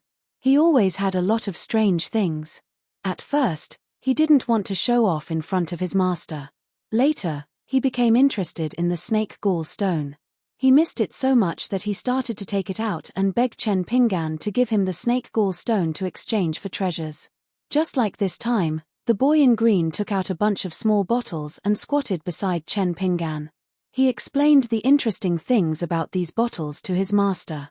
He pulled out the cork of a pink-green porcelain bottle and poured it into the stream. Soon, a large piece of soft moonlight flowed out of the porcelain bottle and sprinkled on the stream. It was like a dream. The boy in green smiled and said, "Master, it's beautiful, isn't it? This is the moonlight bottle that cultivators like. In addition, there are cloud bottle, sunlight bottle, and so on. They are specially collected from the 5 mountains. The spiritual qi contained in them is not much. Naturally, it can't be compared with the rich and abundant water in the blessed enclave. But it can't be compared with the beautiful scenery poured out of these bottles. What do you think, master?" Chen Pingan was indeed a little shocked. In the lush mountain forest, it was still slightly dark during the day. At this time, looking at the moonlight flowing slowly on the stream, he really felt that the world was really full of wonders. The boy in green patiently said, "A small bottle in exchange for master's snake gallstone is definitely not generous. I have 3 bottles here that are collectively known as the lingering beam bottle. The name comes from the lingering sound lingers in the beam for 3 days. They are all filled with all kinds of beautiful sounds of nature between heaven and earth. For example, the frog in this bottle, the sound of the tide in this bottle, and the sound of the pine waves in this bottle. Master, think about it. When you sleep, open one of the bottles and you hear the sound of the tide next to your pillow. How comfortable is that? I have so many precious bottles in exchange for a snake gall stone. Only 1 stone. As long as you nod your head, these 7 or 8 bottles will immediately belong to you." If you don't do this kind of business, you will be struck by lightning. Chen Pingan silently calculated the family's wealth in the small town. There were still many snake gall stones of excellent quality. He nodded and smiled. Okay. The girl in pink waved her hand vigorously at the side and gave her master a look, wanting to dissuade Chen Pingan from agreeing to this business. The boy in green pushed all the bottles to Chen Pingan and jumped around happily. He stretched out 2 fingers at the girl in pink and said arrogantly, I have one more than you. Now that I am 1 realm higher than you, when we reach Master's hometown, I will eat the stone and I will be 2 realms higher than you, silly girl. When that time comes, you should know your place and don't stay by Master's side and embarrass Master. Master only has me as his little attendant, why would he need a silly maid? The girl in pink pouted and wrinkled her pink little face. A storm was coming. Chen Pingan said helplessly, if you bully her again, I will go back on my word. The boy in green immediately coughed and said to her seriously, in the future, when you take care of Master's basic needs, you have to be more attentive, do you understand? For example, after eating that snake gallstone, quickly turn into a virgin girl's figure and appearance. When Master is young and full of vigor, he will feel that the night is long and you have to take the initiative to warm his bed. Chen Pingan put away those rare bottles made of different materials and hit the boy's head with a chestnut. Don't talk nonsense here. The boy in green put on an act and bowed. Master is right to teach me a lesson. Chen Pingan squatted on the rock by the stream again and took out a dry biscuit to chew. He asked casually, do you know what the Dragon King's basket is? The 2 little fellows turned pale at the same time. The boy in green's body stiffened. He could not even walk, let alone make jokes. The girl in pink said carefully, I have read about it in ancient books. As long as chi refinement warriors throw it into the river, they can capture a flood dragon. The most terrifying thing is that flood dragons have a geographical advantage in the water. Even if they are facing chi refinement warriors who are 1 or 2 realms higher than them, they will definitely not be at a disadvantage. However, if the other party has the Dragon King's basket, even if they are 1 or 2 realms lower than us, we can still be captured. The boy in green instinctively took a few steps away from Chen Pingan and squatted far away. It's not that easy. Once you are caught in the Dragon King's basket, it will not be any better than being in a pot of oil. You will have to suffer the pain of being cut into pieces at all times. This is the secret of the largest sect in the ancient Shu kingdom. They specially weave the Dragon King's basket and sell it to chi refinement warriors who come from afar and try to capture our kind. His voice trembled as he clenched his fists and shook them. A Dragon King's basket of this size will be able to capture me. Chen Pingan stretched out his hands and gestured in front of himself. What if it's this big? This time, even the girl in pink was so scared that she did not dare to speak, let alone the boy in green who knew the power of the Dragon King's basket. The boy in green said with a long face, Old Master, I have not even heard of such a big Dragon King's basket, let alone seeing it. Don't tell me you have one. He resisted the urge to take the second snake gall stone and said tentatively, if there really is such an exaggerated Dragon King's basket, even if you are an ancestor who has transformed into a flood dragon for thousands of years, you will have to accept your fate obediently. Old Master, do you think that the pile of bottles is actually not very nice? Don't worry, Old Master can keep them and play with them. If you really don't like them, you can return them to me when we reach Old Master's hometown. As for the snake gall stone, Old Master will decide if you are in the mood to give it to me. Chen Pingan did not know whether to laugh or cry. I don't have a Dragon King's basket. Even if I did, you don't have to be afraid of anything. It was no wonder that the Prince of the Great Sui Kingdom, Jiao Xian, felt bad after buying the golden carp and the Dragon King's basket. Other than giving him a bag of gold and copper coins, this time in the capital of the Great Sui Kingdom, he also wanted to express his gratitude. When he met the man who was carrying a basket and selling fish in the small town, Chen Pingan saw that there was something unusual about him at first glance. How could the carp still be alive after being out of the sea for so long? But first, he really did not have money. In a precarious life, how could he dare to spend money as he liked? After working as a kill worker, he could more or less save some copper coins. Chen Pinggan had never had any extra expenses. It was already extremely difficult to deal with the daily necessities. Second, he was intercepted by Jiao Xian and the old man halfway. Chen Pinggan threw a stone into the stream. The young man was a little sad at the moment. It was not that he lost a big fortune, but that he felt that several mountains of gold and silver had passed by him. So in the end, he was still worried about the money. In fact, Chen Pinggan did not know that the man was Li Huai's father, Li one of old Yang's apprentices. At that time, Li was already a martial artist at the peak of the 9 realms of martial arts. Different from the gatekeeper who was responsible for receiving the gold and copper coins, Li had a good impression of Chen Pinggan. As for why Li did not directly give Chen Pinggan a gift, there was a big reason. The people on the path of his master, old Yang, had always valued fairness. So Li casually gave a price at that time to bargain with the young man in the mud bottle alley, which seemed more realistic. Unfortunately, the prince of the Great Sui Kingdom came out of nowhere. Li who had broken the rules first, was immediately alerted and did not dare to give Chen Pinggan this great fortune. After that, old Yang also reprimanded Li and told him the cruel truth. If Chen Pinggan really took the fish basket and carp, he was not sure if he could leave the town alive. Chen Pinggan still did not know all of these undercurrents in the town. On the path of cultivation, fortune and misfortune always came hand in hand. No one could say for sure in a short time if a friend was in trouble or an enemy was helping him when he was in trouble. The 3 of them resumed their journey and spent the night at the top of the mountain. Although Chen Pinggan was no longer needed to keep watch at night, Chen Pinggan still had the habit of going to bed late after the practice. He would stay by the bonfire for a while before going to sleep. Late at night, the top of the mountain was silent. Beside the bonfire, the little boy in green added some firewood to the fire and hooked his finger at the girl in pink. "Silly girl, come here." The girl leaned against the book box left by Kui Dongshan in the distance and shook her head vigorously. "No." The little boy in green smiled and said, "I won't eat you." The girl would not go near him even if she was beaten to death. The little boy in green said angrily, "If you don't come over, I will really eat you." "What's wrong with you?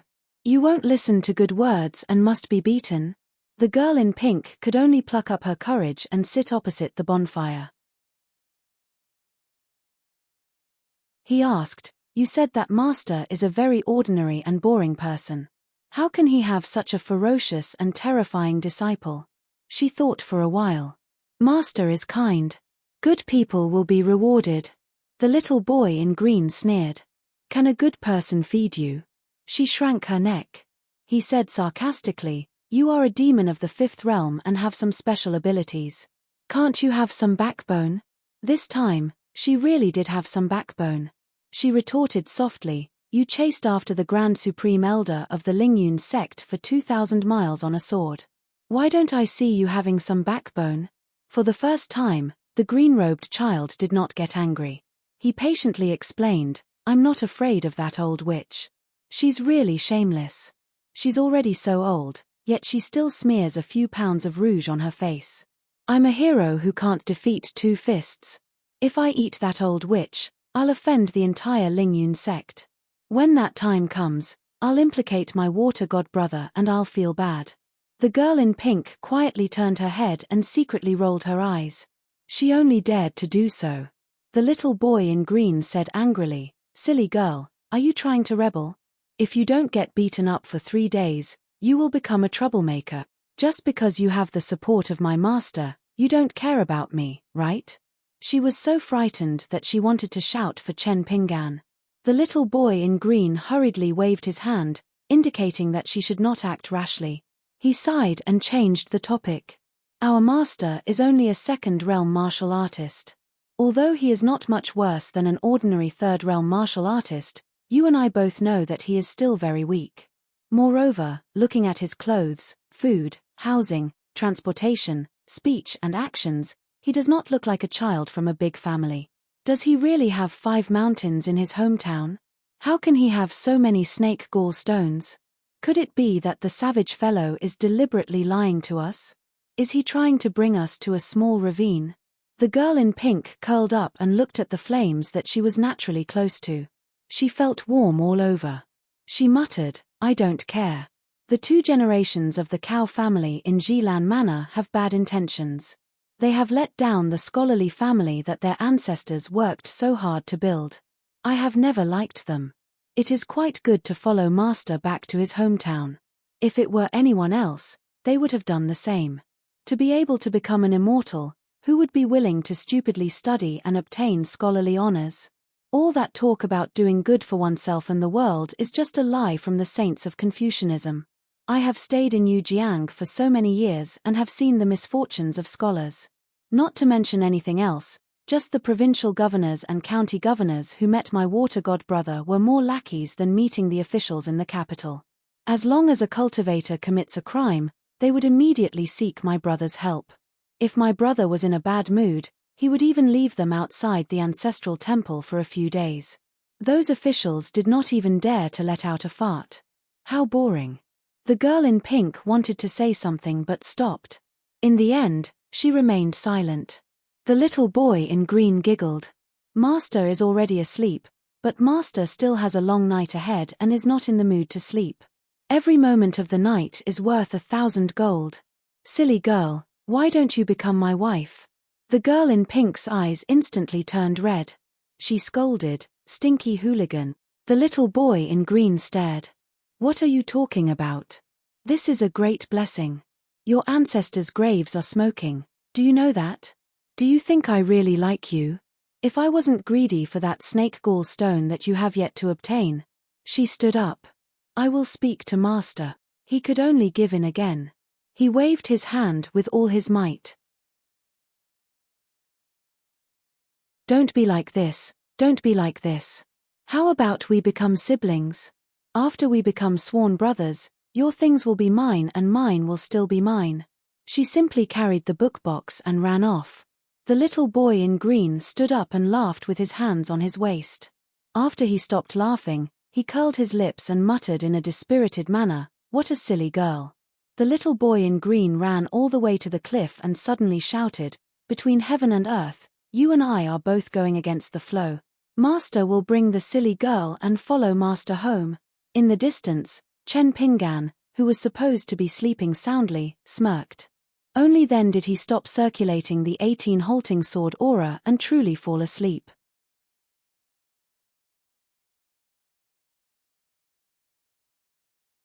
(174) One of the rivers originated from the Huangting country in Dali.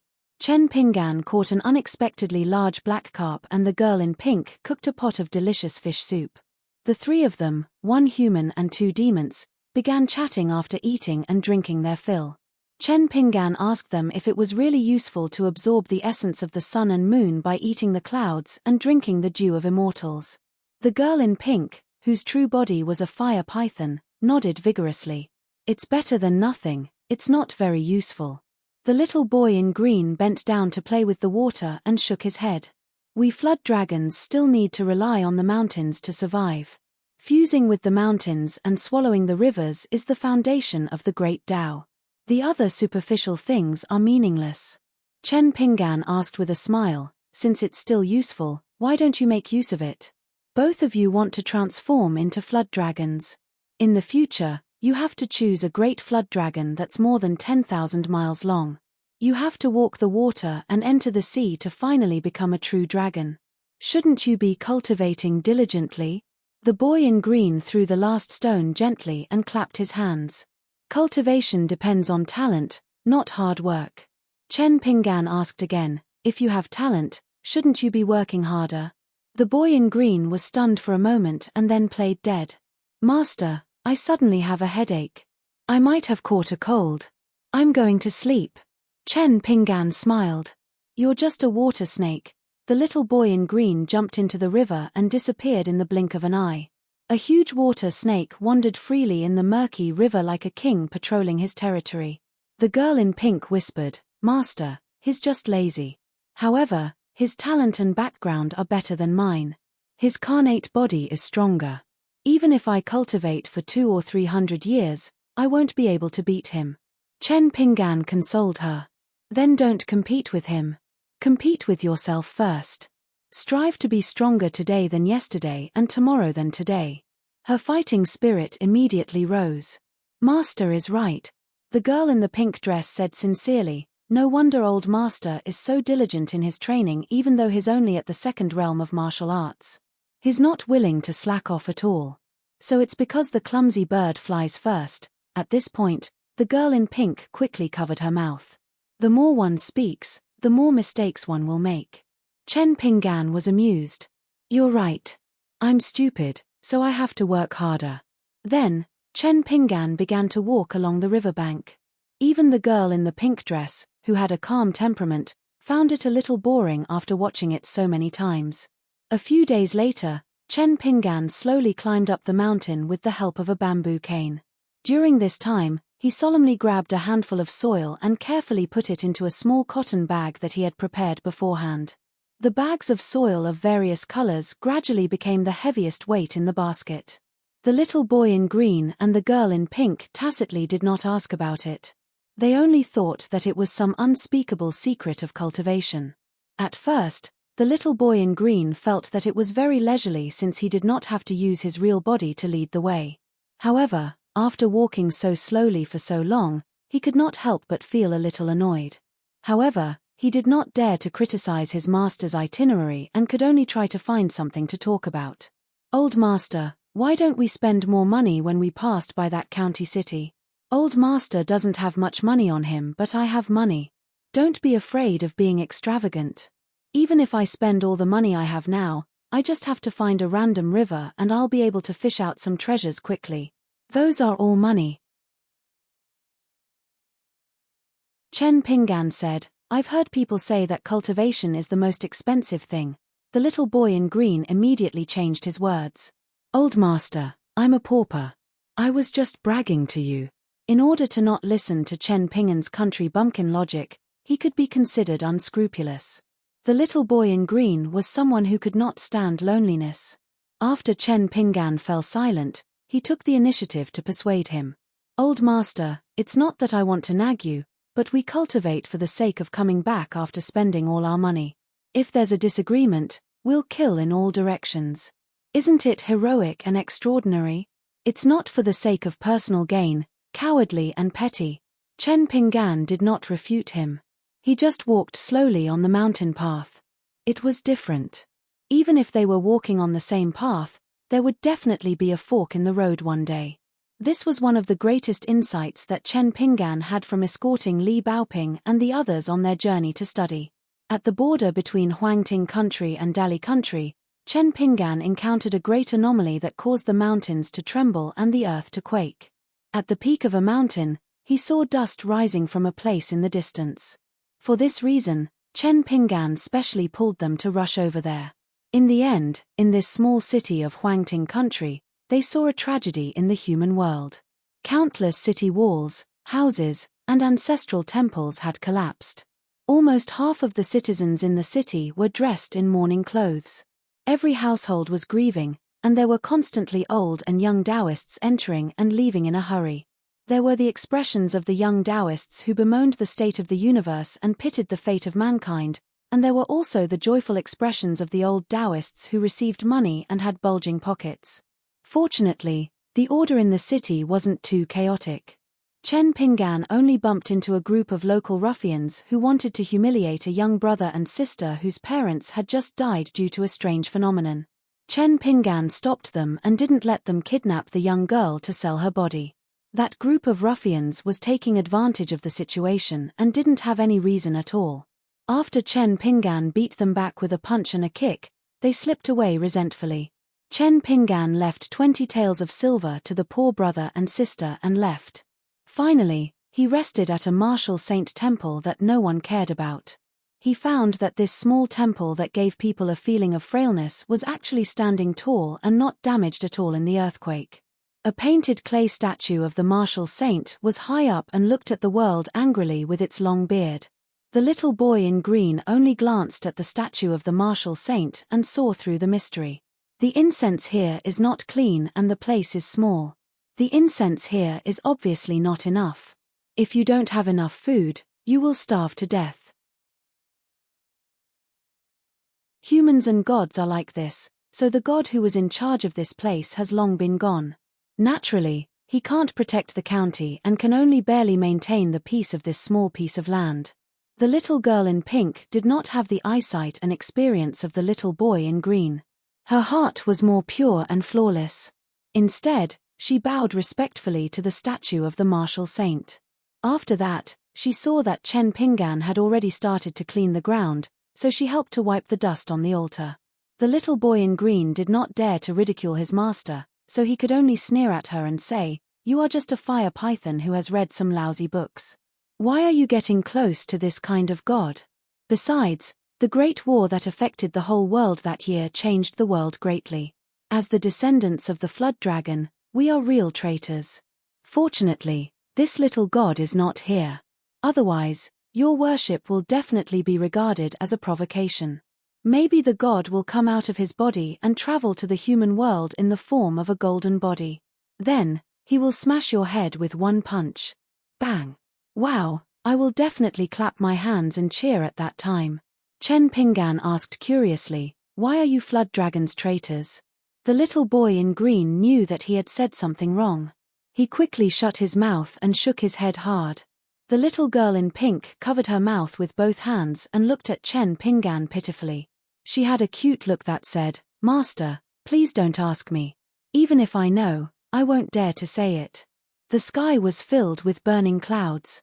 Chen Pingan and the little girl in pink started a fire in the temple to cook.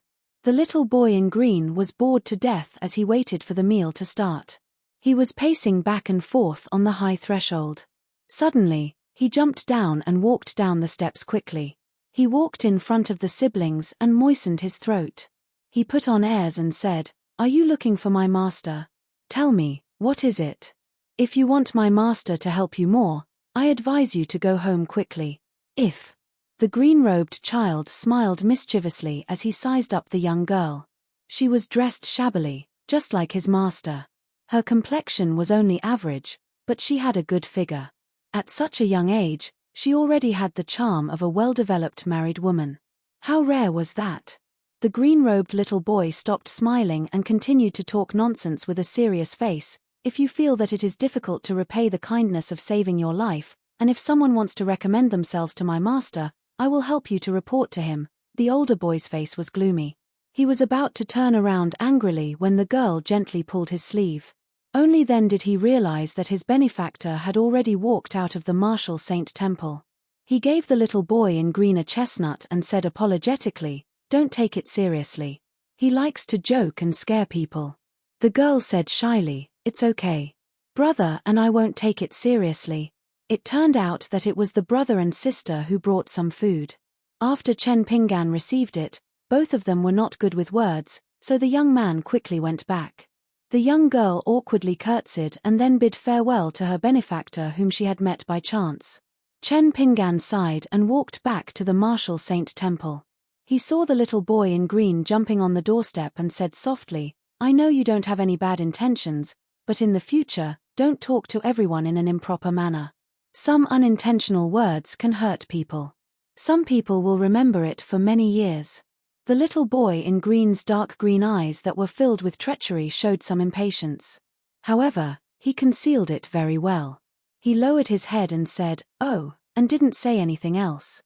Chen Pingan also didn't say anything else. He sat in the martial saint temple and practiced the sword furnace dance.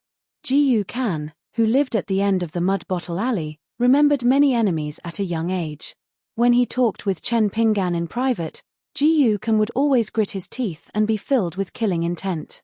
Such a young child already had the thought of secretly digging up other people's ancestral tombs.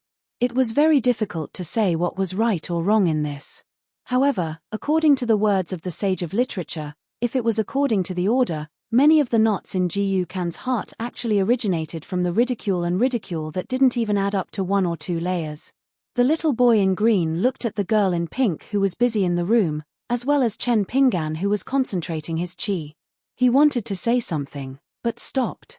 In the end, he swallowed the words back into his stomach. It was just that he seemed to have accumulated some grievances that couldn't be dispelled. His pace on the doorstep became a little more hurried.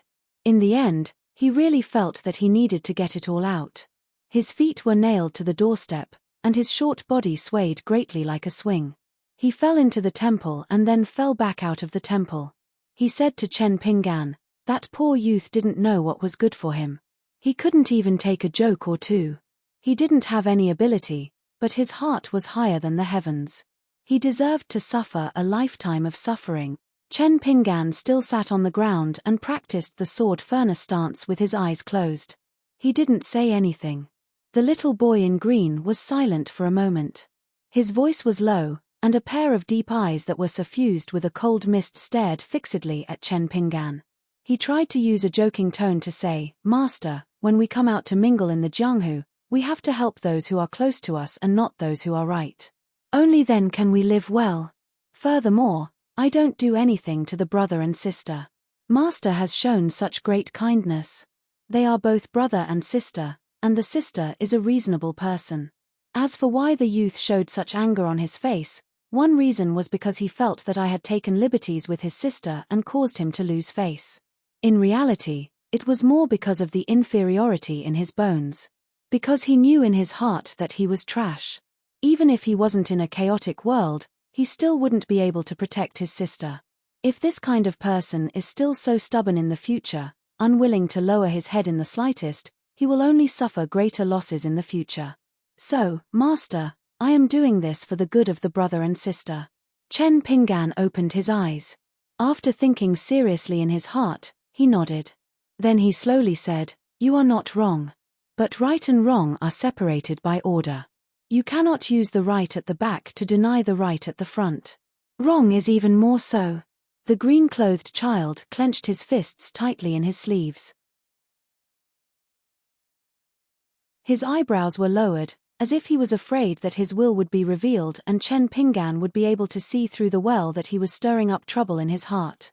This water demon that was second only to Yu Jiang and above tens of thousands could only feel the anger burning in his heart. He wanted nothing more than to punch that boring master to death, and then eat that fire python to nourish his cultivation, and become a stepping stone for his own path to the heavens. The green-clothed child turned around and jumped down from the doorstep. He chuckled and said, "Young master, then I will go and apologize." The laughter had already spread into the martial saint temple. However, the green-clothed child, whose back was facing the temple, had a face full of ruthless killing intent. After the green-clothed child had left, the girl in the pink dress said timidly, "Master, he is really angry. If he was at Yu Jiang, according to his personality, he might have flooded both sides of the river. According to the records of the county, in the past few hundred years, there have been many natural disasters of flooding. Not only did Yu Jiang water god not suppress them, he even added fuel to the fire." Chen Pinggan patted her head, "Since he is not willing to listen, then I will not reason with him in the future." Chen Pinggan said that he would not reason with the green-clothed child. That meant that he really did not want to talk about these boring reasons with the green-clothed child. Originally, he thought that Chen Pinggan would be willing to talk a little because they had accompanied each other all the way and their relationship had become closer. Since he did not like to listen, then Chen Pinggan would definitely not ask for trouble and return to the starting point. After that, as long as the green-clothed child did not do anything that went beyond Chen Pinggan's background, he would let him do as he pleased. Just like today's small matter, if Chen Pinggan had just met him, he would definitely have looked on coldly from the side and would not have said these words. Chen Pinggan and Kui Dongshan had walked such a long distance. How much had they talked about? The girl in the pink dress had a face full of innocence. "Master, then you can talk to me. I like to listen to these things." Chen Pinggan smiled knowingly. "If there is anything wrong with what I said, you must tell me." At this moment, she suddenly had an epiphany and blurted out, "Master's order has opened up the cottage." "You're absolutely right." She quickly blushed and hurriedly declared, "Master, I am not imitating him. I am not flattering you." Chen Pinggan looked at the fire and saw that the rice was about to be cooked. The girl in the pink dress said angrily, "Master, let's not leave any food for him and let him starve. Master is doing this for his own good and yet he is still angry. If his real body was not imprisoned in that inkstone, he would have really attacked you today." I was almost scared to death just now. Chen Pingan shook his head and smiled. That won't do. We still have to leave some food for him. The girl in the pink dress smiled brightly. I will listen to you, master. Chen Pingan rubbed her little head. Of course, the little boy in green was not going to apologize to an ant. He was already magnanimous enough to not slap the siblings into meat paste. The little boy in green put his hands behind his back and left the Martial Saint Temple. With a tap of his toes, he leaped onto the ridge of a roof. His short figure turned into a faint green smoke and flew out of the city. With one last burst of speed, he rushed into the clouds and drew a huge arc in the sky before landing behind a deep mountain. The water snake that had returned to its real body smashed into the ground with a loud bang. The impact was so great that even the county could feel the tremors clearly. The water snake twisted its huge body all the way. Wherever it passed, trees collapsed and rocks tumbled. After that, it followed a stream upstream, splashing water everywhere. Finally, it came to a grey cliff that was like a unique branch. Its body circled around the cliff and spiraled upwards. When its head reached the peak of the cliff, its tail was still at the bottom of the cliff. The few trees on the cliff were all smashed and tumbled down. The water snake that was covered in a ruthless aura continued to increase the strength of its body. In the end, it actually crushed the entire cliff. Only then did he return to his real body amidst the dust that covered the sky and slowly descended the mountain. He walked as if he was flying and as fast as lightning. The little boy in green did not know that all of his actions were in the eyes of the two people. On a mountain 100 miles away, an old man in a scholarly robe stood in the wind. In his hand, he held an inkstone with an old dragon sleeping soundly. He was the old assistant minister of the Huangting Kingdom, or rather, the only remaining dragon of the ancient Shu Kingdom. After the old dragon obtained the golden words from the sage of literature's palm, he made a secret agreement with the Dali imperial tutor. After sending the young man's body, Kui Dong, to the Great Sui Kingdom, the old man began to return to the Huangting Kingdom. He secretly captured all the dragon bastards and kept them all in the inkstone. He really used his great supernatural power to scour the ground 3 feet deep and dive 1,000 feet into the water. Other than the little boy in green and the little girl in pink that were captured by Kui Dong, there were now more than 10 small creatures swimming in the inkstone. At this moment, there was an old woman with a hunchback standing beside the old man. Her real body was a red snake that grew up in the wilderness. After obtaining a cultivation opportunity, she cultivated hard for 500 years to reach her current state. She had just reached the 7th level of cultivation. This time, the old man found her hiding place. He directly dug a hole 1,000 feet deep into the mountain and caught the old woman's real body. She had no choice but to live under someone else's roof. However, the old woman only felt that she was not happy enough to serve the famous old man in a scholarly robe. She did not feel wronged and cowardly. The old man asked indifferently, "What do you think?" The old woman replied respectfully, "Ancestor, this water snake is still stubborn in the end. However, even I am a little envious of his roots and bloodline." The old man nodded and said, "His origin is not bad. It's a pity that his aptitude is dull and his temperament is unstable. He is useless and squandered a hidden opportunity to molt." The old woman was stunned. She did not know why the old man said that. Previously, the two of them were high up in the clouds in the abandoned Martial Saint Temple.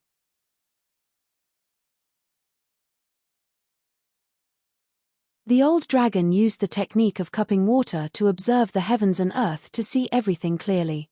If the green-clothed child dared to attack Chen Pingan, even if it was just a provocation, he would die instantly. The old dragon would definitely not be merciful. In fact, the old dragon had an innate dislike for the green-clothed child. It had nothing to do with his temperament, but was purely a conflict of bloodline. Among the many descendants of the flood dragons in the world, the green-clothed child's bloodline usually cultivated rapidly and was blessed by nature. However, he was the most rejected by the true flood dragons. It was like the first illegitimate child that emerged from a middle-class aristocratic family. Unfortunately, he was neither high nor low in status and was an eyesore. The old woman's cultivation was low and her vision was narrow. She did not see anything. As for the water snake's violent temper, the old woman did not think it was a big mistake. The reason why she had a bulging back was that she was still weak after her initial enlightenment. She was once caught by a snake catcher in the mountains. During the fight, her pneuma foundation was damaged by the snake catcher. That was why she had a natural hunchback even when she was in human form. Later, she found the descendant of the snake catcher and took her bloody revenge, which was more than 200 years late. A medium-sized family in the county city was killed overnight, regardless of whether they were women or children. None of them could escape the disaster and the family line was completely cut off. After the incident, the old woman still felt unsatisfied. She only hated that the snake catcher was not a cultivator. Otherwise, she would have let him taste the feeling of living a life worse than death. Therefore, the water snake could endure from beginning to end. When facing the fussy and poor young man, the green-clothed child did not say a word of malice. Only when they went deep into the wilderness did she start to release her murderous intent. In the old woman's eyes, this was a good cultivation of mind and character. It was quite good. The old man shook his head. Your foundation is worse than that little water snake. Compared to that little python, you are even worse in comprehension and wisdom. You are too far behind. The old woman turned pale in panic. She was afraid that the old man would kill her if he was unhappy. After all, along the way, it was not that there were no blind people who did not want to be restrained. Without exception, they were all killed by the old man. After death, their spirit and soul had nowhere to hide. They were all plundered into the ancient inkstone and reduced to a thin layer of light ink. The old man sighed with emotion. On the great Tao, everyone strives to be the first. But if you are one step behind, you will always be behind. Perhaps others are always dozing off and slacking off, but their realms are still rapid progress. You cultivate day and night, but in the end, you are still trash. Cultivation is so helpless. The old woman hurriedly said, "Old ancestor, is that young master really so amazing?" The old man laughed in spite of himself. It is not that the young man is amazing, but that the young man's guide is too amazing. If the young man is only a young man, no matter how hard he works, his martial arts realm will still not be too high. He will probably be 6th or 7th realm at most. That is all. Walking the river to become a flood dragon and entering the sea to become a dragon, these were the two great trials that the flood dragons yearned for even in their dreams. During this process, it would be extremely bumpy and difficult. Not only would it be a bloody mess, it would also have to endure the torment of being reborn. The molting that happened when one's realm rose was called a small molting. It happened many times. The last 2 times would be called a large molting. The old man rode the wind and walked out of the mountain top step by step. The old woman could only follow him in her true form. A 70 to 80 feet long crimson snake was wagging its tail beside the old man. Old Flood Dragon smiled and said, "I'm not saying that the young man's path is definitely right. It might be a path that leads to the top of the world, or it might be a dead end with no future. But then again, even if it's a dead end, it's definitely enough for the little water snake to transform into a flood dragon. It's a pity that he doesn't know how lucky he is and cut off his own path. No wonder the heavens didn't reward him with food." The crimson snake spoke in human language. Old ancestors' cultivation is profound and has already seen the changes of the world. Naturally, your vision is far-reaching. We only need to follow old ancestors' orders and we will be satisfied. To us, this is already a great fortune. The old man smiled but did not say anything. Actually, there were still many things that the old dragon did not reveal to this crimson snake. He even deliberately said some words that went against his identity. The young man's martial talent was indeed not outstanding. However, the young man named Chen Pingan was definitely not as unremarkable as the old dragon described him to be. Back then, when the old dragon first saw the group of traveling students in his own house, the old dragon used his divine ability to look at them for the first time. Chen Pingan was the last person that entered his eyes. However, as he looked, the old dragon discovered that everyone was circling around Chen Pingan. It was not just their words and actions. Instead, It was a kind of mysterious aura. On that rainy night, there was a spirited young man in white, a little girl in a red cotton-padded jacket who carried a small bookcase, a cold young man who was already on the path of cultivation, a slender young woman with a wonderful bone structure, a tall young man whose cultivation was hidden and whose dragon chi was even more obscure, and a strong and dignified child. Clearly, the last one was the young man in straw sandals who held a hatchet and led the way. At first glance, he was the most unremarkable existence. However, as the old dragon looked over and over again, he discovered that there was something very unusual about him. Like the stars surrounding the moon, like the mountains worshipping the great mountain. That young man took the lead, as if he was saying, "Don't worry, just follow behind me. Because the heavens are big and the earth is big, I can already shoulder it." After the green-clothed child returned to the martial saint temple, he resumed his mischievous attitude. Chen Pinggan still treated him with a normal attitude. At first, the little boy in green was still a little worried that Chen Pinggan would go back on his word and ignore the 2 snake gall stones that he had promised him. After probing twice and getting an accurate answer, the little boy in green was somewhat relieved. However, in the process of getting along with Chen Pinggan after that, even if Chen Pinggan did not have the slightest bit of abnormality, he continued to let him feed his fists when he needed to practice martial arts, and continued to let him show his true form when he needed to ride on the road. Regarding his unreasonable behavior, Chen Pinggan was still helpless and did not feel the slightest bit annoyed. However, the green-clothed child always felt that something was missing. As for what it was, he could not tell. As they got closer to the old master's hometown, the green-clothed child only knew that the girl in pink was getting happier and happier. This made him more and more unhappy. Therefore, after he crossed the mountains and officially entered the borders of Dali, the green-clothed child used his trump card. In the evening, on a cliff plank road that had been abandoned for countless years, the 3 of them started a fire and rested in a slightly spacious concave cave. He carefully took out a large porcelain bowl from the square-inch object. The bowl was half filled with clear water and was filled with spiritual energy. It was different from the ordinary rootless water in the world. The girl in pink blinked her watery eyes and immediately understood the trick. However, she was too embarrassed to take a closer look. Fortunately, the green-clothed child was already holding the bowl with both hands and sat down beside Chen Pinggan. He said mysteriously, "Old master, let me show you something good. It's almost done. There's only 15 minutes left."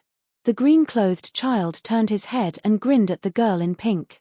He stretched out his palm and said, "I still have 5 bowls of water like this from 5 different immortal residences. There's also a bucket of water from the rolling thunder pond on Zhengyang Mountain. Do you know how much it cost me? Even if I sold you, silly girl, it wouldn't be enough. At most, I have 7 big bowls. Of course, you're a fire python. Similar items should be a special piece of firewood or an incense stick. However, I'm sure you don't have any of them, right?" Chen Pinggan looked at the arrogant green-clothed child and the embarrassed girl in pink. He asked, "What can you see through this small bowl of water?"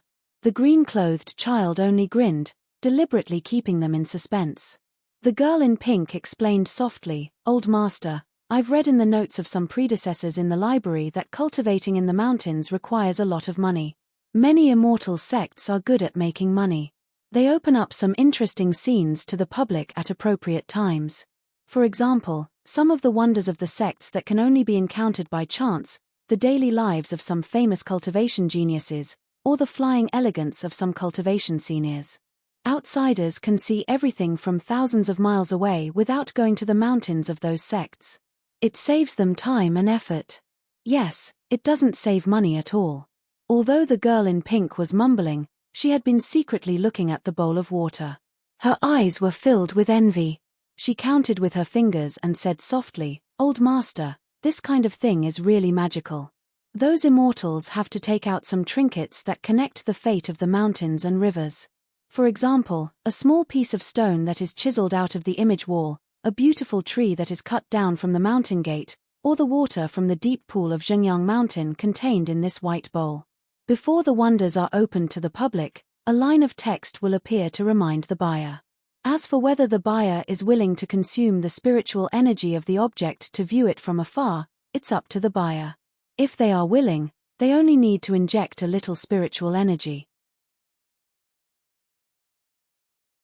Through the spells and abilities of the other sects, the buyer can see the various scenes displayed in the text. It's very interesting. The girl in pink became more and more disappointed as she spoke. In my early years, after I saw it in the notes, I once begged the cow clan of Gilan to help me find a piece of wood like this. However, after I gave them benefits as promised, the cow clan kept beating around the bush with all sorts of excuses to delay the matter. In the end, I was too embarrassed to ask again and just pretended that it didn't happen.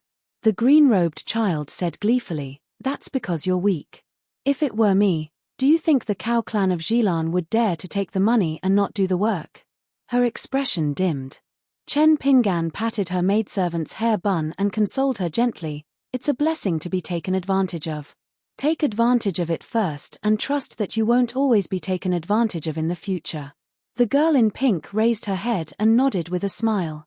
The green-robed child rolled his eyes. "These two fools, one big and one small." A moment later, he exclaimed in surprise, "Here comes the show." Ripples appeared in the clear water in the bowl. The green-robed child snapped his fingers and the clear water rose into the air slowly like a fountain. Eventually, it turned into a water screen that was as large as a painting of mountains and rivers.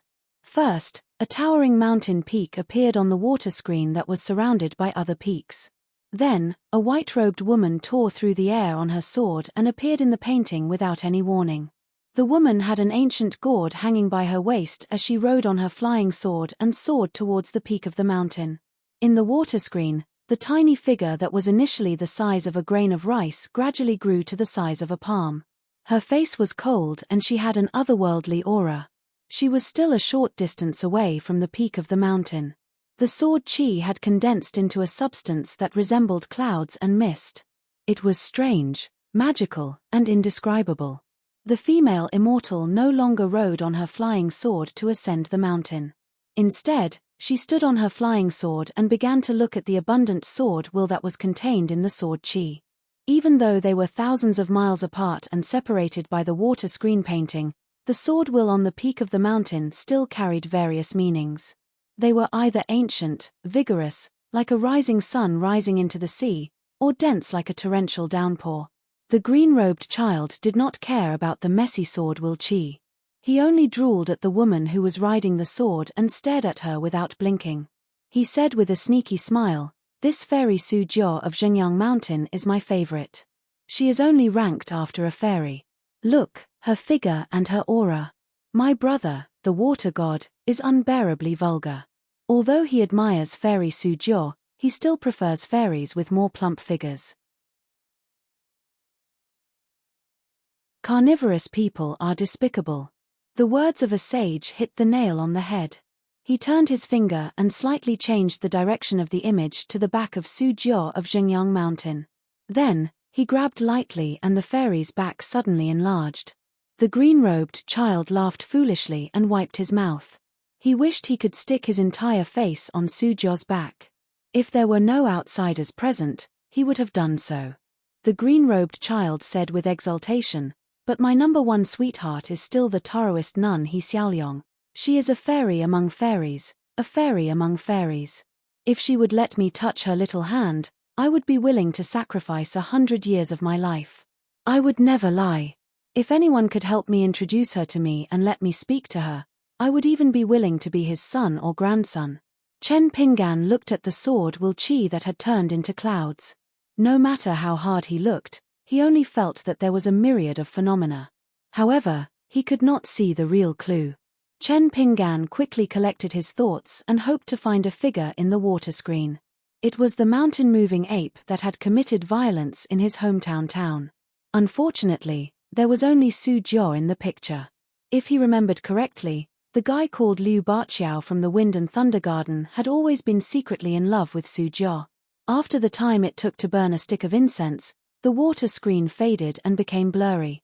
It condensed and fell, and finally became a small bowl of clear water again. However, the water level in the bowl had obviously dropped a little. The green-robed child put away the white bowl and clear water. He rubbed his hands and paced back and forth. He laughed and said, because of the sword chi scene at the peak of Zhengyang Mountain, the viewing this time was quite costly. However, it was definitely not a loss. Previously, when I looked at the various sceneries of Zhengyang Mountain from afar, Fairy Sujiao only appeared a few times. This time, TSK, I never thought that Fairy Sujiao was so fertile. How could I have seen it before? Chen Pinggan silently stood up and walked to the plank road outside the cave. The mountain wind whistled past, blowing his clothes to one side. However, now that he had a solid cultivation of the second realm, coupled with his repeated mountain climbing and harvest, Chen Pinggan's body was as still as a mountain. Vaguely, he seemed to have become one with the steep mountain wall behind him. Chen Pinggan suddenly said in surprise, "It's snowing." He stretched out his hand and waited for the snow to fall on his palm. He maintained this posture, but suddenly turned his head and reported the good news to the green-robed child and the girl in pink. "Come and see, it's snowing." A heavy snowfall came unexpectedly. At the end of the year, the 24 solar terms of the year had passed one after another. Even on the road back home, there was only wind and rain during the light snow season. However, today was the heavy snowfall season. There was really heavy snow. After Chen Pinggan greeted them, he continued to stretch out his hand to catch the snowflakes. He raised his head and murmured happily, "It's snowing, it's snowing." The girl in pink had never seen her master so happy. She happily skipped over. The green-robed child had never seen such a childish fellow. He stayed where he was and mumbled, feeling that life was meaningless. You're tuning in to the Celestial War YouTube channel. Don't forget to subscribe and join us on this journey to catch the most captivating stories.